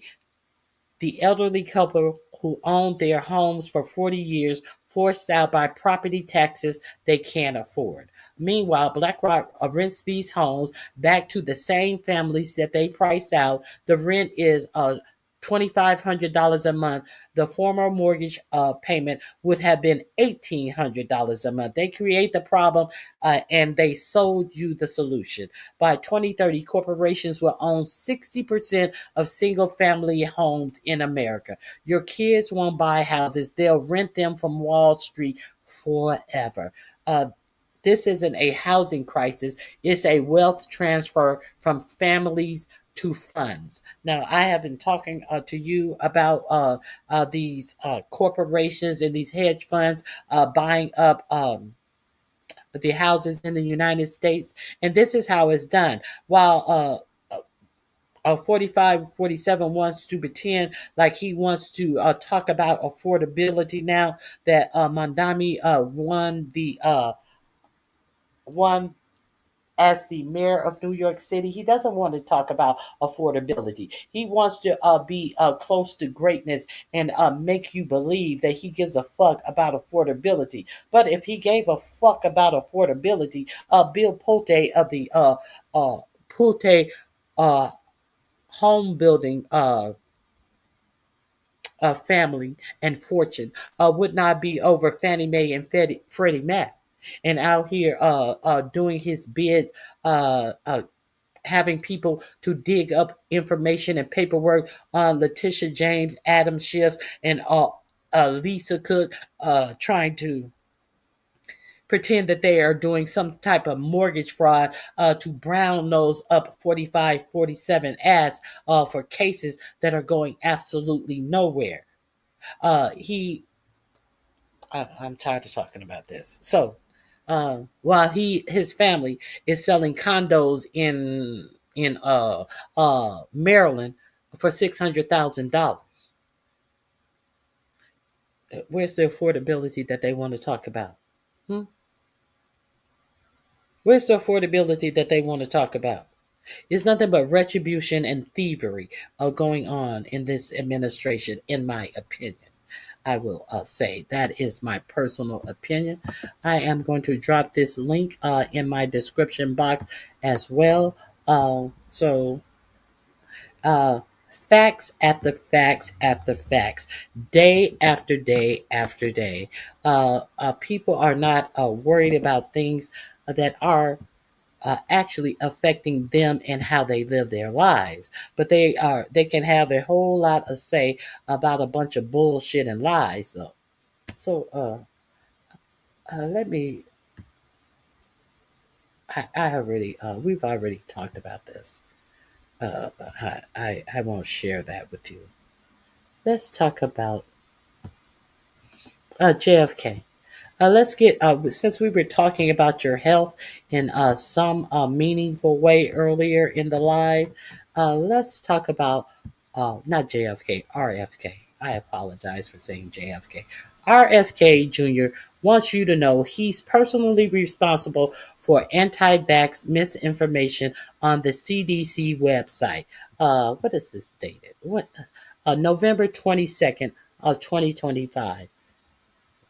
He wants you to know that he's personally responsible for this. The Health and Human Service Secretary, who looks like an old dried up prune, wants you to understand that he's responsible for this. Okay. In an interview published Friday, R.F. Kennedy Jr. told the New York Times that he personally directed the CDC to put a new page on the agency's website, casting doubt on the fact that vaccines don't cause autism. The whole thing about vaccines have been tested, and there's been a determination made that it's just a lie, Kennedy told the Times, lying. He added that the phrase vaccines don't cause autism is not supported by science. Now, we understand that yesterday I gave you a report how 4547 is unleashing AI into all types of scientific studies, including the CDC. So we have that as well. Kennedy confused logic in his conversation with the Times, telling journalist Cheryl Gay Stotsberg that he doesn't believe there's adequate proof to claim that vaccines don't cause autism. He said he is not saying vaccines cause autism, Stotsberg wrote, but he is simply saying there is no proof that they don't cause autism. Kennedy also claimed that he was merely offering a more accurate look at the state of the science, telling Strasberg, I think the way to drive up vaccine utilization ultimately is to be honest with people, he said, adding, my job is not to gaslight Americans, but to give them the accurate information about the state of the science, this non-scientist says. Let's go with it. That's where we are. It is unclear what possible standard of evidence would satisfy Kennedy, who's been a dedicated anti-vaccine activist since 2005. Dozens of studies, both in the U.S. and internationally, have made it clear that there is no link between the aluminum adjuvants in vaccine and autism, including a landmark Danish study that followed 1.2 million children for 24 years. The study was published in this summer in the Annals of Internal Medicine, and also found no link between vaccines and a variety of other health conditions, including asthma, allergies, and autoimmune diseases. Kennedy has basically called for the study to be retracted, which he does not have the power to demand, and which the journal declined to do. According to Nature, the journal's editor-in-chief, Christine Lane, wrote in a note on the study's webpage that the retraction is warranted only when serious errors invalidate findings or there is a documented scientific misconduct, neither of which occurred here. So I'm gonna excuse me, drop this link in my description box. I'm going somewhere with this. Stay with me. This is going to be link 13 in my description box. You can peruse this article at your leisure. Where are you going with this? Let's go.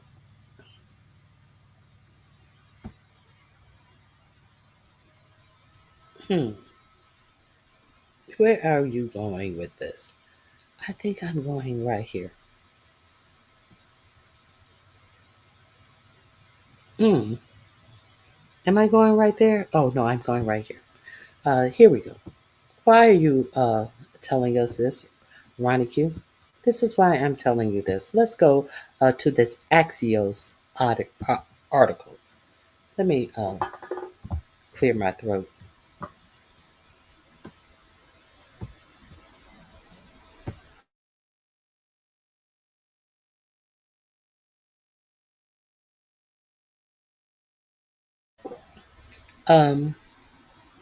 There is this new Axios article that should frighten you as well. 20 hours ago. That was on November 22nd. This came out 20 hours ago. Okay, Louisiana vaccine skeptic gets the number 2 job at the Center for Disease Control. Remember the woman that would not sign on to whatever RFK wanted her to sign on to, who was fired. You remember her? This who got her job. An anti-vaxxer got her job. Okay, the 4547 administration has tapped a former Louisiana health official who ordered a stop to promotion for mass vaccination events last winter to be the Centers for Disease Control and Prevention new principal deputy director. Why it matters. The move begins to fill out the top ranks of the CDC, whose leadership was left in limbo after a wave of high-level departures this summer, including the August firing of former director Susan Moran. What is her name? Monarez. Okay, let me see if we can get the story of her firing. Yes, we can get that right here. Let's go back and see about her firing. His predecessor. If you remember, White House says it fired CDC Chief Moranes after she refused to resign. Remember her? If you don't, she also went before Congress after her firing. CDC Control Director Susan Moranes has abruptly left the post just weeks after being sworn in. They got her as soon as she hit the door and said, "This is what is going to be required of you to have your job, to sign on to shit that you haven't read, understand, know where the information is found from. You're just going to have to sign on to what put in front of your face from this non-scientist, non-doctor, anti-vaxxer, Robert F. Kennedy." Okay, just week after being sworn in, the Department of Health and Human Services announced on Wednesday and claimed a claim that was immediately disputed by her lawyers. Why it matters. The dispute has left the leadership of the CDC in limbo, and a wave of high-level departures gutted the top ranks of the agency that is responsible for protecting the nation's public health. The latest, after HHS announced on X that Montez was, whatever her name, Monreales, was no longer director of the CDC, attorney Mark Zed said Mark Zed said, and Abby Lowe posted on X Wednesday night that Monreales has neither resigned nor received notification from the White House that she has been fired. And as a person of integrity and devoted to science, she will not resign. The White House spokesperson, Kush Desse, said in an email Wednesday night statement, as her attorney's statement makes abundantly clear, Susan Monreales is not aligned with the president's agenda of making America healthy again. He added, and since Susan Monreales refused to resign despite informing HHS leadership of her intent to do so, the White House has terminated Monreales from her position with the CDC. Let me see. What they're saying, the intentional eroding of trust in low-risk vaccine favoring natural infection and unproven remedies will bring us to a pre-vaccine era where only the strong will survive and many, if not all, will suffer. Dalinsky wrote in a blistering resignation letter he posted on X. So also understand that I think it was 4 or 5 scientists at the CDC also resigned after they fired her for just not signing on to RFK wanted her to sign on to. And this is right before they did the Tylenol, acetaminophen causes autism shit. This is right before they pulled that shit on the American people. Let me see. Her departure comes the same day that the Health and Human Services announced it will limit who is eligible for COVID vaccines. During the brief tenure at the agency, during her brief tenure, the agency was targeted in an attack on its Atlanta headquarters by a gunman influenced by anti-vax rhetoric and moved ahead with hundreds of jobs cut. She walked a fine line during her hearings in her support for vaccine while not contradicting Kennedy. Also, she's been replaced with this person. Okay, let's get back. Why it matters. And we begin to driving the news. Former Louisiana Surgeon General Ralph Abraham was listed as CDC's principal deputy director on an internal email server. Inside Medicine's first reported on Tuesday. Health and Human Services later confirmed his appointment, so they did it in hush-hush. They were very quiet about it. Health and Human Services later confirmed his appointment, which is not subject to Senate confirmation. Now, his predecessor had to have a Senate confirmation. It's curious as to why he doesn't have to have a Senate confirmation, because she definitely had to be confirmed by the Senate. Okay. He would be the most senior medical professional at the Public Health Agency, serving under Acting Director Jim O'Neill, a former Silicon Valley investor and entrepreneur. Why is he under a fucking Silicon Valley investor and entrepreneur? Is he a doctor? What is his medical? This Jim O'Neill. What does that have to do with Health and Human Services? But He's under him. He is the most senior medical professional at the public health agency, serving under acting director Jim O'Neill, a former Silicon Valley investor and entrepreneur. That should worry you as well. Abraham was a three-term congressman from 2015 to 2021 who spent 10 years as a veterinarian before going to medical school and then practicing family medicine, according to his official biography. More merit-based assignments, more meritocracy. Meritocracy. Does this sound like someone who is qualified for this position? Of course it is. This is 45-47's administration. Of course he's qualified. Just barely. Now, he was a former veterinarian.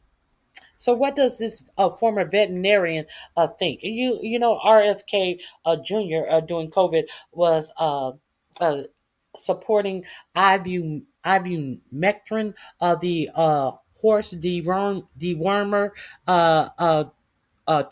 for humans to take for COVID. So what say this former veterinarian?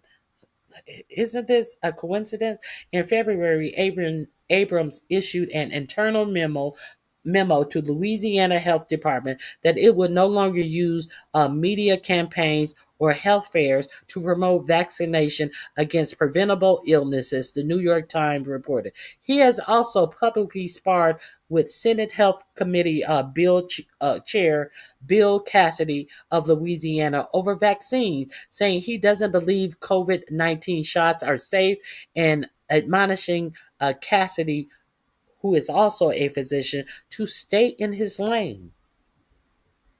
If he's also a physician, wouldn't he be in his lane? That's what these Republicans get for actually putting RFK in that seat. They were just good yes men for 45-47. And now look who is over determining vaccination and things that should health alerts and all of this stuff. Remember, they had the DHS, the CDC, and the HHS pages shut down, that they could not do any new postings for months after this administration got into office. I don't even know if they are up now, to be honest. So this is your new government. This is what the GOP is doing for your health care, but they want to talk about Obamacare, and this is who they put into the Health and Human Services seat. But they want to tell you something about Obamacare, and this is the only thing that they have done anything near health care for the American people. And look at what it is. During the pandemic, he backed efforts to make the unproven COVID treatment, ivermectin, available without prescription, and recommended it to his own patients as treatment for the virus, per the Shreveport Times. So he, the former vet, was saying that you shouldn't need a prescription to get horse dewormer to treat COVID-19, and he also recommended it to his own patients. So here is the article. I just wanted you to know, since we started off talking about health, this article is also in my description box.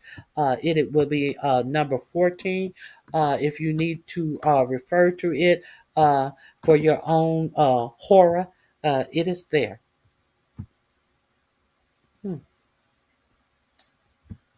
Any questions?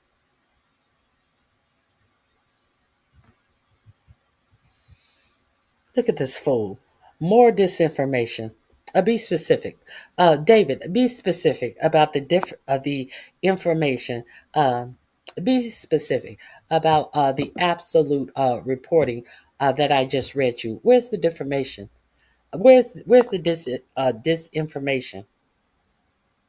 Be specific, David.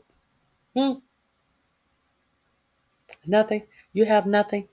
Oh, I thought so. I thought so. But you just insist on looking dumb out here. Now, what is this? Oh, here we go. I also wanted to share this with you. The court case that could blow the roof off of political spending. And guess who's doing it? Guess who's actually doing this? Uh, uh, Now, the link that I am about to read to you is will be in my description box. Link 15. Guess who is about to blow the lid off of political spending?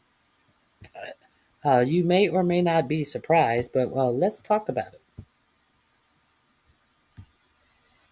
Oh my goodness, it's late.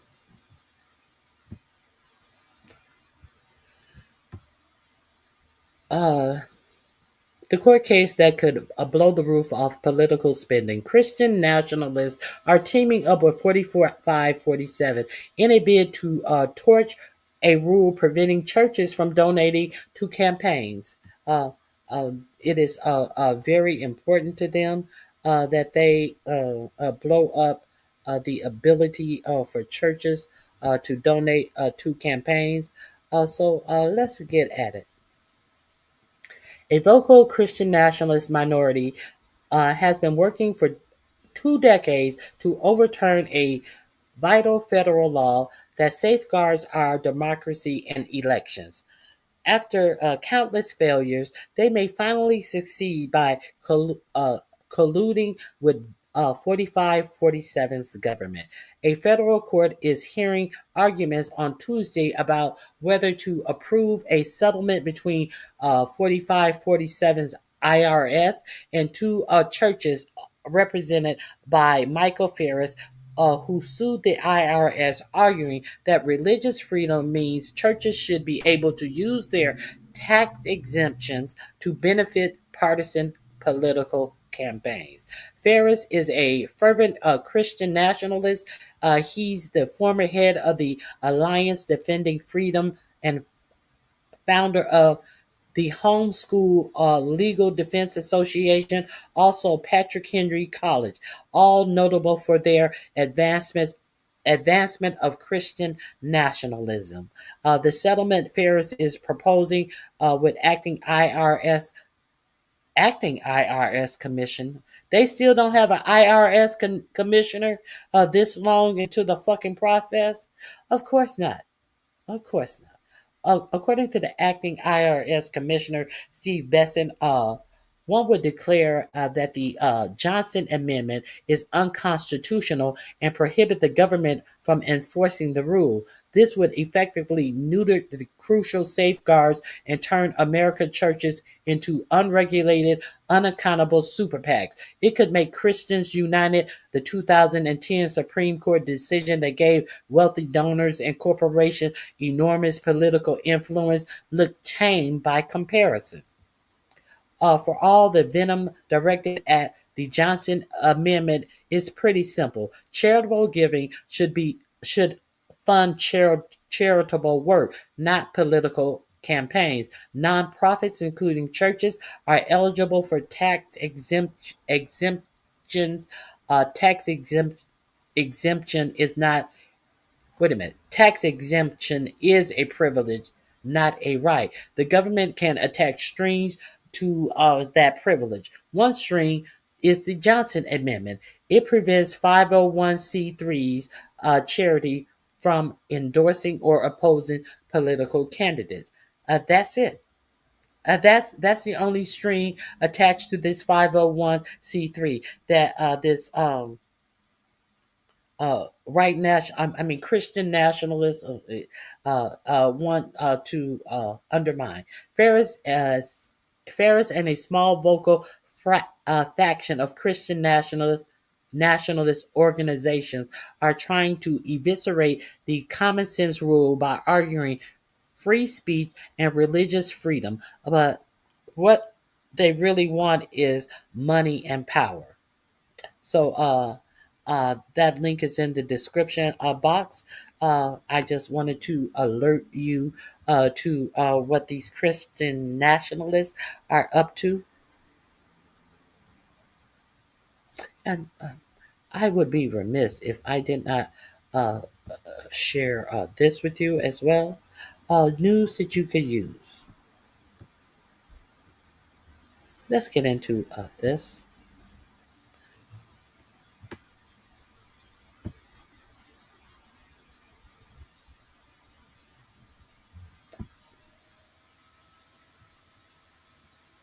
Hold on, let me. Where am I? Let me share this with you.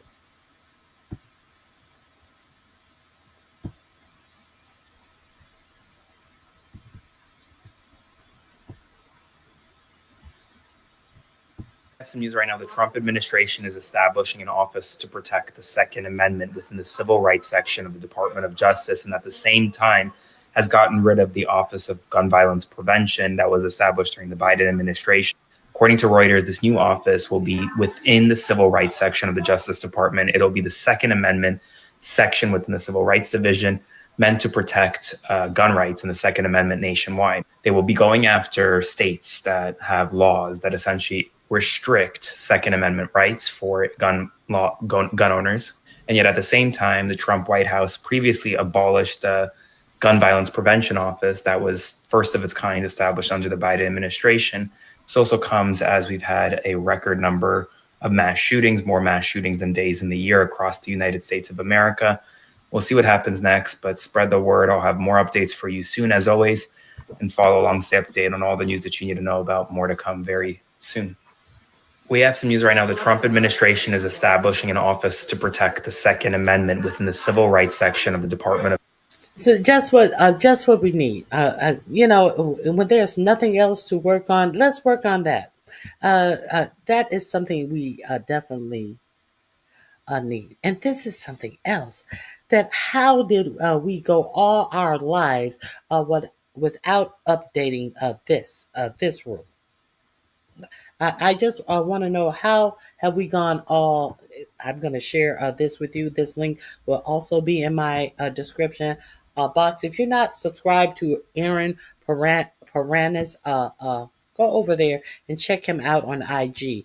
The links are in my description box. He updates damn near every hour on the hour, if not more than once an hour. He is also a part of the Midas Touch Network. Go over there and support that young man.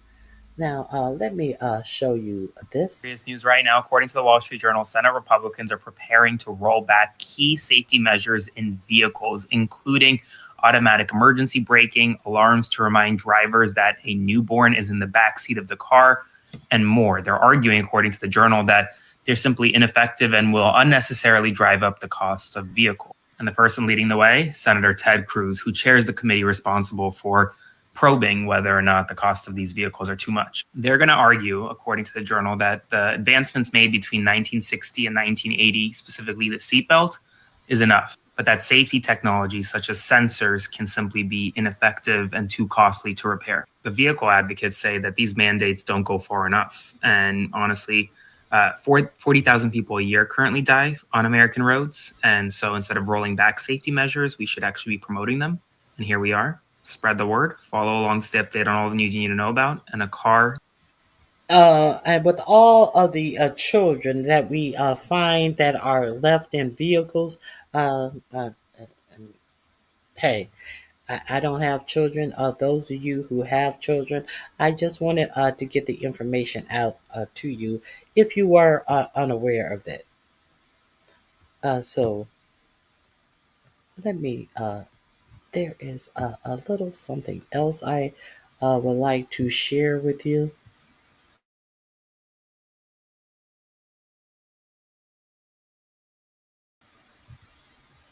Oh my goodness. Thank you, Miss Toby. While we've been here, this news has broke. The White House is reportedly on lockdown after two national soldiers were Two National Guard soldiers were shot nearby. Thank you for that information, Miss Toby. Let me see if they are. I'm pretty sure it's all over some news station on YouTube. Uh, that had no sound to it. Uh,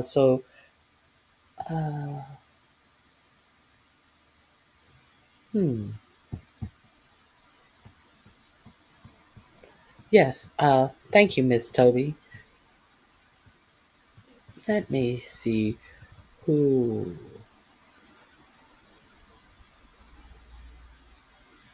Trump says suspect is severely wounded. Now, let me see. Let me. I think we'll go here. Let's go here. Uh, Here we go.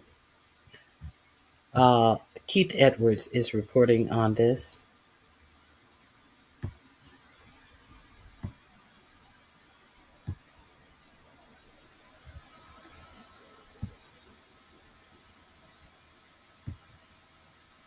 The link will be in the description box.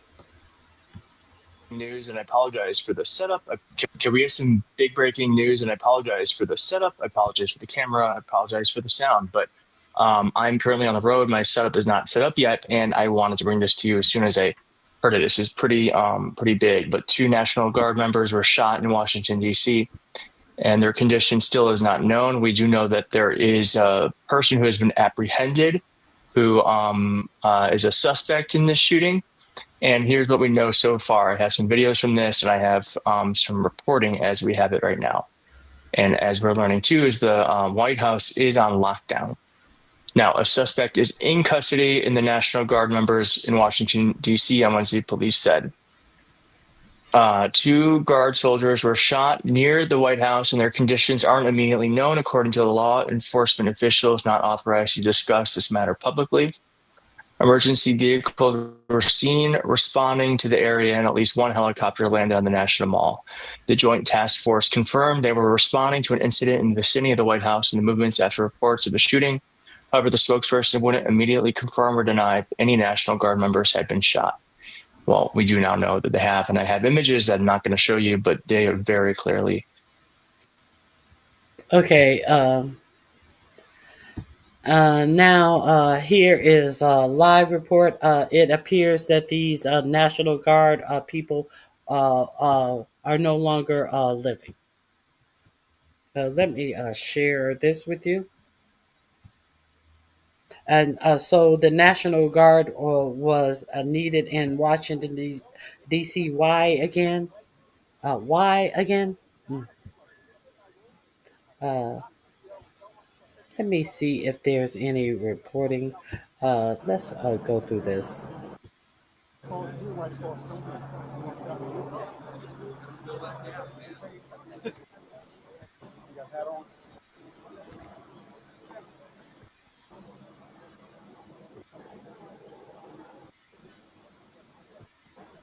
All of these guards were needed in DC. Why again? And they are the ones who are laid out. Why again?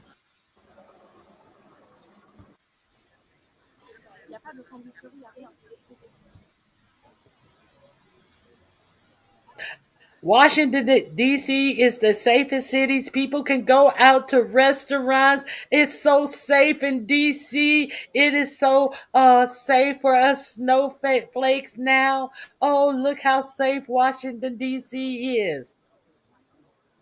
A bunch of hyperbole and uselessness.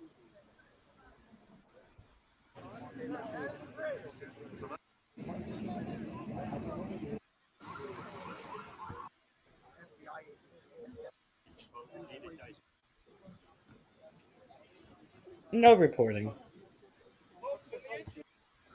Just a camera setup. No reporting. Let me see if I can find some actual reporting on this case. Now, you see the title of this AP video.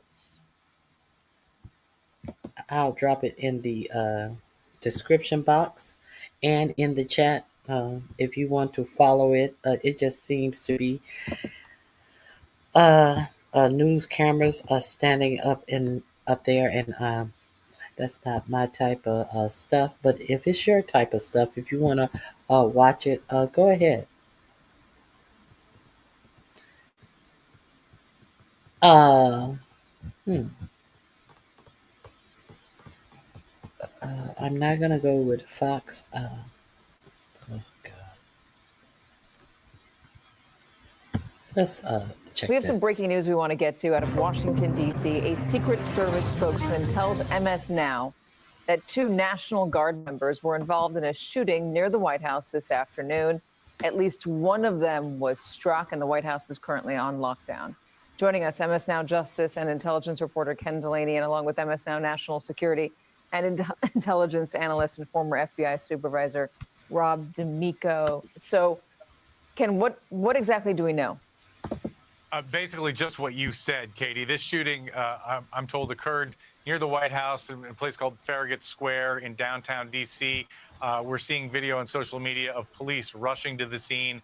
I checked in with the Secret Service because they protect the White House and was told that 2 uniformed National Guard members were involved in a shooting. At least one of them was struck. Their condition is not known. The nature of the incident was not known by this person. It's being handled by the D.C. police, not the Secret Service, because they've decided there's no nexus to the White House, no threat to the White House. So the circumstances of this incident are unclear. Remember, of course, that uniformed National Guard are regularly patrolling the streets of Washington, having been deployed there by President Trump. That's subject to a legal fight. Actually, 5 days ago, the judge ordered the Trump administration to halt that deployment. That's still being litigated. But again, so all we know is that 2 uniformed National Guard members involved in a shooting, one was struck. The condition of that person is unknown at this time. Yeah, so the AP is reporting that 2 members were struck, the 2 that were involved. Again, that was a little bit from our reporting. We'll see if that gets updated. Ken, you were saying that your source have said there's no nexus. The FBI is saying no nexus. What does that mean? The Secret Service, meaning there's no investigative, there's no angle for them to investigate this. They've already concluded there was no threat to the White House or the president. It's a shooting that occurred in D.C. So where's Pete Hegseth, since he has time to investigate people that made public service? Mark Kelly, where's Pete Hegseth when guardsmen were shot down in the street? And you see, this is what you get. They weren't even supposed to be in the streets. They have been told from a judge that what 4547 is doing is illegal. But he is still running it up to his do nothing Supreme Court, and thus keeping them in DC streets for absolutely no reason. You know, the only reason that they were the rules that they were put in the DC street was about crime. You know, crime that has gone down the day after Big Balls was beat up by a 14-year-old girl and a 15-year-old boy. Big Balls of Doge, Big Balls of has gone through all of your social security information, every United States citizen, and put it on some server that the Social Security Administration don't even know if it is secure. You know, the same Big Balls that work for a software company that gave a software company that was in some type of protecting your information. That same Big Balls that gave information about the company he worked for to a competitor. That same Big Balls. And now we have 2 National Guard members unalive, dead on the streets the day before Thanksgiving holiday. Is that what we're doing? A judge has already told him that it is not legal to have the National Guards on the street. But here we are. DC, and so it's being investigated and responded to by the DC police, not by the Secret Service. It needs to be seen. I've also checked in with the FBI. It's unclear at this point whether they will get involved. But right now, the DC police is responding, Katie. All right, so the president is not in Washington right now. He's not at the White House, even though the White House is on lockdown. He, is in Florida for the holiday break. J.D. Vance is, in Fort Campbell, Kentucky. In terms of how hard it is to investigate situations like this, who ends up taking the lead when you have a shooting? And Capitol Police might normally deal with this sort of thing, but you have a shooting so close to a place like the White House. Well, the agencies work together so much anyhow.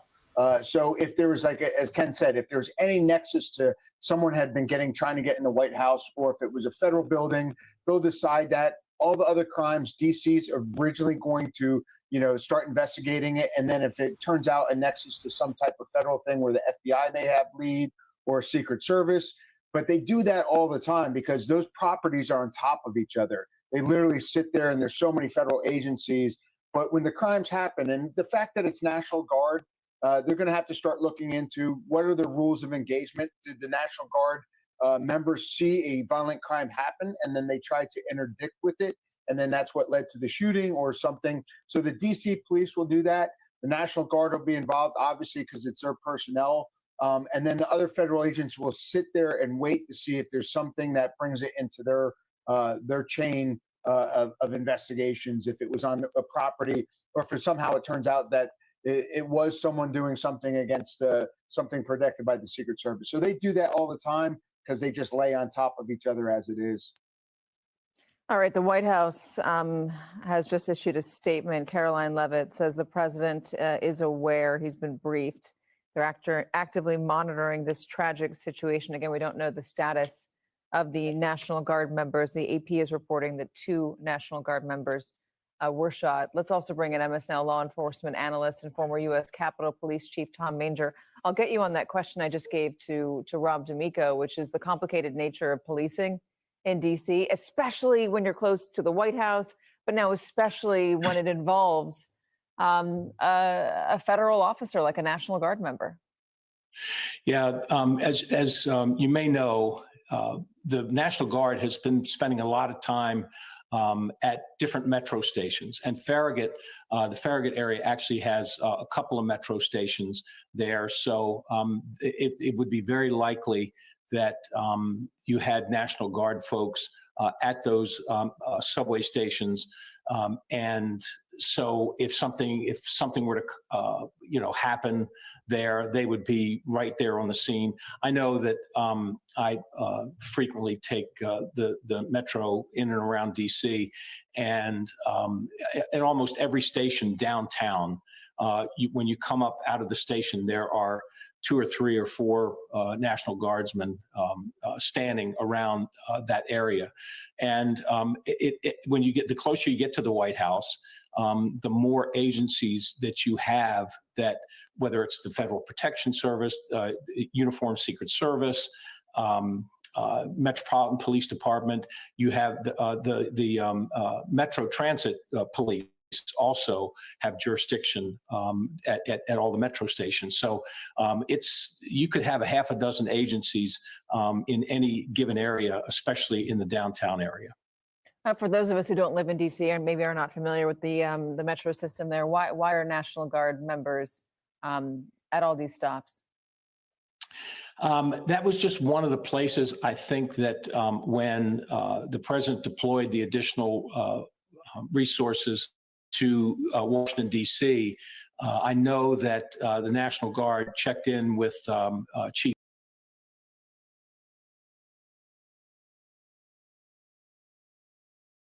Okay, that's all that I have for that. Now, let's see Christine Ice Barbie get thrown under the bus. Also, it's going to be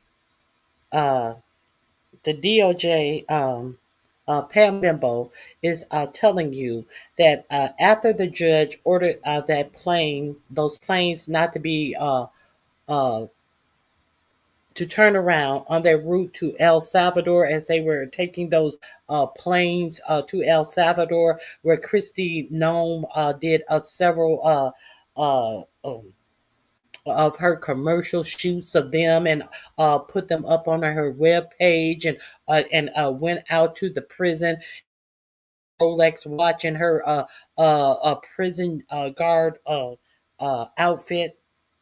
Now, Pam Bimbo threw Christine Noem under the bus and said that after she was alerted by a judge that they were not allowed to take these prisoners to CICOT in El Salvador, Christine Noem said, "The hell I ain't," and continued the flight and told the flights to continue.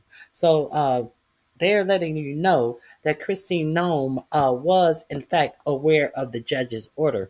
And it was shortly thereafter that Bove told the DOJ that you're going to have to get used to not taking judge's orders. Let's get into this.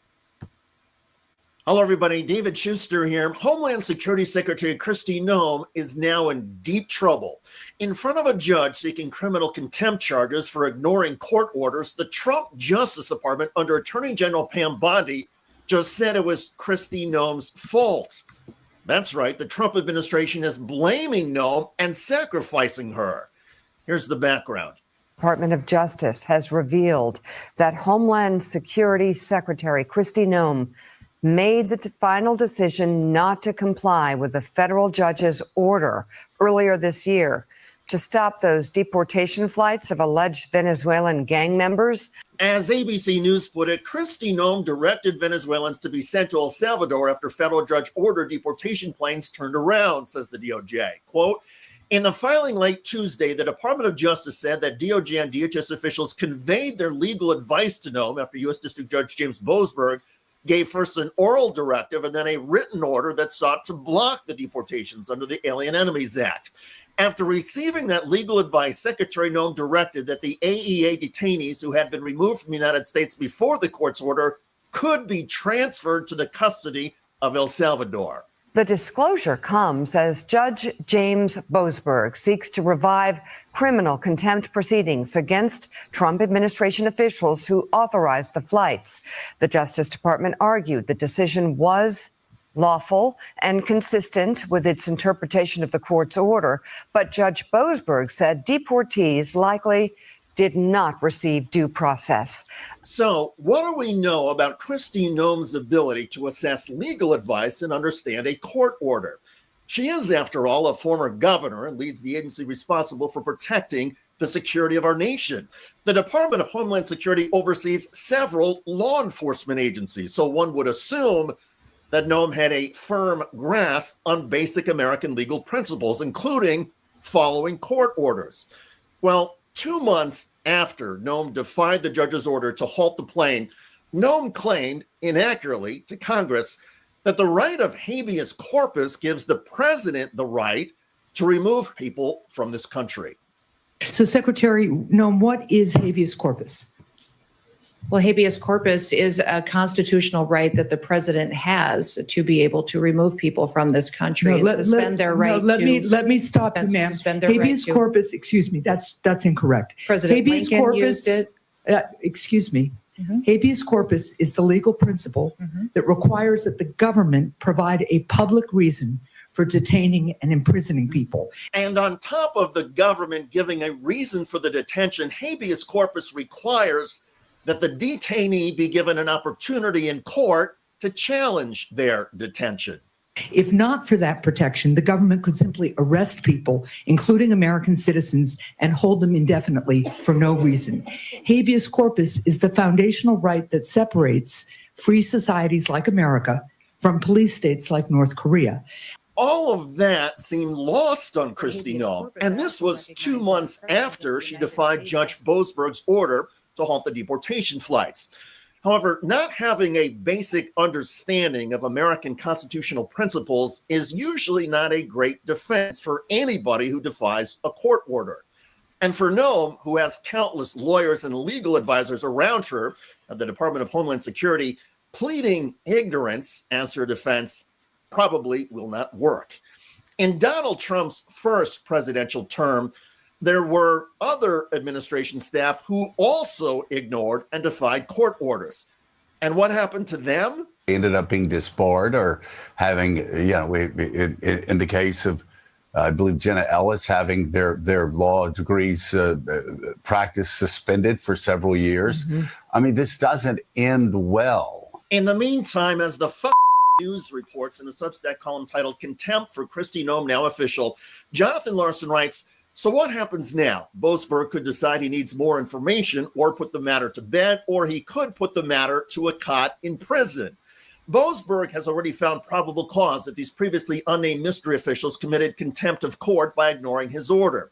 He could now decide there was no contempt. It was all just a simple everyday misunderstanding that could happen to anyone during the course of their day, shipping 100 people to a foreign hellhole without due process.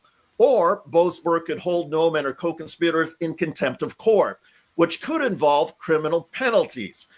The Trump administration could then appeal such criminal penalties to the U.S. Supreme Court and try to undercut Judge Boasberg. The problem is that they're dealing with a judge, Judge Boasberg, who's not some like 1960s Ninth Circuit hippie. He is one of the most respected conservative jurists in Washington, D.C. There are people on the Supreme Court who know him extraordinarily well. Long before Donald Trump ever thought about running for the Republican nomination. If I'm not mistaken, he is, I think he was Brett Kavanaugh's roommate in college, if I'm not mistaken, this judge. Let's continue. In 2015, this judge that you're looking at right here was a rock solid member of the jurist community in Washington, D.C., and beloved and respected by real conservatives. So to try to paint him as some left-wing radical certainly is not going to work in Washington among conservatives, and it's not going to work on the Supreme Court.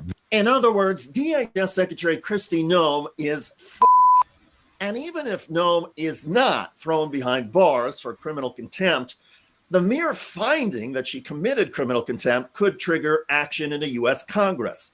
Lawmakers could file articles of impeachment against Noem, pointing out that criminal contempt is indeed a high crime or misdemeanor. House Republicans who oppose that would then have to go on the record in an election year saying that defying a judge's order is okie dokie. Or some Republicans, already fearing polls showing public disgust with the Trump administration, may try to create some distance by doing what the DOJ did, and that is throw Kristi Noem under the proverbial bus. It all means that Kristi Noem is in big trouble. She defied a judge's order, and now, legally and politically, it's blowing up in Noem's face. By the way, Trump Attorney General Pam Bondi just got mocked in remarkable fashion over the Epstein files by Democrat Jasmine Crockett. When will the Epstein files come out? Answering questions over social media from her constituents, that is Democratic House member Jasmine Crockett. Okay, so y'all know I don't trust Pam, right? Y'all know I don't trust her, right? Pam is Attorney General Pam Bondi. And not only does Crockett not trust Bondi, Crockett is about to openly mock her. And Pam she was stuttering the other day. What changed since then that you launched this investigation? Information that has come for information. There's information new information, additional information. And again, we will continue to follow the law. Right. So I fully anticipate she's going to say we've got ongoing investigations, even though she had previously announced that there was nothing to investigate. But now she's like, well, we've got new information from the estate. And it's like, well, girl, if y'all were doing your jobs and you were doing the investigatory work, then y'all would have had this too, right? Check out that video at the link below. It generated a lot of comments on YouTube. One of the most popular is from Joe, who wrote, Bondi should be jailed ASAP. I hear you. I look forward to reading your comments about DHS Secretary Kristi Noem facing a potential criminal punishment after the Trump Justice Department admitted Noem disregarded a judge's order. I'm David Schuster. Thanks for joining us. There is. He's kind of crazy, and I don't. That. So, any questions? Everybody silent now? Everybody silent now? Article 2 of the Constitution, Section 4 of impeachment of the President, the Vice President, and all civil officers of the United States shall be removed from office on impeachment for and conviction of treason, bribery, or other high crimes and misdemeanors. Please stop asking about Article 25. We need Article 2, Section 4 to rid of the country of this corrupt administration, in my opinion. So, is there anything else I want to share with you? How about you run for dog catcher? Because Jasmine Crockett ran for and was voted to Congress after her long, storied career as a actual attorney. So that would be beneath her. I know that it hurts you to see a educated Black woman who is not throwing her law license to the wind, much as Pam Bimbo. But eat it up, Buttercup, because it is what it is. Let me see if there is something else that I wanted to share with you. Okay, I do think that I want to share a couple of more things with you before I have to leave. I hope you guys have a great, those of you who celebrate Thanksgiving, I hope that it is great for you.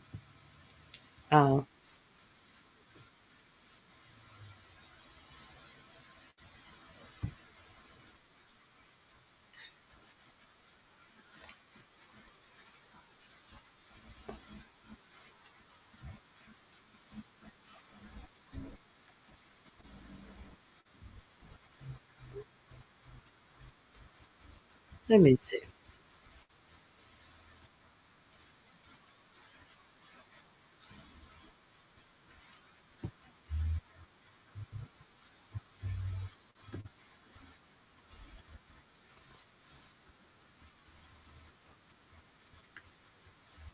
Accounts. Let me remove this hope and dream of this administration being dragged out of this our government. Let's talk about the Elon Musk bots that were discovered, and then he covered them up. Some of them with some of the talking points. Oh, I covered that yesterday. So Elon Musk is in full panic mode today as he basically just exposed himself and his platform. Let me show you guys what we're talking about. Let's jump right in. So this is the headline. Elon Musk X rolls out feature that shows users' country of origin, then suddenly removes it. Okay, so let me show you what I'm talking about. First, you have to understand that there's a whole bunch of basically bot type accounts on Elon Musk's platform. So this is one. It's called Doge Designer, and you never know what the heck this thing is. Like, is this Elon Musk alt account? Is this an Elon Musk employee? Is this just a bot? I really don't know. But I can tell you what I do know. If you ever look at this type of account, there's a whole bunch of them on Musk's platform. They basically just fluff and pump Elon Musk all day, every day. Seriously. And this is a fake image. It says, it is scary how real AI is starting to look, right? And it's got Musk hanging out with other tech bros, Google, NVIDIA, and OpenAI, and it's all fake. Okay. And then you have this also that's like someone made a video of said fake thing, and Ronald McDonald's now jumping on the Cybertruck while they're eating McDonald's. So it turns out when Musk platform had this new feature where you could see where these accounts are from, this particular one, I guess, Doge Designer is from India. So, and I'm sure you guys get where this is going. And so then suddenly everyone on the Musk platform was exposing various bot type accounts. And it was like, oh my God, these are from all over the place. And so then they removed the feature. So for example, there's another one. This person says, X's new location feature exposing bot farmers, foreigners, and all across both sides of the fence. But both sides are picking each other apart. Like they have exposed the other side of something, right? Here's something for MAGA Trump bots are doing it too. And I guess this is a MAGA Trump bot that's, from Nigeria. The Musk people will say, well, some of these readings may not necessarily be accurate, so therefore we would have to remove the feature. Who knows, right? I mean, in this situation, who knows anymore with this kind of stuff, because there's so many of these type of accounts. The Mario one's another one, and Musk will tweet this out to his followers nonstop. Some of these type of accounts are indeed real people. So as far as like guy, he's a real person. We talk about sometimes on the channel. He's a Tesla stock promoter. He's a real person, but he talks like a bot. Okay, I want to talk about something that I think is being massively underappreciated in the entire autonomous vehicle conversation. And it's not the technology. We talk about that all the time on this channel. And it's not even the labor displacement, which is very real and needs to be addressed. What I want to talk about is how robotaxis are going to fundamentally transform economically disadvantaged areas in the United States and around the world. And I'm not being hyperbolic. I really think this... Okay. I don't want to hear more from this. I want to hear how the white nationalists and the Nick Fuentes wing of the GOP are so enamored with these X accounts that have in the millions and the hundreds of thousands of followers. I want to hear about how all of these GOP followers, all of these Christian nationalists, and all of their anti-black and brown beliefs have become so enamored with these bots that they follow them. They are promoted on X to only to find out that these are black and brown people that you don't want coming to the United States on H-1B visas or any type of visas or green cards or anything. And how did they enamor you? How did they pull all of these GOP Christian rights, Nick Fuentes fans in? They said a whole lot of derogatory racial shit. So I love to see it. I love to see it. What they also exposed is there was a Department of Homeland Security account when it showed the location. The location was Israel. I love to see it. I really making posts on X as the Department of Homeland Security. See, this is what I love to see. And for all of you hate mongers, how do you feel that people know that you are so dumb that all that they have to do to wrangle you in to be a fan and support their pages for them to get paid off of your ignorance is say a bunch of racist shit that you turn around and repeat as if you are as if you are showing them, as if you are doing the thing. Huh? How it make you feel? Age. And it's so hard to talk. For you feel bad? Oh, so sad. I am so sad for you. Not really. But you're getting what you deserve. You're showing the whole world know how ignorant you are. You are so concerned about things that are not factual that you cannot pay attention to how you're being played. You rather have no health care than to blame something else in your life on a black or brown person. And you are paying people all across the world for your ignorance and for you promoting these ignorant quotes. But you're not worried about the dying American dollar. You're not worrying about the influence that the United States, the failed states that the United States is falling into under 47's administration. None of that sinks into your mind. You don't pay attention to 47 telling you that your tomorrow's dinner is 25% cheaper than it was last year, based upon Walmart taking items off of their list, based upon Walmart choosing a turkey that is 4 to 5 pounds less than the turkey that was on their list last year, based upon Walmart putting all of their great value non-brand bullshit on the list. So you don't question any of that, because you are too out here worried about people that have no effect on you and how you live your life. You are letting this administration absolutely destroy your life. But hey, you guys actually believe that you built this country. You guys are actually talking about you built this country, a country that you could not survive in, a country that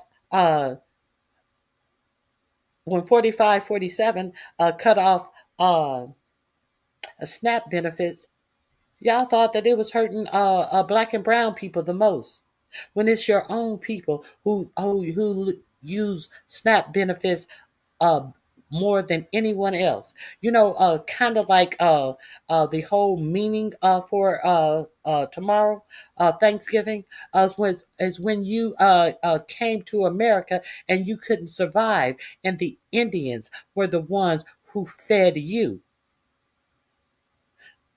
But you want to sit up here and rah a motherfucker who says that taking away SNAP benefits that had absolutely nothing to do with the government shutdown would hurt Democrats more.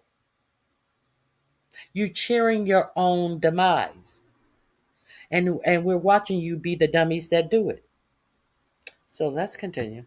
Talk about anything these days, because like this is a story that came out before, and you would think that this would ruin someone's career. This is Benny Johnson, him, Tim Pool, there was like another guy, and they were getting money from Russia. Basically, you know, they're right-wing influencer people that say things that the Kremlin likes, and they even apologize for saying that, and they act like they're victims getting a bunch of money. It's this crazy world that we live in, and it's hard to talk about this stuff every day because it's getting more and more wacky. Like, I can't even tell like what's real or not real anymore because it's so weird. This is just an hour ago from the Homeland Security account, and they have a picture of Trump, you know, making, I don't know what you want to call it, exasperation face, a wow face, or whatever you want to call it. This is an actual tweet from the government account. And then what they were tweeting out is supposedly the Homeland Security account was made in Israel. Homeland Security account is actually is from Israel. Let that sink in. Let that sink in that the biggest welfare queen who is going to be paid $1 billion is highlighting this shit to your dumb ass on his X apparatus. And this is some account from Israel. But he came through your government in the United States and wiped out hundreds of thousands of jobs. And this all he got for you as he walks away with a pay package of $1 billion. What'd you get for it? What did you get out of it? You got a president that says that he is going to continue to bring in people from India, because you guys are so caught up in bullshit that's not true, that doesn't affect you and how you live your life, as he sits on TV and tell you he's bringing in workers from India because the American worker is not adept in what is needed to be hired by these corporations, these same corporations that want to underpay the people that they're bringing over in India. But so your president will sit up here and say that there's no qualified workers, when in fact it's kind of like farmers, kind of like these people who work in these fields and pick your vegetables. They tell you that they are doing jobs that American citizens don't want. No, they're doing jobs that these people who employ them or won't pay them a decent price for. Like when they tell you that everybody's sitting up waiting in their mama's basement, waiting on food stamps and Medicaid, but they don't tell you that most of the people who are on the food stamps and on Medicaid are working jobs. They don't tell you that these people are actually working jobs that don't offer them health coverage, jobs that don't pay them enough to live, to pay rent, and buy food. They're not telling you that.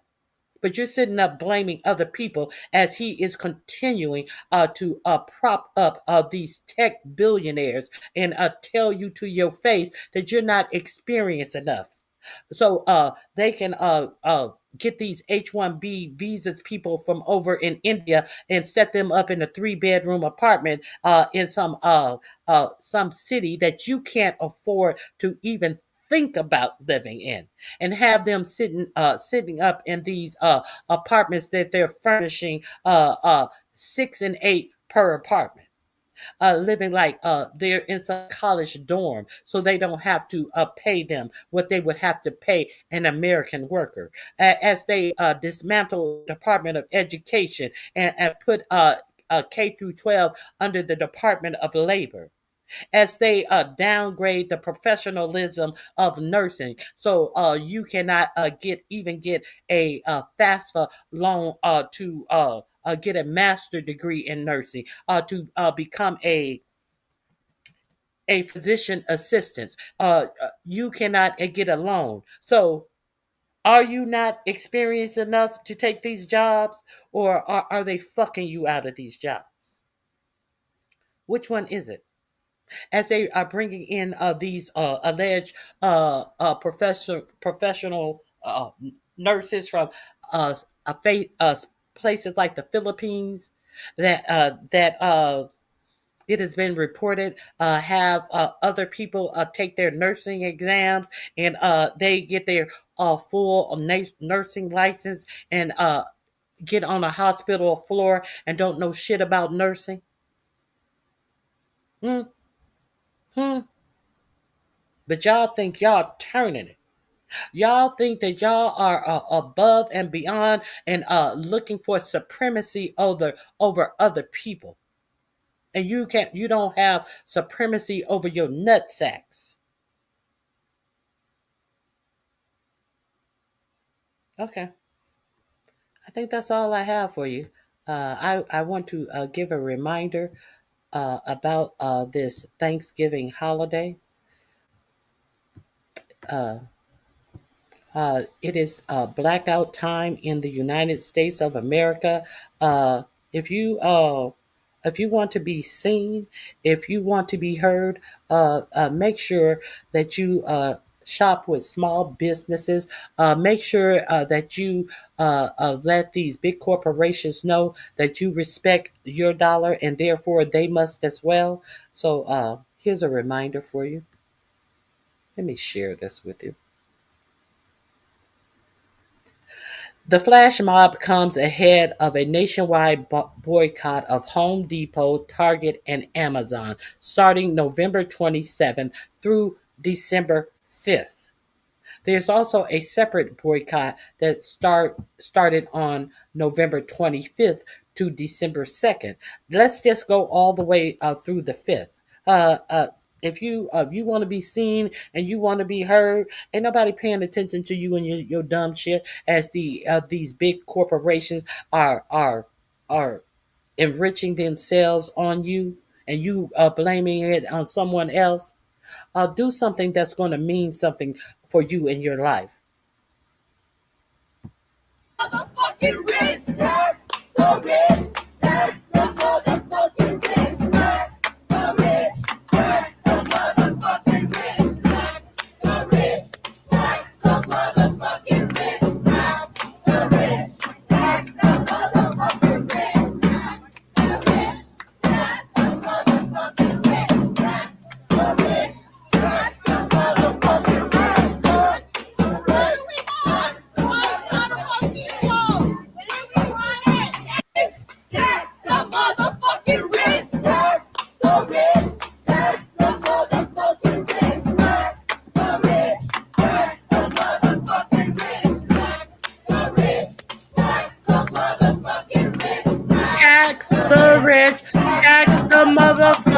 rich, tax the rich, tax the motherfucking rich.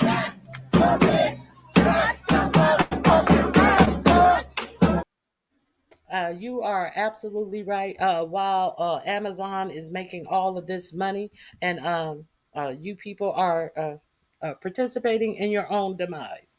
While Home Depot is reporting workers to ICE as the products and the wood on their shelves is high as a motherfucker because you got a dummy in 45, 47 putting tariffs on things like home building supplies that come from majority Canada. And you complaining about black and brown people. You got Home Depot calling ICE on the people the day workers that's standing in front of Home Depot. But you can't figure out to tax the motherfucking rich. All right, guys. I hope you guys have a fabulous day. And I will not be here tomorrow. I do not believe.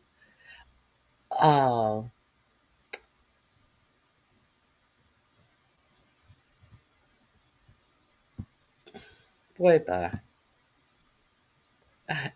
Somebody always have to try to get in and telling you what you do because they're mad that I'm telling them what they always do.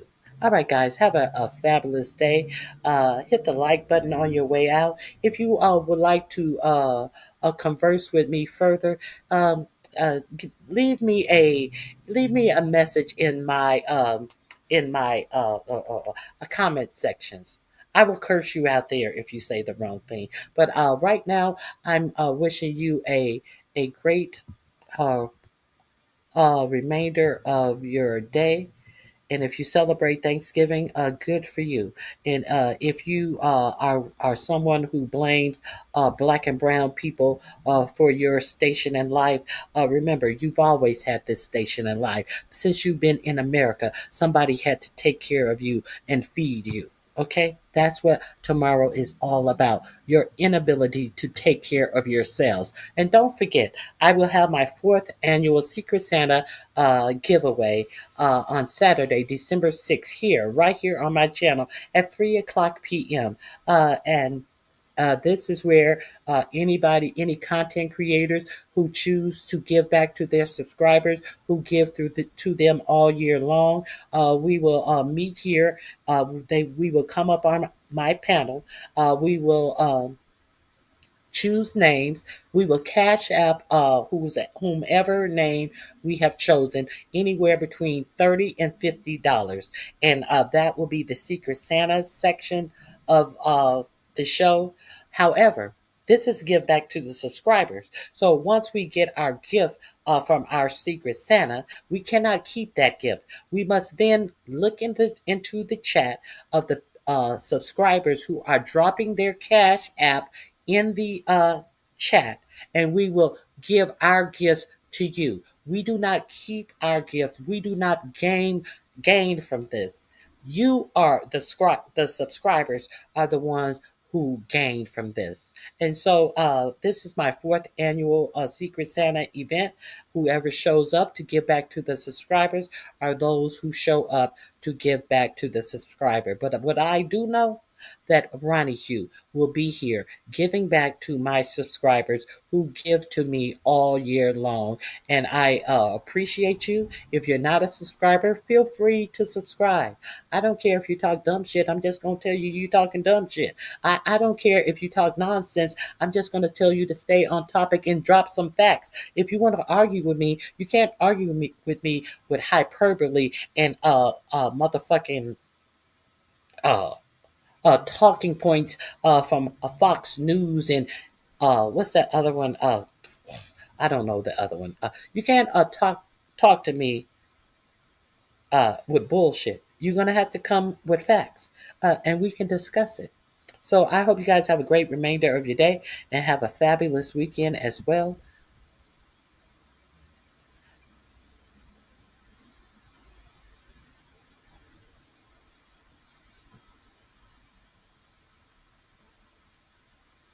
I don't even know what GMOs is. And thinking about Uh,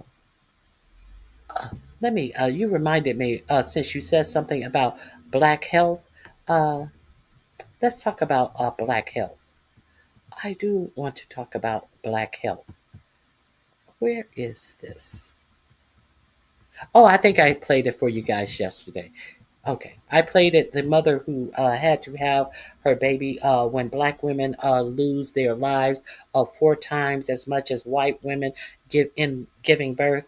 The woman who was turned away from her ER in the midst of her labor. The doctor and the nurse have reportedly been fired. So, speaking of Black health, Black women advocate for yourselves, and Black men advocate for yourselves and for your children, your loved ones as well, because it ain't hard it ain't hard it ain't easy being us. It's very hard being us. So take care of yourself and advocate for yourselves. All right, guys, have a great remainder of your weekend, and I may see some of you guys out here on the YouTube streets. Thank you for dropping by. It has been great.